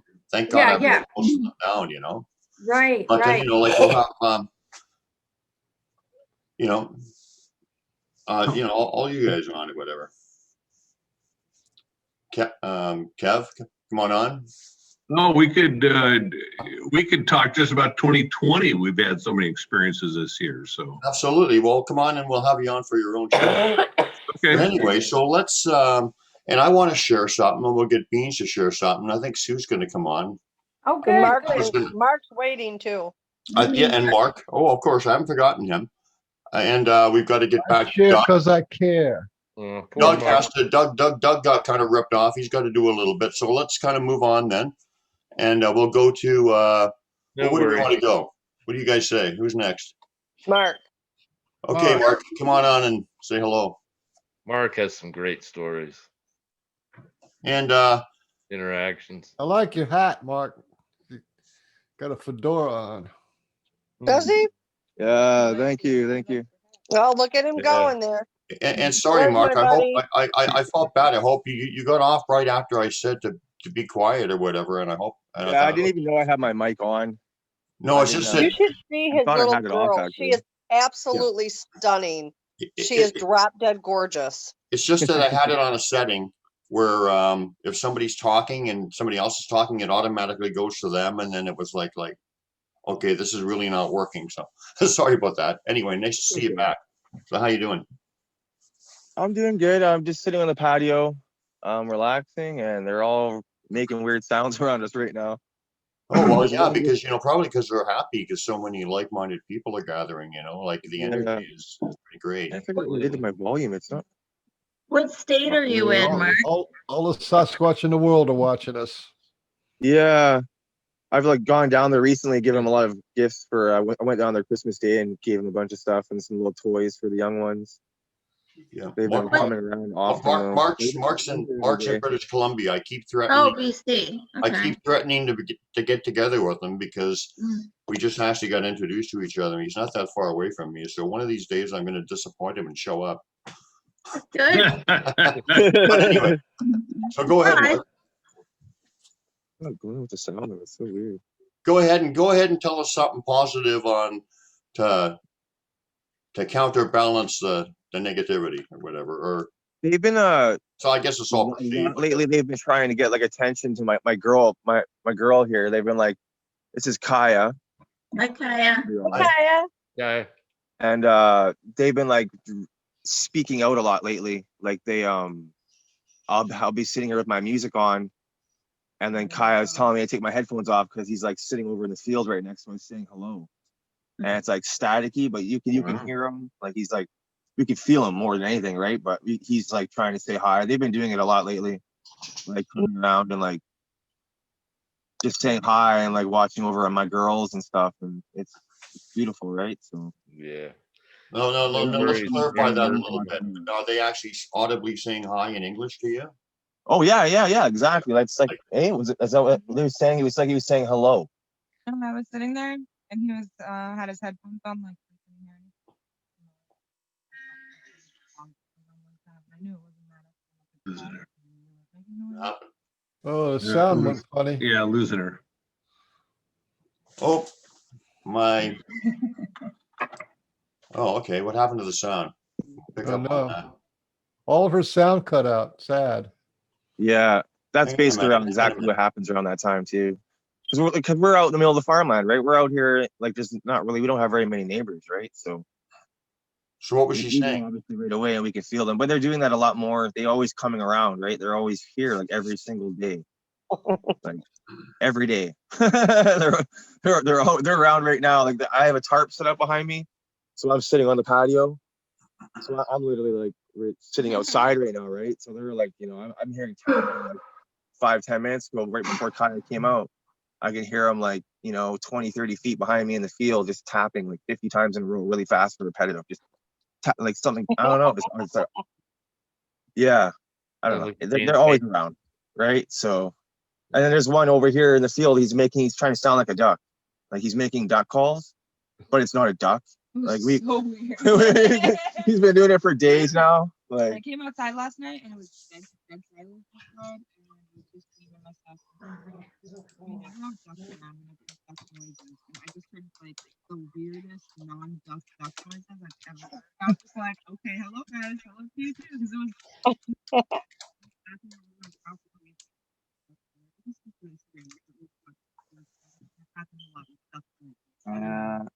The same things happen with frog noises. She has to lean in closer to the mic when she speaks. Yeah, you can't hear. Yeah, something's wrong with my volume right now. I'm not too sure. I can barely hear you guys now. And originally, I could hear you They guys might be all. messing with it if they're that close. Well, why You're don't in, you, you're why in don't and you even though I would love to hear from your lady, why don't you give us the gist of the story? Because that's can't But really. you hear him right now. When she talks, we can't hear her, or we get or talk closer or something. He's trying to be really loud right now. He's quacking so loud. Like, I could hear him you behind guys you. can hear this. Like, I'm gonna go move over here. Oh, as soon as I get up, he's stopped. I heard Oh, it's so for a loud. second. Yeah, they're just like they're always coming around. They're always here. They're always like make me aware that they're always here, and they'll like make sounds or intimidate. You know, making a sound like a frog or Yeah. you know random sounds. And I grew up in the mountains, man. I know the difference, right? I know what a frog sounds like. I love when they do the Eastern screech owl imitation, the whinny. Yeah, I've heard those. That's beautiful. Sometimes it sounds like almost like a woman screaming. Oh yeah. Like they'll do some of those too, like some People try to say that's a coyote. I don't think so. There's a big difference. Yeah, they're like, oh yeah, but they're always coming around. Right now. That's why I've been like just enjoying it, just listening to you guys, and yeah. Now he's behind me. I don't know if you can hear him or not, but They like to sneak up behind you and just see what you're up to, and then announce themselves. You He know, was, like, just way over to my left, far away, and all of a sudden now he's right behind us, just like. Mark, have they been doing counting coup on you yet? Yeah, they're just like, yeah, and now all of a sudden it's way far, like hundreds and hundreds of yards away. Mark, What's can you that? hear me? Have they counted coup on you yet? Counted what? They call it counting coup. They come up cloaked, and then they'll actually put their hands on you while they're cloaked. Oh yeah, they've done that. Isn't that crazy? Yeah, like the other day I was down, like on Christmas Day, I went down there into this spot where I gift them, and it's like a big structure. You have to like crawl under this big arch, and like you got to go right underneath into it. And like as I'm coming out on either side of me, all I can see is like in the roots of the trees, I can see their shadows moving with me as I'm moving forward out of the structure. And then like basically like almost like a hand or like a slight touch on my shoulder. But like it's a lot lately where I can see them even more and more where like it's just like a lot sometimes like there's always like a mist around them sometimes, right? Like when they're doing what they're doing. And I honestly lately I try not to even take much photos anymore. I do the odd one here and there. Like the other day I was with Douglas and I was messaging Douglas Retzer and I sent him one picture. But like now lately I don't know, it's weird. First when I go down to that one spot, I was always taking lots of pictures, but now I just like respect them and I don't. Yeah, they're just like, you don't need those. I'm like, I know. I just need to be here with you guys. That's all that really matters, right? So, the minute I quit taking pictures or trying to, they started getting closer and they'd come out more and more. You know? Yeah. It just I try to like keep my stuff down. Like even like bringing a knife and stuff like that. I find like sometimes when I go down there with like no like stuff that's like, you know, I'm not going there with a bunch of metal on me and like electronics, they like come out more. Yeah. Oh. But I don't I've think never taken a weapon of any sort, you know. Well, when I'm going down by the Fraser River, there's like big bears and you know, I going across all kinds of stuff, so I like to go a little bit prepared. The only thing I've had to worry Like, about, I had an always have my 800-pound black bear come see me one night. Yeah. But he didn't want any trouble. I don't think there's any cut and dry rule for the pictures. I think if they want you to use the pictures for a purpose, it's good. But you know, but if you're using it to just take pictures of them or whatever, you know, whatever. It's different for every individual and for every purpose that they have people working for. Yeah. So Sometimes for me, it's less they wanted me taking pictures of them. Some people don't like their pictures taken, same as them, you know. Well, sometimes, and I always just say, ask them if they want to show up in the pictures, right? If they want to, that's exactly what I've heard from them too. Would you like to show up and like, I'm taking pictures? Would you like? Yeah, it's a Native American tradition, and a lot of the clans have adopted that, and they believe that if they get their picture taken, it takes part of their soul. The picture takes their soul. It does. Mm-hmm. It captures it. Yeah, look at Mr. Beans. He's had his picture taken so much Being the No, world's they're like pessimist, making man, he's sounds with got no you. soul left. I am so Once beautiful. you destroy the pictures, it releases. Yeah. That's what I was told. So I have a picture of a female. She's holding a baby in front of her. And I took it accidentally to begin with. It was not intentional. And she's halfway through cloaking. You can see the outline, you can see parts of her face, and you can see where the baby's at, but you can see right through her. Yeah. And I had this picture for over 2 years. And I went into the store one day and they start blowing up my head and they're going, hurry, it's an emergency and it's emergency and emergency. And I'm like, what do you need? And thinking somebody got hurt. And they just kept on. So I left the store because everybody stared at me because I'm acting funny. So I went outside and I said, what is the matter? And they said, you have the picture. You have the picture. And I said, what picture are you talking about? And they said, the one where she was cloaking. She was bending the light around her and you have a picture of it. I said, I've had it for 2 years and now it's a big deal. And they just said, we just wanted you to know that you had it. I'm like, okay, thank you. They let it go. I mean, really, pull me out of the store, all hysterical for this 2 years after I had it. they knew it'd excite you, so they had to I tell know. I'm like, okay, thank you. you. Yeah, it's so precious. I'm like, the baby's face isn't in it, so the baby's okay. You know, I never give locations when I show pictures, you know, so Either. they were fine after that. I had a baby dog man tell me if I came outside to talk to him, he'd let me take his picture. And I said, all right, I'm going to do it. But if I go out there and you don't let me take your picture, I'm done with you. Like, there's no more talking to you. Don't bother me. Don't talk to me. Don't come near me because I don't like liars. And by golly, if he didn't let me take his picture, Awesome. he was up in a tree. Nice. That's awesome. Hey, Sue, do I you want to like dog man. Some don't worry about it, and some do. So I respect whatever they wish. Sue, can you unmute your mic? You want to say something? Yeah, he actually he came by here just the other day and left a handprint that night we had that snowfall burn. Oh, I saw that. That was great. There were footprints too. There was like right around the front of our patio. She actually noticed it while she was on her phone. And then she just didn't tell me after. She kind of just like, whatever. I don't know, man. It's some weird banging sound there, man. That was weird. That was weird, eh? Well, I'm sure that the energy of so many people gathering and whatever would, I mean, I don't know how active they normally are. Is this normal or are they a little more excited tonight, Mark? Yeah. They're just toying. There's like a lot of noise going around all over the place. It's like that was a really loud bang right there. No, but is this normal or are they excited? It's like distracting. But yeah, they're all around. Like they've been like leaving lots of tracks lately.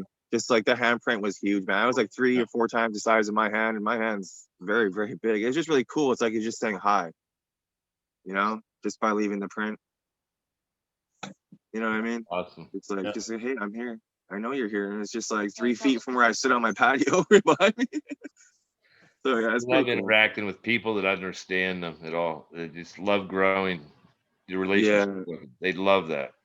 Yeah. Mark, if I may Just share something the right here. fact that I'm touching that print, they love it, right? And I'm seeing it, I'm putting my hand in it. He's like smiling as I did it, right? So. Yeah. Hey, Leanne wants to ask a question. So if I may just, sorry for interrupting again, Mark, really great to meet you. Just another coincidence, I had a couple pictures lined up for tonight, and last February, I was given this beautiful handprint at our cottage where there was nobody there. We had to walk in and carry everything in and warm up the cottage, and I put audio out that night in 2 or 3 different recorders. Anyway, we've been trying to share my screen here. We've been tobogganing up and down our where did it go? Our driveway, and then the next it snowed lightly that night, and then the next morning I went to go get my recorders, and this was on the way to one of my recorders. So I'm actually wearing my husband's boot, and it's a size 11 winter boot, so from tip to toe with the thick rubber, it's like 12-13 inches, and it was longer than that boot. So like that's a man's boot with my foot in it. So just an amazing gift that I just wanted to share and just kind of dovetail. That's awesome, Leanne. Thank you. That's beautiful. Yeah. just for, and that was just a screenshot of one of my That was videos, but- really cool. That was really Yeah, good. so it must have been about 13 plus inches, and it just was left one handprint, no footprints that I could find, but just like that hello sign, and it just meant the world to me. It's very And there's no doubt looking at it that it's a hand. yeah. I mean, it's just Right. obvious. The only ones up there, we're only ones on the lake. So I have a question, if you don't mind, for those that know them up close and personal. The hand, our thumb tip is longer than our knuckle. The handprints that we have found have been very few, but the thumb seems relatively short. The ones that I've gotten, and I can't speak for everybody, but it's not so, in my case, it wasn't that the thumb wasn't as long. It was a matter of the thumb it goes out, it's down lower, it starts lower, and then it goes out. Yeah. Oh, okay. So I don't necessarily know. You only I get. mean, like I said, I can only speak to the ones I've seen, but it's just the position of the thumb is different. And there's such a gap between that first finger and the thumb that we could not open ours up wide enough to do that. Right. He's had a print on the back of his truck. It was 9 inches across, and it looked like they had done this, but the gaps were so far apart. On some of them, it was amazing. And he was snoring in the back, and I think somebody leaned in to see what that racket was about. But it was 9 inches wide. Yeah, and the gap in between was amazingly large. Yeah, cool. Thanks, guys.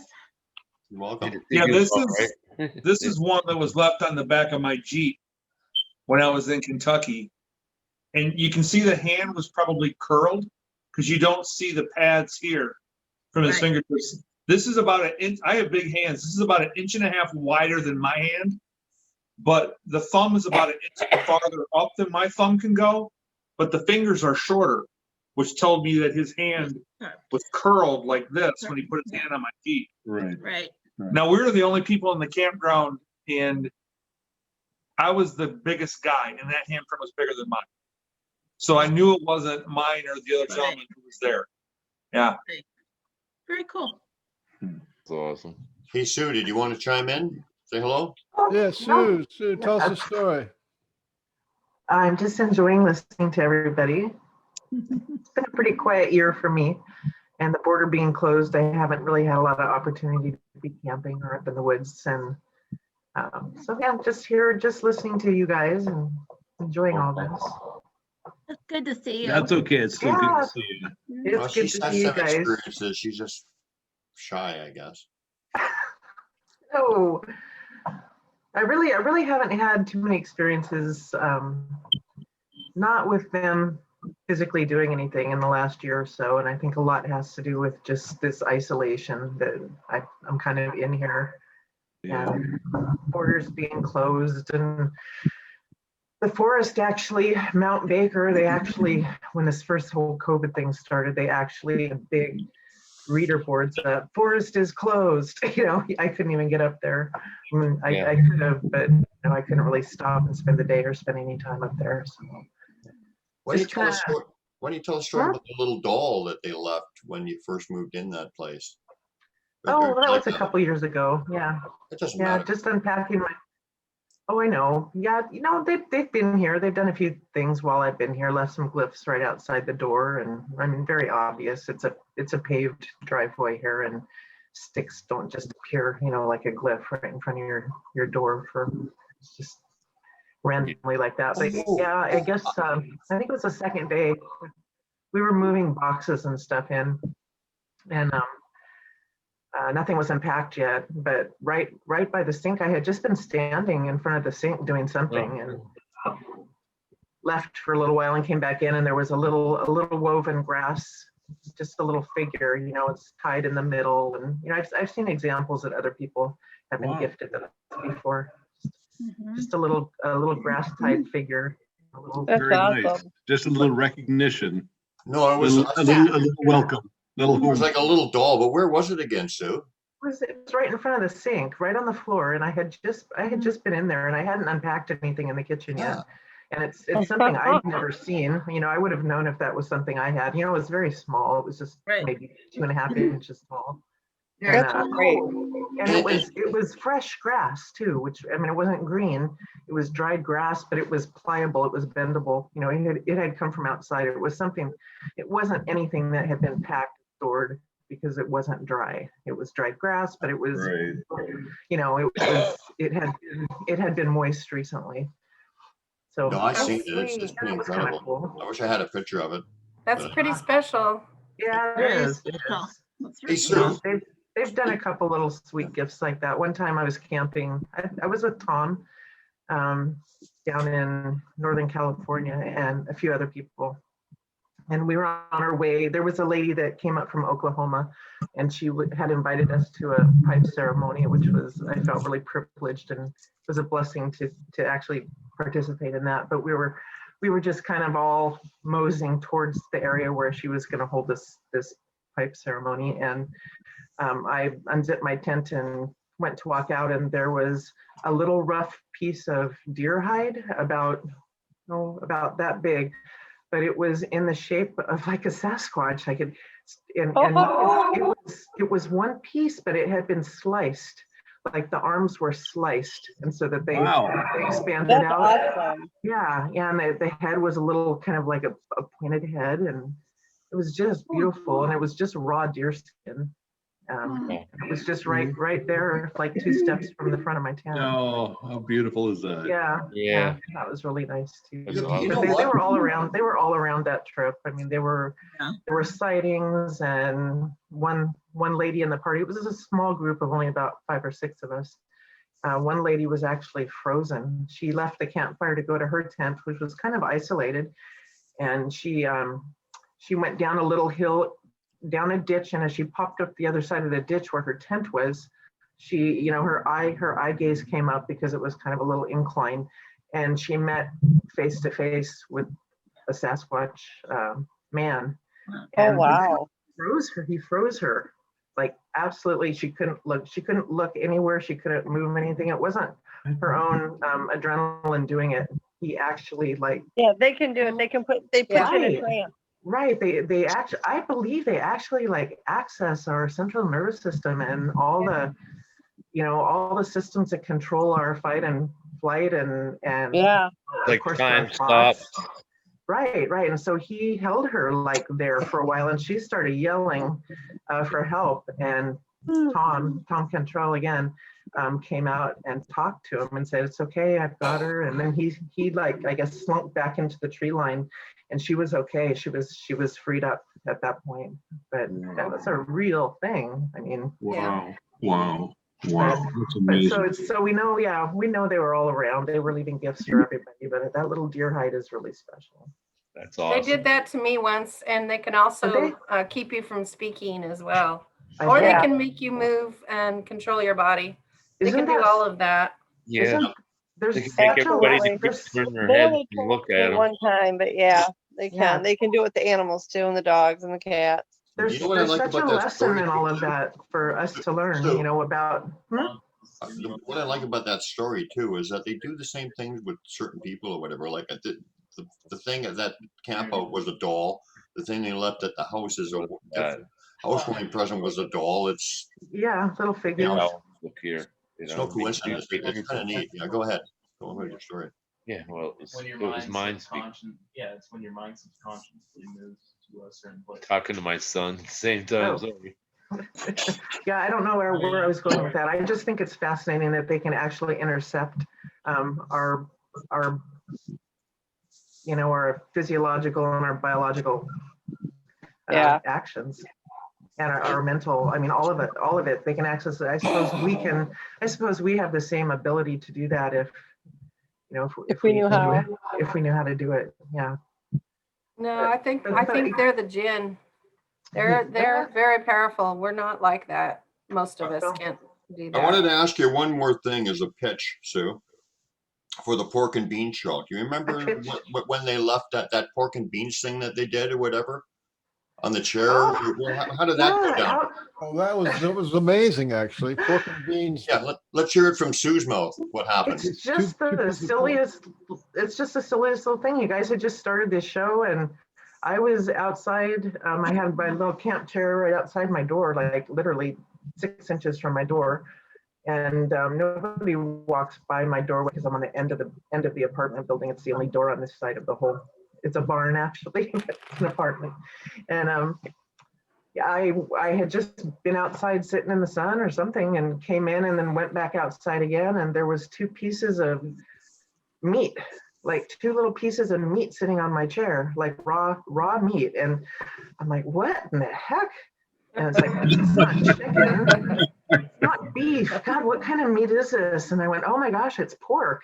And I think I was coming back in to listen to your show or something, but it's like, yeah, 2 pieces of pork. I just thought it was just the funniest thing. Beans, of course. Yeah, that would have even been better if there was a couple now, beans. I know you don't there, like me interrupting your stories, but you left out a good part of it. You said it was raining and you had just been out there a few minutes before, and you had turned the chair over or something. Oh, yeah, maybe. Yeah, let's do the story justice because that's important. Wait, I forgot about that. And I still can't really remember it quite well, but I remember that that's how it went. I had turned. Oh, okay, yeah, so I had turned you it know over. why?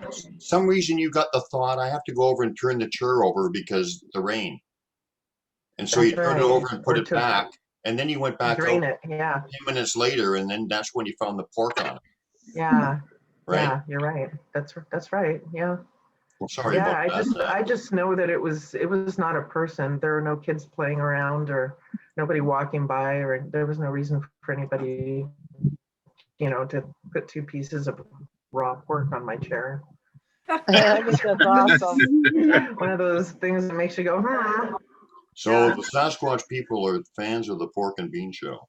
That's my takeaway, of course. We've had incredible reports from people who've said, well, you have to watch your show, and then something happened with the Sasquatch, and it's or they let somebody get a little gift. I've got rocks thrown at my house and stuff, little things. I got rocks in my head, but had a few thrown at me too. Speaking of Mr. Rockhead, why don't you tell some of the stories? You've had a couple of stories happen this year, not too long ago, and before you do that, why don't you give a little pitch for your YouTube channel and invite people to the group? Are you talking about me? Yeah, you have a nice story that happened not too long ago. Okay, why don't we let Pat McRae come on first, and then I'll do mine. Oh, we kind of forgot about Pat. Hang on a minute. Come on, Pat. Pat's sleeping. Is he? No. He might have his meds. He gets tired really easy with these meds. Let me see if he's still awake. I think he's out cold. Is he? He almost died about a week ago, so he's still in the recovery process. Okay, anyway, we wish him well, and he's looking okay. I wanted to, Brian, I wanted to put that handprint up I was telling them about, if that's okay. Yeah, we absolutely saw that. Go ahead, do it again. Okay. Because it just shows really well the distance on between that thumb and the first finger. All right. So. Oh wow. That was up next to the bed. I was the only one home all day long, and they did this to the pillow, and then they left a pile of this white whatever it was all over the floor in the sitting room. Weird. Yeah, it's almost the end of the poem where it shuts out. Yeah. Robin, that picture confirms what somebody had told me years and years ago, like maybe 8-9 years ago, about their thumb being jointed more. It right absolutely angle. is. At a right angle than ours, but it's set lower and it juts out to the side. Yeah, I don't think it's necessarily shorter. I think it's longer, but because of the position that it's in, even when it's up, it doesn't feel, or it doesn't look as long as I think it actually is. They use their thumb a lot like this, though, and the thumb is often very close to the hand, like this. When they hold it up?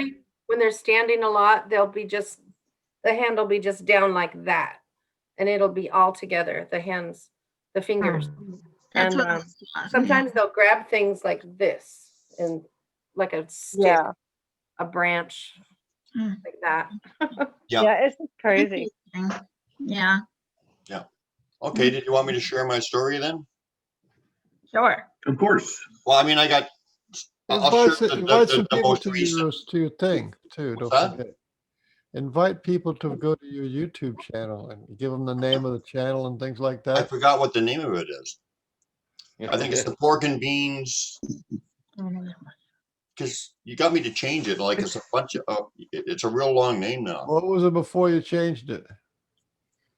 Sasquatch BC, the true story.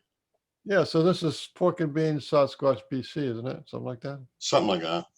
Yeah, it's got pork and beans in front of it now. I'm looking right now. And we want all of the people to come and join the Pork and Beans show group. Yeah, Good group. Have some fun. Oh yes, we will. So okay, so I'll tell you the latest funny thing that happened in there. So I was at this local little cafe that I go to, and it's kind of one of those cafes where everybody goes in, even now and whatever. And everyone just starts. There's a lot of regulars, so we all just start talking to each other and stuff. And just nonsense, bullshitting about any old thing, and laughing and joking, and little harmless ribbing. It's just kind of a real neat place to go hang out, and made a couple friends there and whatever.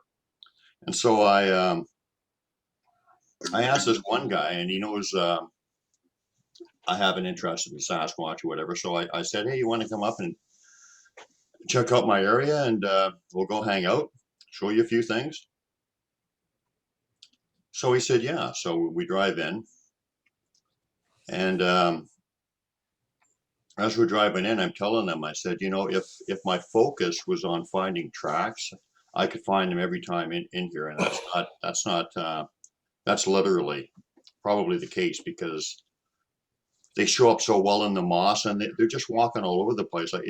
Like I said, if my focus was on evidence, I could probably find it anywhere.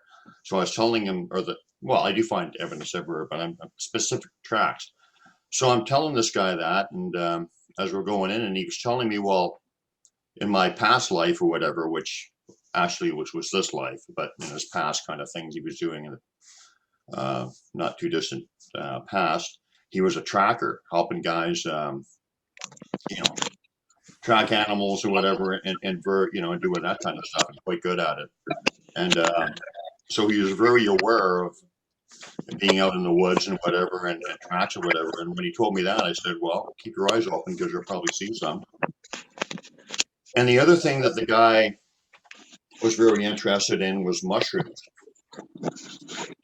He was some mushroom clubs or whatever, and they would exchange pictures of the different mushrooms, see if they were edible or poisonous or whatever. So this guy is going in there, and he's very wary and looking at this point, and keeping his very his wits about him. And so we go in there, and sure enough, we find a bunch of tracks, a trackway and a few things, and some tracks, and I found a few, and he found quite a few. And he was taking all kinds of pictures of mushrooms all over the place.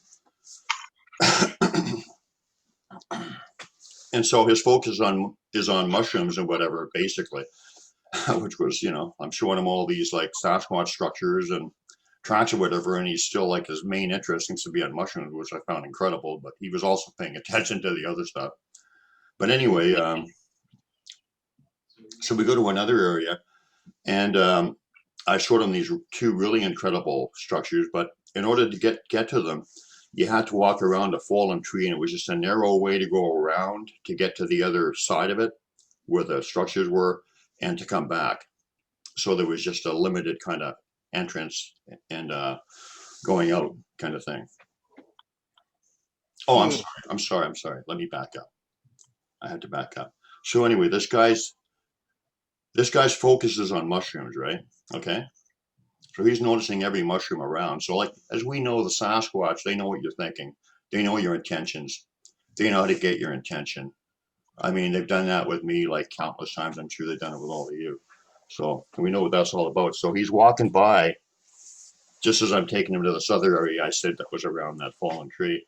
And just before we got there, he sees some mushrooms on a little snap piece of wood. And it caught his attention. And, the guy's observing. He walked over to it and he looked at it. And there's mushrooms everywhere there. So that's not unusual. But what was unusual is that it was birch wood. And there's no birch wood right there. Like if you look over top, it basically could not have fallen from there. It had to have been carried there and placed there by something. So that automatically, this guy's pretty in tune. It automatically got his attention. He was already thinking. And he's probably feeling some energy too.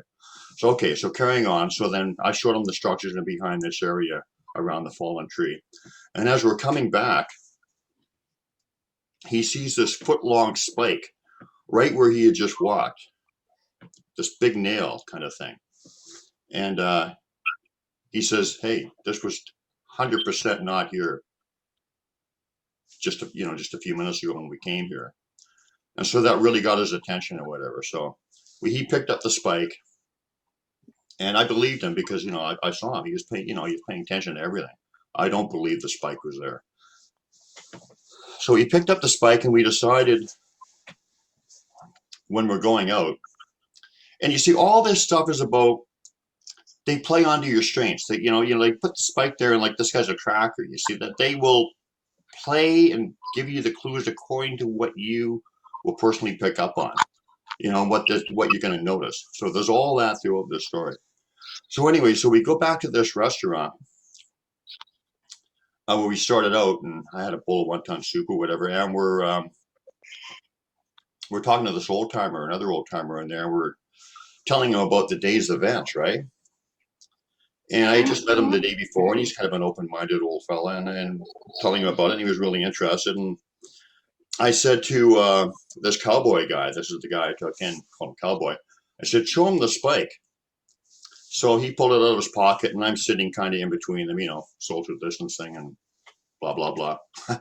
So anyway, I handed this this guy the spike, and when he looked at it, his jaw just about dropped. He couldn't believe it.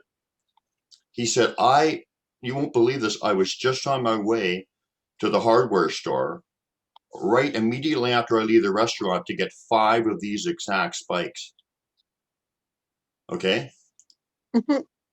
Yeah. That's They're like, helpful. What's that? They're helpful. I'm sorry, but that is not a coincidence, but there's more. To get 5 of those exact spikes, and like this guy hadn't even really considered Sasquatch or whatever before, but even with what had happened up to that point, both Cowboy and this Rick guy already were like, okay, there's something definitely going on here.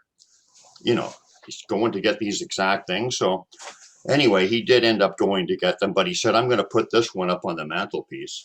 Cowboy let him have that one, and I'll buy the 5 I was going to get instead of just 4. So,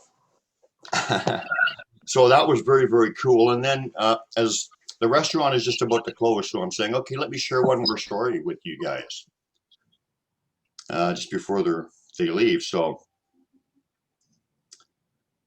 as I'm telling them the story that happened about a picture being removed off my camera, and incidentally, this picture, I won't get into the story in detail because I have to finish up the one I'm talking about now, but I won't get too much into detail about this. But basically, they removed this picture off of Facebook, off of my camera, off of a friend of mine's hard drive, off Sue's Facebook chat box, all at the same time, simultaneously as we were all talking about it, basically because the picture was for me. But whatever. Oh, that's awesome. I know, but whatever. So I thought I'd share that story with them. So I'm talking about them removing pictures from cameras. Let me share this last story with you guys just before they left. And then I said, hey, by the way, Cowboy, show Rick the picture of the birch branch with the mushrooms on it, because that's what kind of started all the strange events going on. Said, show him that. And so as I'm continuing with the story,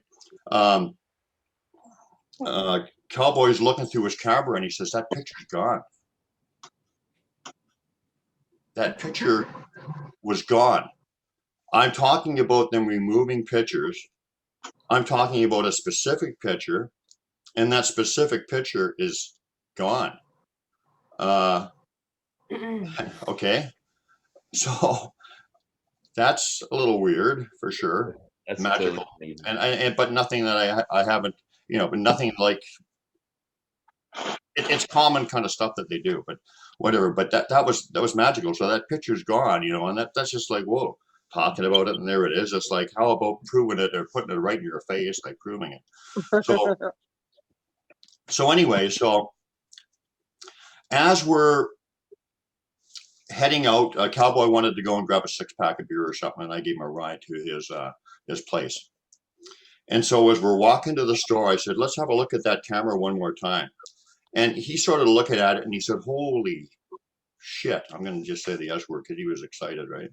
Couldn't believe it. And there was another picture on the camera. And it was like a psychedelic, weird, bizarre, distorted kind of picture. And I've seen those before. I've had them show up on my camera 3 or 4 times. And I've credited them or somebody with taking them on my camera. And they're not that unusual. But it shows up and here it's coming, yeah. So this picture shows up, okay? neat. Generally, Brian, when Yeah. I've had those like that, where it's like that, one of 2 things. Either I've literally gone up against where they're standing at physically, and it's because of the energy around them, it screws it up, Yeah. or you've walked over to a portal. Yeah, but okay, so whatever. So yeah. Okay, so let's get rid of that. Unless you want to keep. Oh no, we can look at it for a minute. Or so anyway. So and on the camera phones, of course, you have the advantage of seeing all the thumbnails or whatever and all that. And so, like, literally, we had been through the sequence of pictures.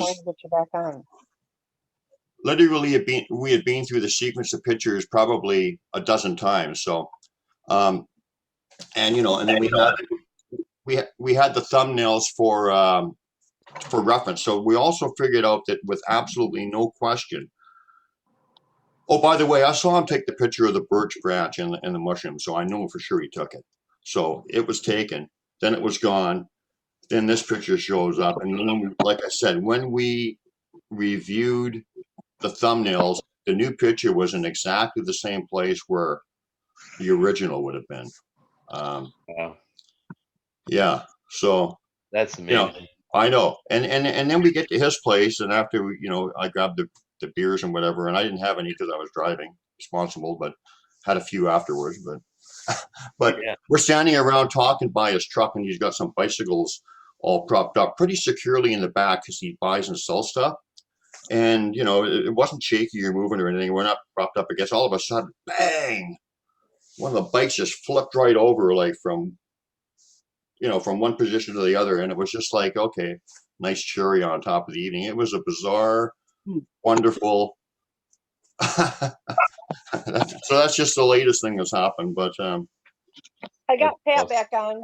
yeah, but it just talks about how they connect people in with time and how time doesn't exist for them. They had this guy coming to get those, and they knew that guy was coming to get that nail. They knew we were going to give him that nail. I think that's great. They had it all figured out before it happened because of time, right? So anyway, that's my little story. They can be in a space where one year to us is 1 day to them. Yeah. They can be in that Yeah, space. they don't have time. Well, they can be in several different places where their phase rate or time frame is different. I mean, quickly, Leanne, and the one that's talking now. You're both here still, right? I think so. What? What? I'm just wondering if you're both still here. Oh yeah, you are. Okay, but anyway, Leanne Cisco.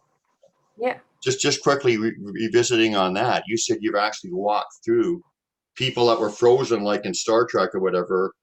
I wasn't walking. Yeah, I wasn't walking. I was standing still, but everyone froze around me, or I was brought to a phase rate, blink on and off state where I was slowed down. so much that everyone looks and appears like they were frozen. Yeah. But they can do almost anything in any manner they want. Yes. They can. And you know, I've experienced their power, and I told them I needed to learn about that power. And that's why some of those freaky experiences did happen to me, because I wanted to know their full range of power. And they've showed me. And one time I asked to have a little bit of that power, and they laughed at me and said, "You would not be able to handle it." And they showed me I couldn't handle it. Yeah. Alrighty. They're much more powerful than you think, than we think. Yeah. How about we give Mark Retzer a little more time?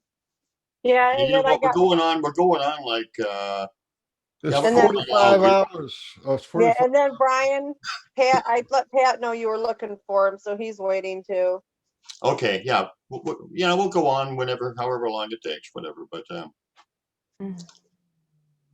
How's Pat doing? Are you doing you drowsy, Pat? Do you want to say something? well, let's let Doug say something, then we'll give Pat a full segment. Well, we're running short of time.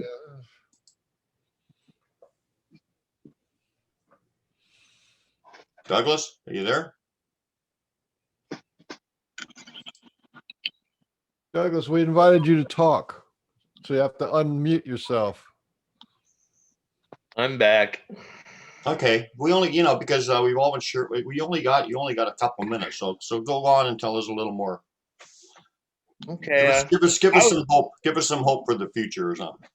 Throw the love around.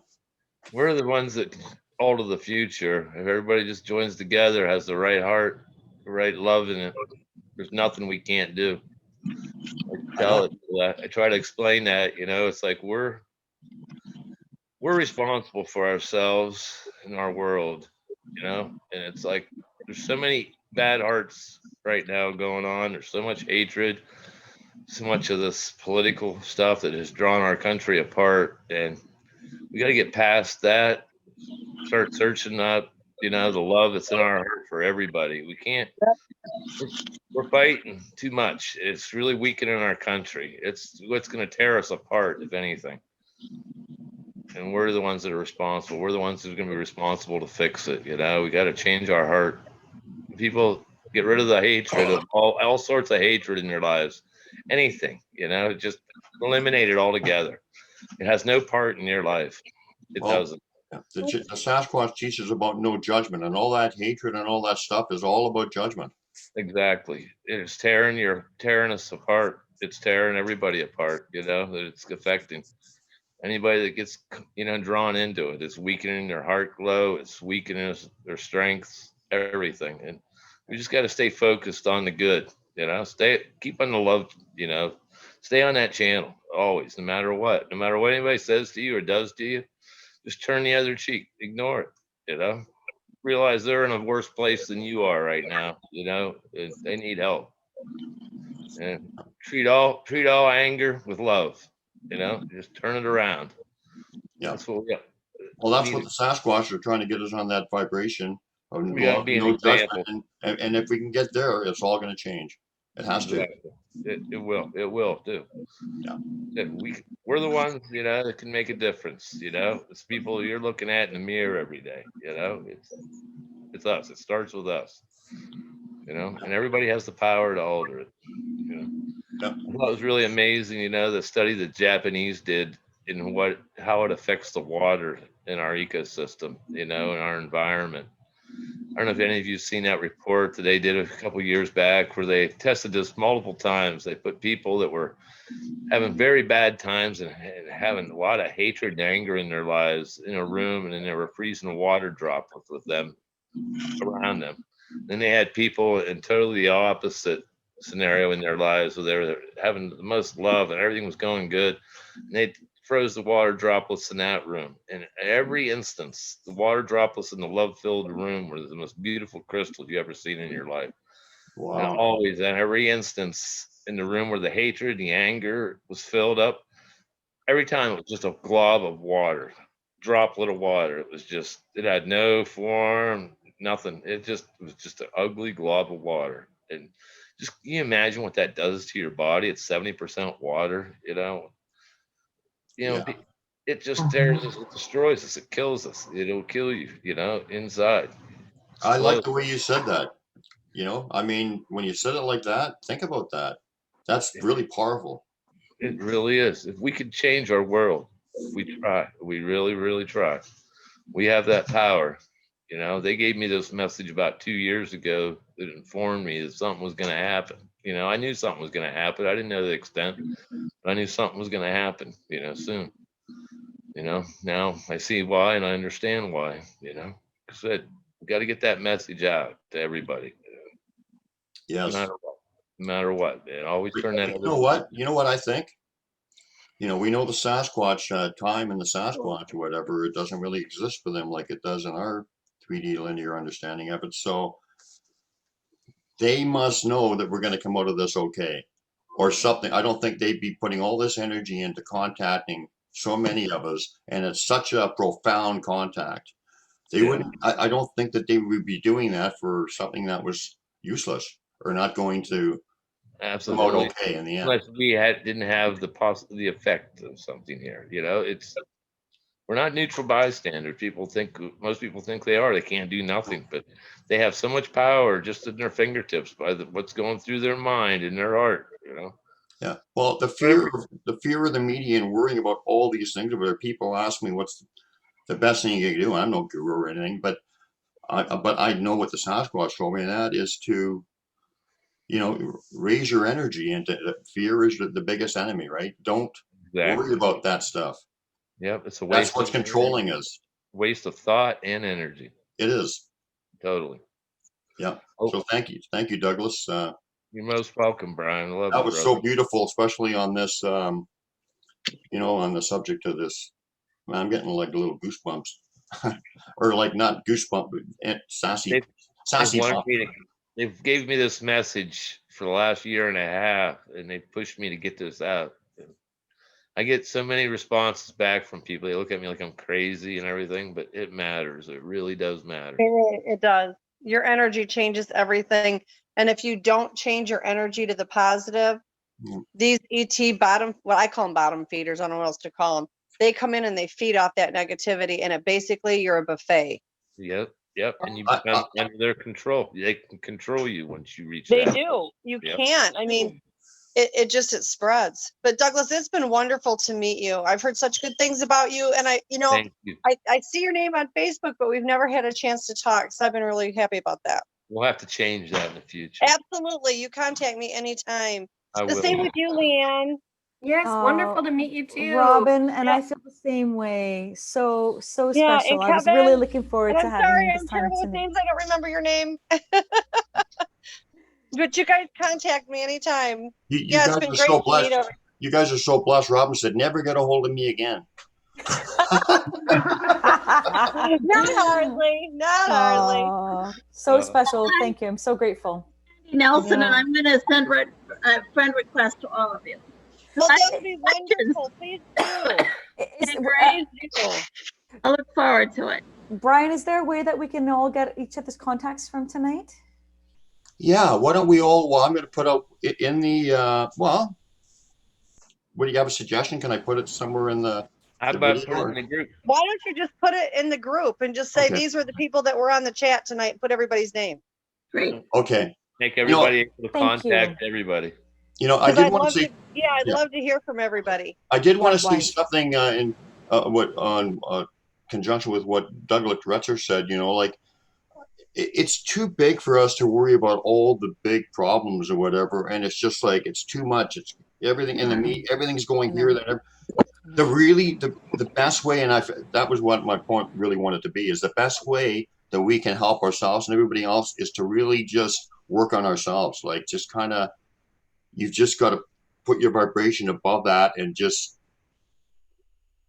be an example. You can care and be concerned about things and even be active or whatever, but you cannot give it your energy or too much of it. You can't give your energy to it. Yeah. You know, that's the secret. Well, and you can't accept the negative energy. You just cannot. You cannot allow I mean, you can block it. It's easy to block it. Yes. Exactly. We ask for that all the time. So you know what? This show sounds like it's winding down, but it's not. It can't because we got to No, get Pat's Patty. We still got to get waiting. we got to So get Patty he's McRae on awake. here. We got to get Patty McRae on to say something. Otherwise, I think he's the only fellow that hasn't talked, isn't he?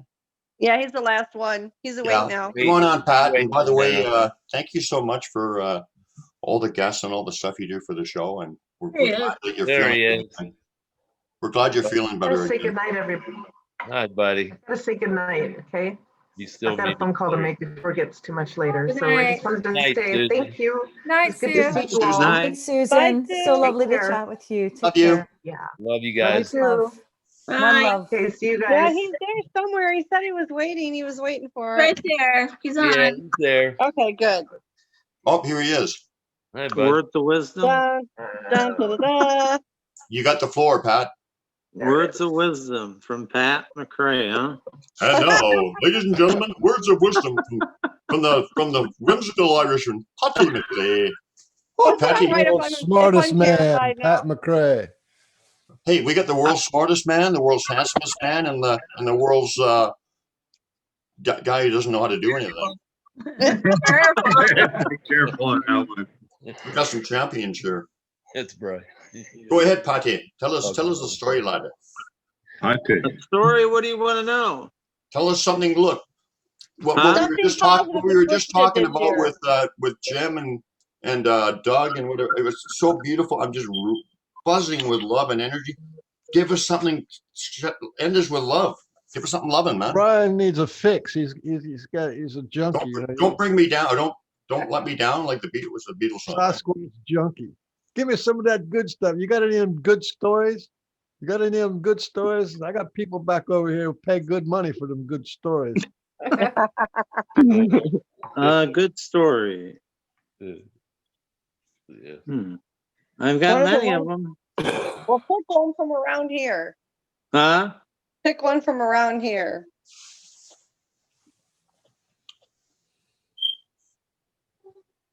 Well, I mean, I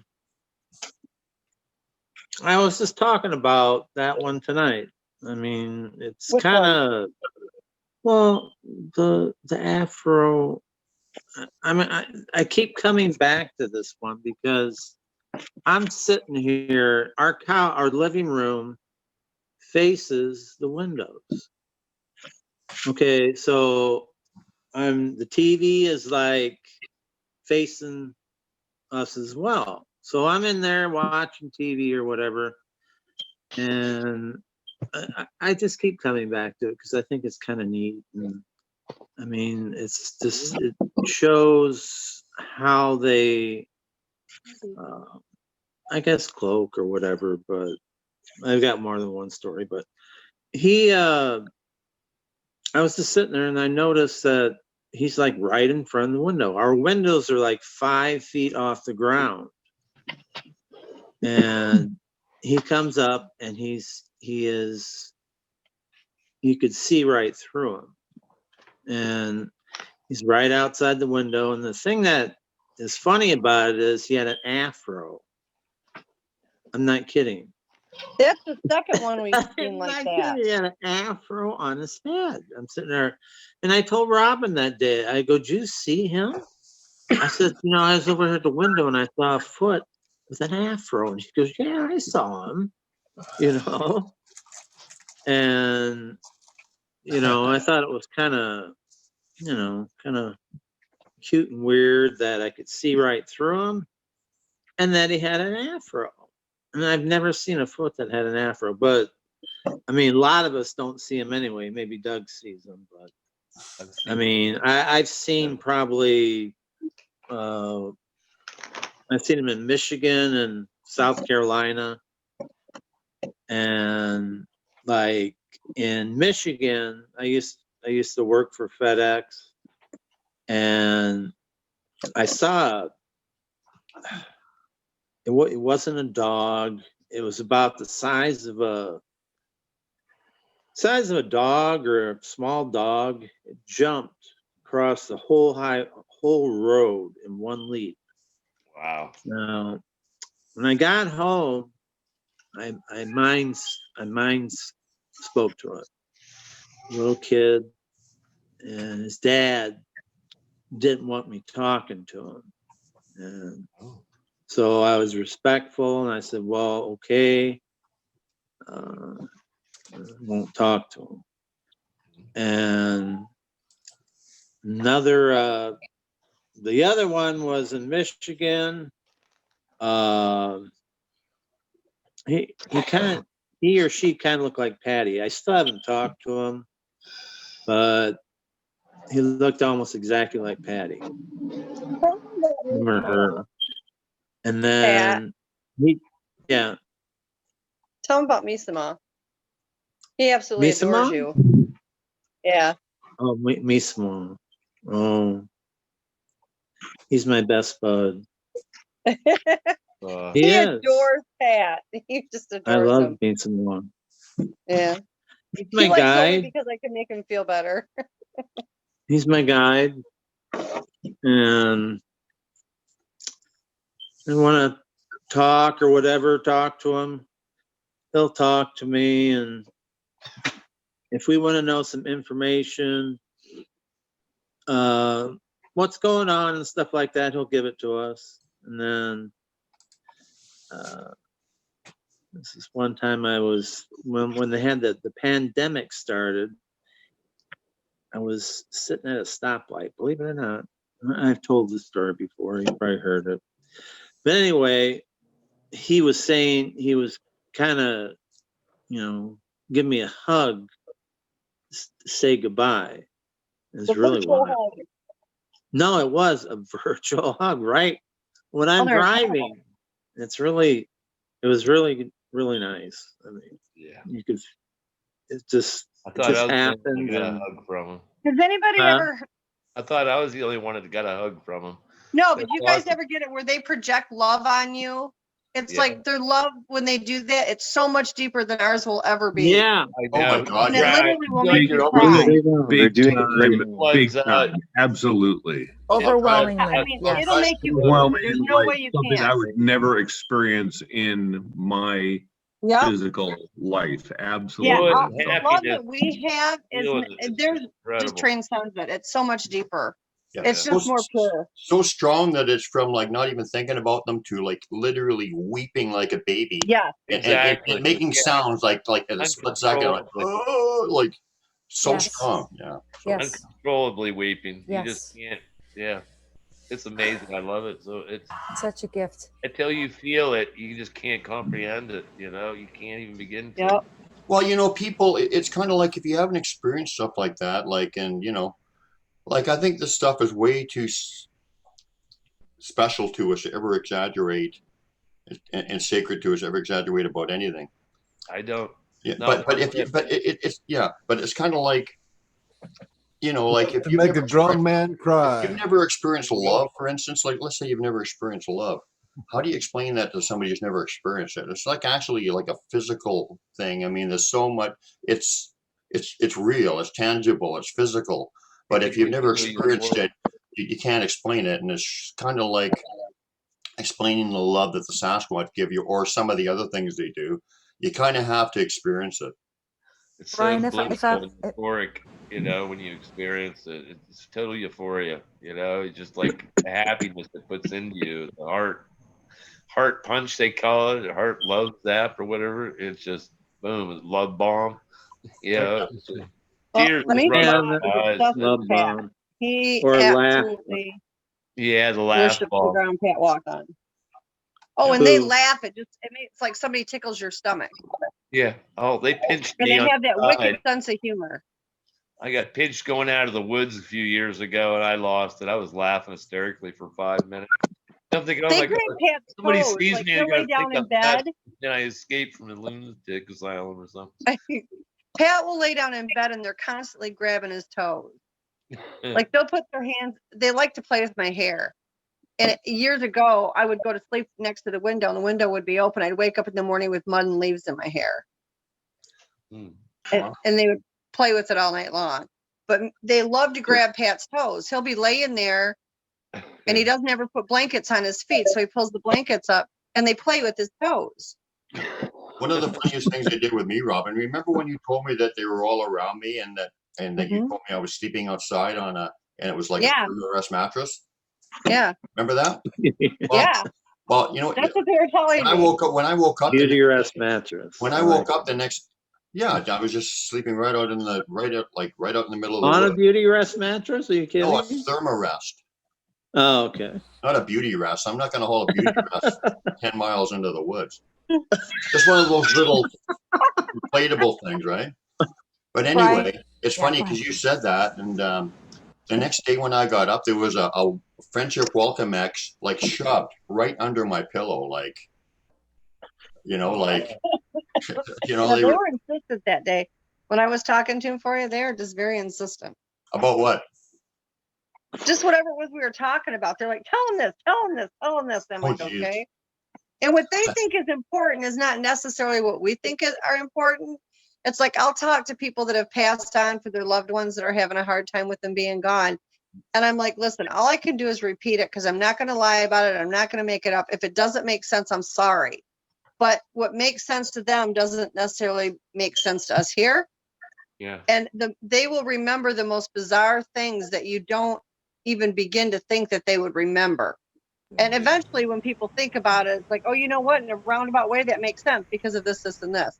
But the Bigfoots do the same thing. Time around. Yeah. Yeah, the Bigfoots do the same thing. And it's like, sometimes they'll tell me stuff and I'll be like, I'm just like almost mortified to say this to people. But I'm always honest about it and truthful about it. So it's like, okay, I'm going to tell you this. You're going to think I'm shit crazy, but I'm just telling you, this is what they're saying. Yeah. That's how I felt with when we were talking to that kid Tyler the other day when he had that problem. Yep. And exactly. he has an item and they want it back. And yeah, remember, if he doesn't give it back, they're not going to Gary, take that back. The thing I asked him to give me a picture of it and go gift it back to them, and he said that he's going to do it within that day. And he said Merry Christmas, and I haven't got anything back from him yet. So the thing of it is I felt that so crazy. Like their form of punishment is not anything like ours. Their laws are different than ours. Their culture is different than ours. They believe in an eye for an eye, and so if he has caused them undue stress because of whatever he's taken, they will not only mentally mess with him. It goes down through their family. They don't limit it to just him. It'll go to his children. It'll go to his grandchildren. And this will continue. That sounds like the mob. It really is. I mean, it was really crazy too, because like I could feel it, and I knew that he had taken something, and I literally had said it, like basically said it to Pat, and Pat said the same thing, and then you said the same thing, and I'm like, no, they kept showing it to me on a stick. And the one that had it was overlooking this big cliff. And he was like, I need this back. And then he would show me the stick without it on top of it. And I'm like, I'm trying to convince this person to return it to you. He says he should never have taken it. Yeah. And and I'm like, I'm sorry, he didn't know. And I'm trying to pacify him. And he's like, he's mad. And this guy thinks he's getting, I think he's a very good person. And I think he's probably excited by the contact, but that contact is going to turn. Because the contact he has is not positive contact. It's negative contact because they want it back. Now, should he return it, they would probably be friends with them. But if he doesn't, God only knows. Mark, what happened about that guy that you said you took over and you thought was a wonderful person, but for some reason they didn't seem like they wanted him there? Did that get resolved? That's who I was talking about. Oh, that's so he took something that you didn't know. He took something. I don't think he took it knowing it was theirs. I think he just thought it was cool. I don't believe in my heart that he did it saying, oh my gosh, this is a Bigfoot, so I'm going to take it. Number one, that's suicidal. And two, I don't think from what I got from this gentleman, he didn't do it on purpose. Okay. He's had it sitting outside in his flower. No, and he's got it outside in his flower garden, and he has for some time. And he's like, well, they could have just taken it back. No, they just couldn't take it back. You have to give it back to them. Gift it back to them. It has to be gifted back. And two, for them to come up and get into his garden puts them in a vulnerable position. Now, like, they steal stuff out of my garden all the time, but they know I'm not going to do anything. And most of the stuff I planted was basically for them anyway. Yeah. I mean, it's better than when they tell me at 8:30 at night to run to the store. They need this, this, and this. Like, we're telling him this, and he's having a hard time even believing us at first. He had to like sit there and register this as we're telling him, like, or You gotta get this. I I need think to when get he it back found to out that them. there was 3 of us getting the same messages, I think that pulled a Yeah, little bit more weight. yeah, Mr. that was Bean, pretty wild. Yes. They even actually recently, did you want to kick in a story, or what did you want to do? I wanted to add my feelings, and that is my feelings that this is what the Pork and Bean show is all about. It's about letting people who are having their paranormal and sometimes spiritual to the point of being holy experiences. I mean, some of these things are, you're talking about holy, you know, when your heart gets to the point where it's unbearably sweet. Yeah, that's kind of what this Pork and Beans is all about. Because I was looking at it today. There was a time when anybody who said anything about Sasquatch, that they saw a Sasquatch, they'd be ostracized. Maybe their wife would divorce them, or they could lose their job, and you know. And then we got the researchers, right? They're researching the man apes and all this kind of stuff. And then what happened with the researchers is they started to like look towards the people who are having sightings and the ones who are doing researching, but they took the people who are the most undesirable and called them the woo. They said, "Oh, you're in the woo and the orbs, and that's not, what I mean." And then they shamed us. So Ostracized.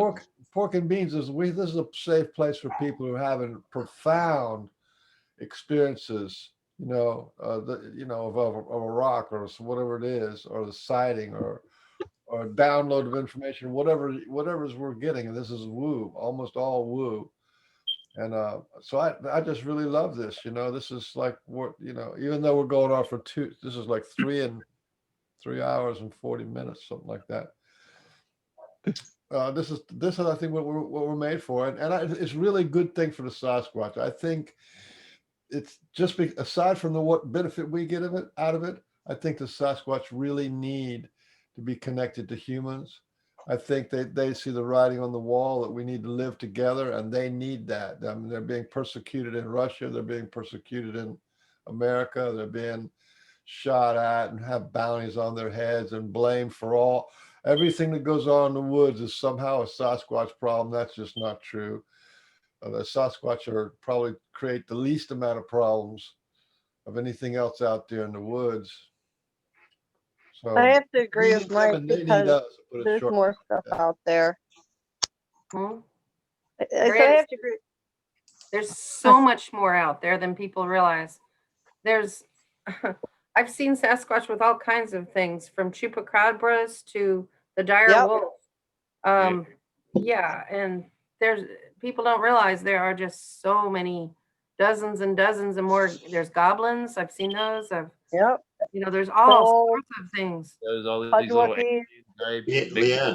Leanne, Sister, listen to a song called "The Dire Wolf" by one of my favorite bands, the Tragically Hip. Oh yeah, I think I know that one. The Dire Wolf. I will. Great song. I'll listen to it. I also want to say too, if I can, is that I stayed quiet for a long time, not because I didn't want anybody to know me, but because I was just happy. I was out in the woods with them every day. I only got into Facebook because Igor put me on it. I mean, I'll be honest with you.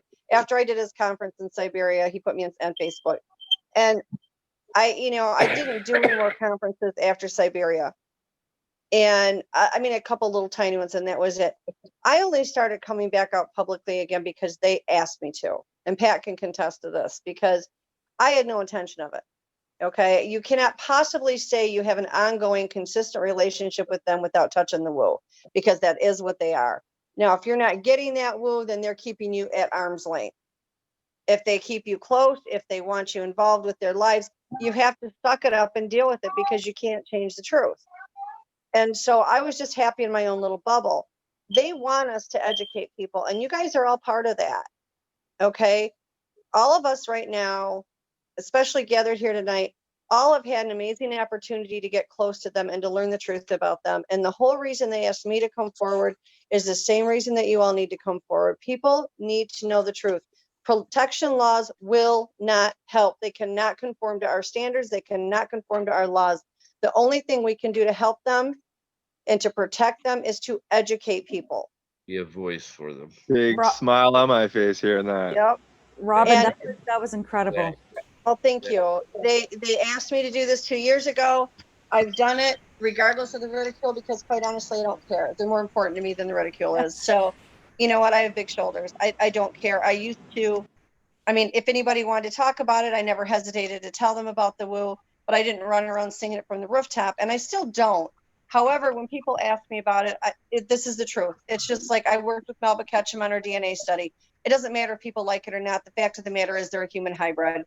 Okay. And from the person that's not a scientist, I can openly say they're ET and human. I asked them before the study was ever done. They said, we're human like you. Then they pointed upward and said, and star people. Okay. Straight from the horse's mouth. It is what it is. You know, I stayed quiet for a long time. I've been around them since I was a toddler. My first abduction was at age 4, and it's been a progression my whole life. And I used to just stay quiet like a little church mouse. I no longer care. The truth is the truth. You can't change it. And you know what? I wouldn't change anything. You know, did I like getting abducted? Not always. Has it happened my whole life? Yeah. You know, have I had all these creatures around me? Yeah. But it is what it is. And I'm okay with that. You know, but if we want to help them, we have to teach people about them. They have to learn how to live among them because they're not going anywhere. And the truth is, if they wanted to fire back at us, we're in a lot more danger than they are. I'm glad you're talking about the ET connection because we're all have our hearts connected to the Sasquatch. We've got ET in us. I mean, The like it or not, the it's a Sasquatch fact. and the ET are on the same team. We do. They And are. There's good ETs, there's bad ETs. That's all. It's but and much for the same reason. One of the reasons this is that whether we like it or not, or whether we know it or not, that the Earth is going to be a galactic outpost, and we're going to get lots and lots. It already is here. Yeah. And so the ETs have been working with humans for over 100 years. And now in the last 40 or 50 years, the Sasquatch are working with humans to get us ready to deal with but we have to be realistic and know that non-human intelligent beings as being a normal part of our life. Without it is. It always has been. We've been just programmed to believe that it wasn't. Okay. Well, all of that's this the never, big picture. it's always The been big here. picture is the Sasquatch and the ETs are working together to uplift humanity and get us accustomed to not only tolerating non-human intelligent beings, but to get to like appreciate them and open and learn about them. And all Not be that. afraid of them. And you know, we need to be realistic. These cryptids, to begin with, there are people that have actually had contact with ETs, and they've already told them that they're creating cryptids. Our government is also creating cryptids, so we're getting it from both areas. All these cryptids are crossed with a human. Like when I had the lizard man back in my backyard, I have a picture of them. Okay, they're literally a reptile and a human cross. It's a combo. The dog man and canine, human, ET. Goat man, goat, human, ET. I mean, there's a pattern here. But when it comes to the Bigfoot, the only way to keep them from getting people trying to kill them is to get it through their stinking skulls. These are human. Okay, they have a language, they can read, they can write, they have a culture. You know, they can speak many They languages. write books. They write the ETs write books, and the Sasquatch write books. All the things Yeah. that make us a human, they also do. Our ways are not theirs. It's never going to be that way. They have their own culture. It's not any different. If we got on a plane and went to Japan, we're not going to know what end is up over there because their culture is different. It's the same way with them. But all of us gathered that have this intense contact, we have a responsibility to take what we've learned and try. I mean, there's certain things that we can't share with other people. We know that. But we need to educate people. They don't have to be in fear 24 hours a day. But we also have to be responsible and say there are bad ones. The way I explain it to people is we have rapists, we have pedophiles, you know, we have psychopaths in our culture. So do they. They're not immune to it. They're part human. So you can't say they're all bad. I beg to disagree with you. What people actually need to know is that there are instead of being monsters, there are incredibly good ETs. There's But they are. incredibly They good. are, and people need to No, know no, that people too. don't believe that. There's 3/4 of the people out there doing research think that they're evil monsters, and some of them I think know. they're Nephilim and all that kind of stuff. Our job is to talk about how good they can possibly be. Well, that's like I try ETs to can tell be people. incredibly, incredibly good. They have saved 80% my of the life people one who get time. connected with ETs, they upgrade everything. They upgrade their spirituality, they upgrade their consciousness, they upgrade their energy, they upgrade their ability to interface with other realities. That's what happens when you're actually in contact with the ET. So people need to know that there's an incredibly good soul benefit from being connected to the angelic realm, the ET realm, the Sasquatch realm, and the cryptid realm. That there's advantages to that far outweigh any kind of fear or any of that other kind of stuff that goes on. There's healing that goes on with the ETs. There's healing that goes on with the I do healing work on the flips. I do healing work on the ETs.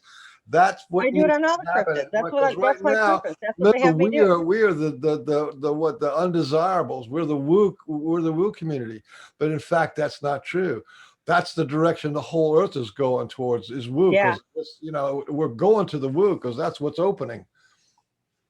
Yeah. Yeah. 1999, I think it was. There was like 3 or 4 of us online, and it was like a different forum. It wasn't Facebook, but several of us were laughed at for saying they live in caves and can disappear and all that. Oh, there was a terrible bunch of terrible things. There's still lots of groups like that. And you know what? I don't waste my time with them. My point was there was 4 or 5 of us that banded together, and it was very supportive with each other that we did band together and tried to tell, and we did teach a lot of people because they do want us to share our knowledge a little bit.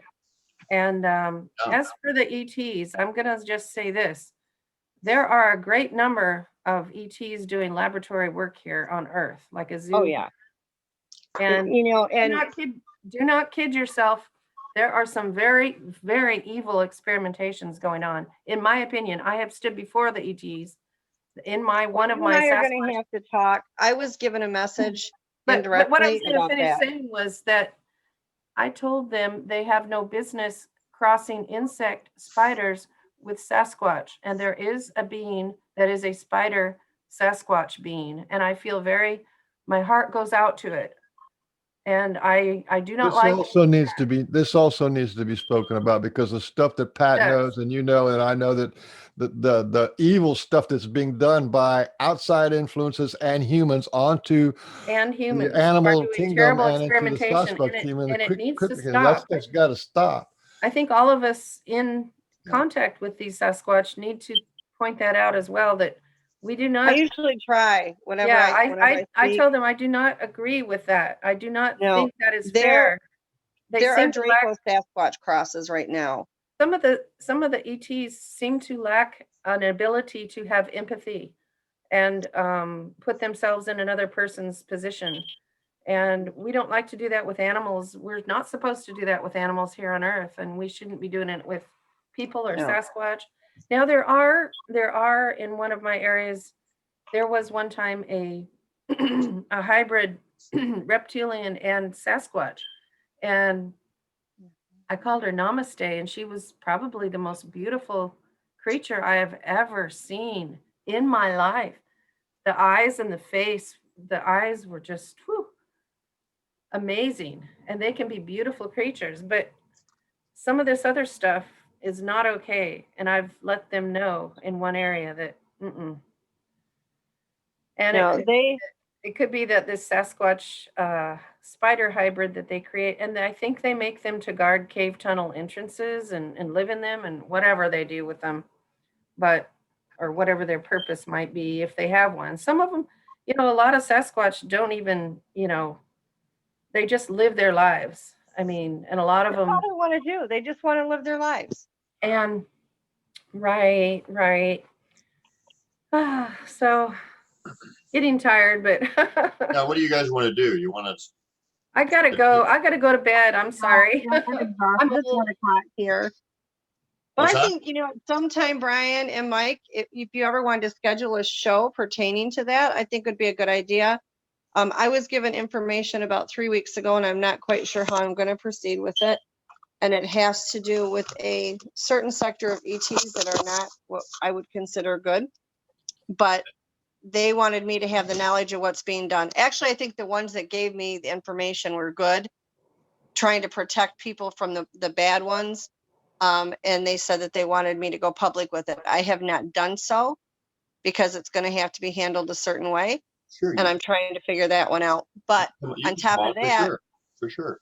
yeah, it's very complex. The gentleman that was given the information, they told him to give it to me and that I would run with it. I'm supposed to get it out there and warn people. And it's not that I'm not going to, it's just it has to be dealt with a certain way.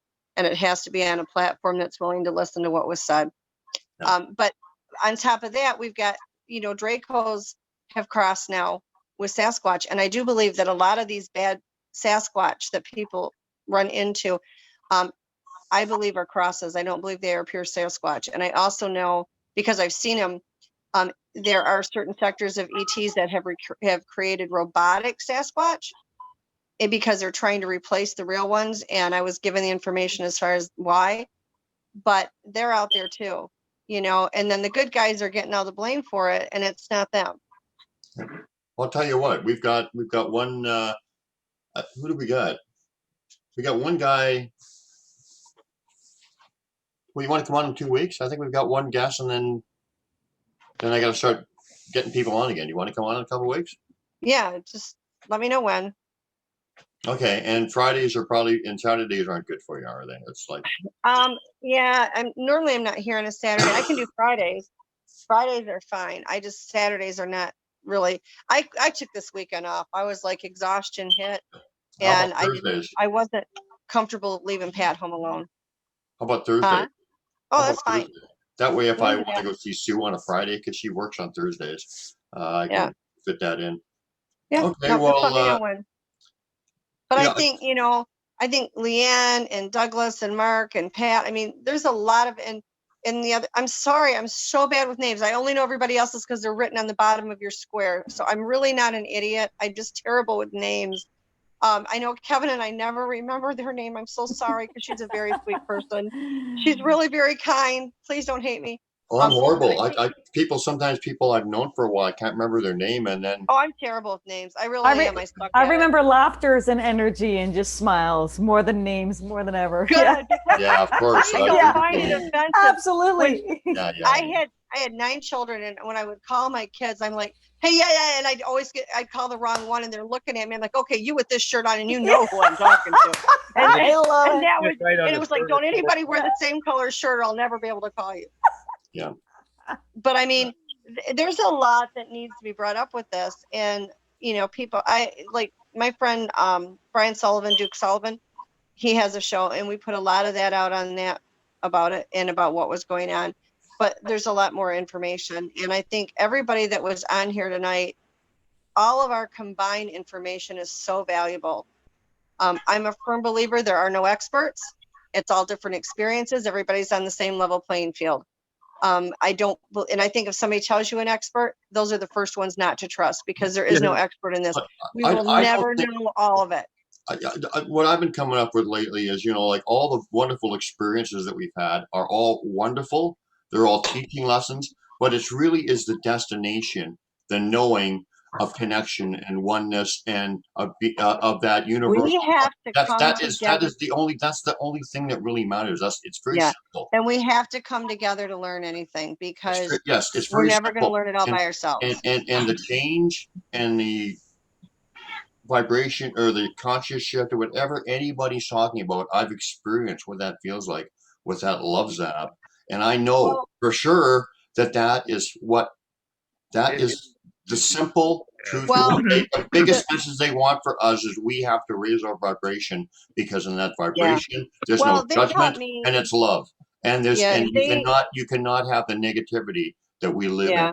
Well, they've been grooming me to do a lot of certain things for them, and Brian, you and I have talked privately about that. But and I know I don't know what all I'm supposed to do, because they haven't told me everything. I know some of it, but I also work with a friend of mine in Texas as well as Pat. And the reason that the 3 of us were brought together as a group to do the things that we do is because we each have a separate role to play. And if all of us do our separate roles, we create a whole. Yeah. Okay. Nobody can do everything by themselves, and everybody has a purpose, and it's all going to be different purposes, because when you bring it all together, the collective is what's going to make a difference. Yeah. Exactly. So You we know, can and have you so, on in a couple weeks. yeah, I'm just a firm believer in that. And I think everybody's experiences are so incredibly valuable. So one of the things, Robin, I've always got in all my videos, so I'm sorry to interrupt you right there, is I've been directed to find these structures like in my dreams, in my napping. Like I wake up and I have a vision, like I know where I have to go, and I don't even know where it is half the time. And so I just go and I record and I try to authentically capture the moment. And I've gotten all these years people, chiming in saying, what you're looking for, prints or getting hairs or collections or DNA. And it's like, my skill is not to collect prints and DNA. Yes, I found prints and I've cast them, but and that's not my job. I did that with Igor. Right. My gift is to sense them on a different level and to find them and to record them. And that is my contribution. And I know this is one piece to the entire puzzle, and I've just tried to keep. This is like a 500,000 like bending to exactly ask not what Sasquatch can do for you. Ask what you can do for Sasquatch. I've got one gift. I can find them. I can find the structures, and I go there, and I got them. And I'm done. I'm done. I'm going home. When I was little, I was so obsessed with structures. I was 4 years old, and the only thing I cared about was structures. And my parents, back then, there wasn't even books out about it yet. And by the time I was 4, I could tell my parents all about the ETs and all about the Bigfoots and the structures and this and this and this. And they're looking at me like I've just lost my mind. Fortunately, I had good parents. They never told me I was crazy. Right. But this was before there was even any books out. And I would just, every time, I couldn't go down the road without looking for structures. I still do. And they actually made a map of my property one time. And I have pictures of it. They did a structure, and it's at an angle facing up towards the stars. And it just so happens it shines out through the only clearing in the trees on my property. Wow. And a friend of mine, a former friend of mine, got a picture of the plat map for my property and laid it over the top of it. It matched 100%. So my plat map was being shown up to the stars. Beautiful. Wow. Yeah. Well. And of course, we had so many ships come down in there. I had abductions there. I had missing time there. One night I wasn't even asleep when they pulled me out, and I'm just watching myself float up to this ship, and it's getting farther and farther up. And I'm looking down, and the Bigfoots were down there, and I'm like, guys, I'm afraid of heights. Somebody better do something. I hate heights. Get me the hell out of here. And they did. They did. I was very lucky, but yeah, it was crazy. Thank you. Leanne, you want to come on as well? Real quick. Yes, Leanne needs to be on with the other Leanne and us. Give me a second, Douglas. Do you want to come on to Leanne for a show, please? Oh, which weekend is that? It'll be a Thursday. Oh, no. Well, no. Oh, yeah, I want you to come on again, too. No, I was talking about Leanne Carnegie because we've never had her on before. But yeah, we want you back. No, we need to get everybody on. This I needs have to to work. be a combined No, I want to get effort. Leanne Carnegie on because she's never been on. Of course, I want you back, Leanne. Let's go. Oh, no, I can wait a while. I've got a lot going on the next month. Yeah, but we'll get you on. But how about you? Okay. I'm wide open. I don't go back to teach until January 11th, and I'm good. So, but even into the end of January, I'm planned and good to go. Yeah. I'll message you or whatever. Thank you. And, it would be my honor, my sincere honor, and yes, count me in. Yeah, it's funny how they had you going with the structures and where they have us all specializing in our own little things. Like with me, right? Like the glyphs, which is crazy. See, but right now they got me doing so much it's branched off into so many different things with the glyphs. Yes. Like it's really big, but the glyphs are big catalysts, right? So Pat to communicate. Pat's one of the best communicators I have ever met. I mean, he's phenomenal at it. They use me. Yeah, he's just incredible. Who? They use me not only to communicate, but I have to do healing. I do energy work. I do energy bubbles. I clear land. I bless land. I block things so other things can't come in. I open and close portals. They've been really working me a lot. I Yeah, missed the thank beginning of you. that. You need a Rob. break. You need a holiday from your I vacation. don't get breaks and holidays because Take a as soon holy as I go time to for bed, they you. pull me out in my sleep. I wake up the next. They had gotten into a battle with something, and I remember being there. I remember when I got hurt and I woke up and I had a broken arm. So whatever that goes on in dream state, it transfers into regular Yeah. state. You can get just Yeah. as hurt. Yeah, I know that. Yeah, Pat and I both have woken up with busted lips and scratches. I've woken up with broken bones. You know, it's like, good Lord. Yeah, that's crazy. Well, thank you for doing the work that you do. Leanne, Oh, you had this Yeah. message. You said, "Please enjoy this private video. It's only been shared a few times." Yeah. That you didn't leave a link to the video. Is it something that you wanted to do? Oh, did it not work? Yeah, it's The right one- above No, it. there's no It's right link. above it. It's right above it. Yeah. Oh, it's The that YouTube one link. right there, the YouTube one. Yes. Yes. So is that just for us to see privately, or for us to Yes. see? I've never. Going back to what you've both talked to, what everyone's talked about, this took me a couple months to exercise out of my body, because finding these structures over 2 years back, starting like 2015, 2016, 2014, 2015. This was such an emotional expression of my soul shift and my soul heart cracking open, and my paradigm shift, where everything, like the bottom just fell out. And I put it out there, and then I quickly brought it back because it was almost too personal. It was almost too exposing to what I'd gone through. And I've scaled back, not scaled back, but I've continued doing my work. But it's almost like a page from my journal, like my life soul journal that will follow me from, to the next life and the next life. So it's just a very, very special video. I didn't know how to even make videos. Like, I learned how to do videos from this one video, but still to this day, I watch it and I cry, and I made it through tears over about like 2 weeks. I just cried. Beautiful. I just released. I was releasing the whole time, and trying to make sense of this truth of Sasquatch through the structures that I was finding. So it's just very personal, which is why it's private. Oh, thank you, Leanne, for sharing that with us. Look at the common thread running through the Sasquatch with all of us. Beautiful hearts, beautiful souls, right? Beautiful touch, caring, in tune kind of people. Whatever. There's a common thread, right, with the people that they love and that they call family or whatever. So right. It was a painful process.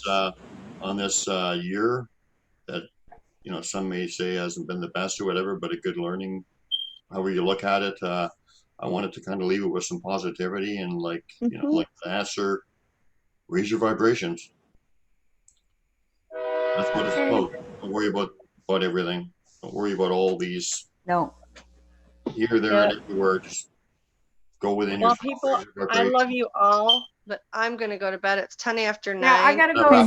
We're wrapping it up. Okay. I just Thank want to you. say, keep on doing what you're doing, and I'm so. Oh, and I wanted to say And that everybody send me a friend request. I gotta go. this is the last show of the. Hold on, this is the last show of the year, and I just want to say how honored I am. I cannot believe it's just like a whim. I started thinking, let's do this crazy show. Oh, this has been fantastic. And I just cannot believe the quality of the people, all of you included, and all the other people that are not here today. Have been on. Everybody's just been unbelievable. The And I'm knowledge so and thrilled Igor was able to get on and talk about his latest case. That's cool. Yes. It's absolutely tremendous. I love Igor's story.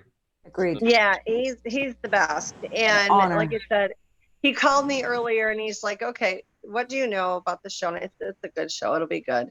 He's like, all right, I'll do it. He's Well, like, all you have to say was that I was on it. He loves me. I know he does. Love He you loves guys. all I you gotta guys. go. No, I'm serious. Bye, Leanne. I'm serious. Bye. Okay, whatever. I won't get into that. But It's 1 o'clock in Savannah. Yeah, it's 1 o'clock here 1:10 too. in Savannah, South 1:10 and Carolina. 17 seconds. 1:10 and 20 seconds. Pork and beans, it's been an honor. Thank you so much. Everybody you. was wonderful. I'm gonna Well, I'm check gonna- out too. I'm going to God get over bless to you, all of Leanne you. Carney, and we're gonna Yes. set up your own show because you know. Yeah. Yeah.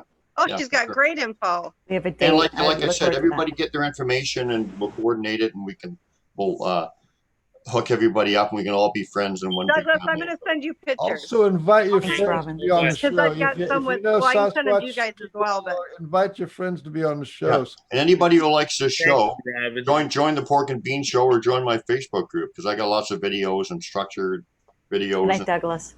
And I do my guru like I know what I'm talking about kind of stuff. And yeah, you've gotten good at it. I I am. just want to say my highlight of the show is Brian got his haircut. Well, but did you know You what? look tremendous. Do you know When I what? first came on, I had to take a double take and say, wait, is this the right show? I thought at first it was a ponytail, and I'm like, I don't see a ponytail hanging back there. No, I told the story at the beginning of the show, but I don't think you heard it. Did you want to hear it directly Hear it. before we On leave? fire. Sorry. Wait a minute. I You didn't can't say laugh at that. I'm so sorry. Don't you hate that when somebody says the punchline before the? I'm so Your hair sorry. caught on fire. I'm so sorry. So, It's no, a so funny anyway, story. so first of all, Your it's just hair getting in caught my on face fire. and I'm driving. I can't see Oh, I it. want that hat. And then I'm eating it. I painted things. Like I'm eating my Tell me dinner about and it. I'm like I my can't hair's eat in my without mouth. my hair being in a ponytail. And then a bunch of other crap, but I think the one that really got me thinking about is when I lit my hair on fire. Oh my God, I did that one time at a bonfire. Yeah, it's not No, fun. I lit my hair on fire. It was Set up your going hair up on in flames, and I said, "Okay, I think I'm going to get this hair cut off." Douglas, I want that hat. Yeah. I added Sings to my ball cap. I painted her picture on it to add to the other one. So now I got That's them both on fantastic. Oh, you shouldn't use Patty's picture because the Bigfoots hate Patty. They hate her with a passion. Yeah, So they can. that's Sings. Yeah, that's cool. Is that Patty?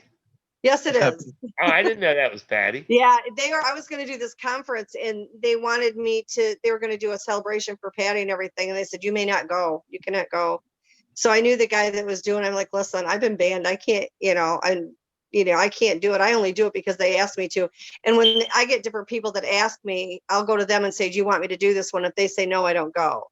If they want me to go, I'm like, "Okay, fine." But the one time I did it, they like, and Mike knows this because he was sitting there in the audience. They like hijacked my brain and I'm like spewing all this information. And the whole time I'm spewing it, I'm in my head going, "You guys, too much info, too much info, too much info." And it just kept coming like diarrhea of the mouth. It was awful. I know. And Before you they know just it, like hijacked me. before you know it, 2 or 3 hours has gone by, and you're just like, "What all did they say? What came They out?" were just crazy. Yeah, no, they don't like her. They You're said on that she was a automatic. traitor to their people. That many died because of her. Okay, guys. I want to go out all night, but hold on a minute. So That's sad. I mean, they obviously Push the never told button. me not to watch the Pork and Bean Show. They're Push big the fans. button. No, they love pork and It's beans. 1:30. It's 1:30 and 48 seconds. And the other thing is thank you everybody for coming. And I want to thank everybody who's watched our show for the last year and supported us and whatever as we're growing and progressing and trying to get a good show going. And we'll do another season like this. Just how grateful I am. You know, it's really turned out better than I thought. And I'm just so grateful and grateful to all of you people. Grateful to the Sasquatch who are behind it and and whatever, and it's just a beautiful thing. And let's have another good year, and let's hope 221 is a little better than 220. Although Yes. Oh, yeah. We got nowhere to go but up. maybe 220 will be the year they'll say everything will change for the better because it's the start of something different. Who knows? It's all perspective. Thank you, Well, everybody. Take care, everybody. Good night. From Good night. Good night. Fort Thank you so Cunningham much. and Frank Love you all. Oliver, Bye. please. This is the Pork and Bean Show, and we love you all, and we'll see you next year. On the peace train. He blesses the boys as they stand in line. The smell of gun grease and their bayonets they shine. He's there to help them all that he can. To make them feel wanted, he's a good holy man.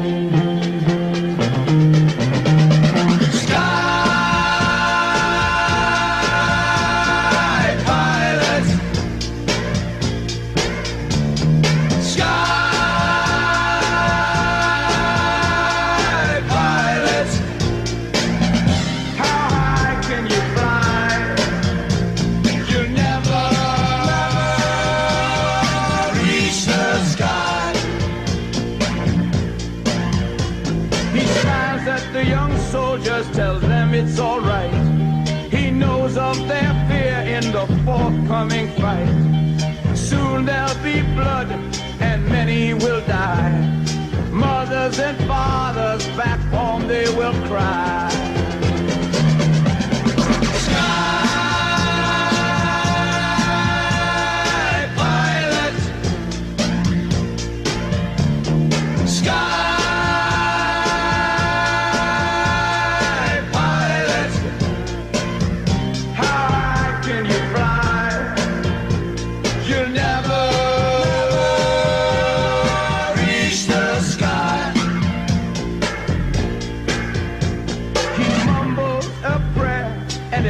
With a smile, the order is given, they move down the line, but he's still behind and he'll meditate, but it won't stop the bleeding or ease the hate. As the young men move out into the battle zone, he feels good, with God you're never alone. He feels so tired and he lays on his bed. Most of the men will find courage in the words that he said. Sky pilot, sky pilot, how high can you fly? You never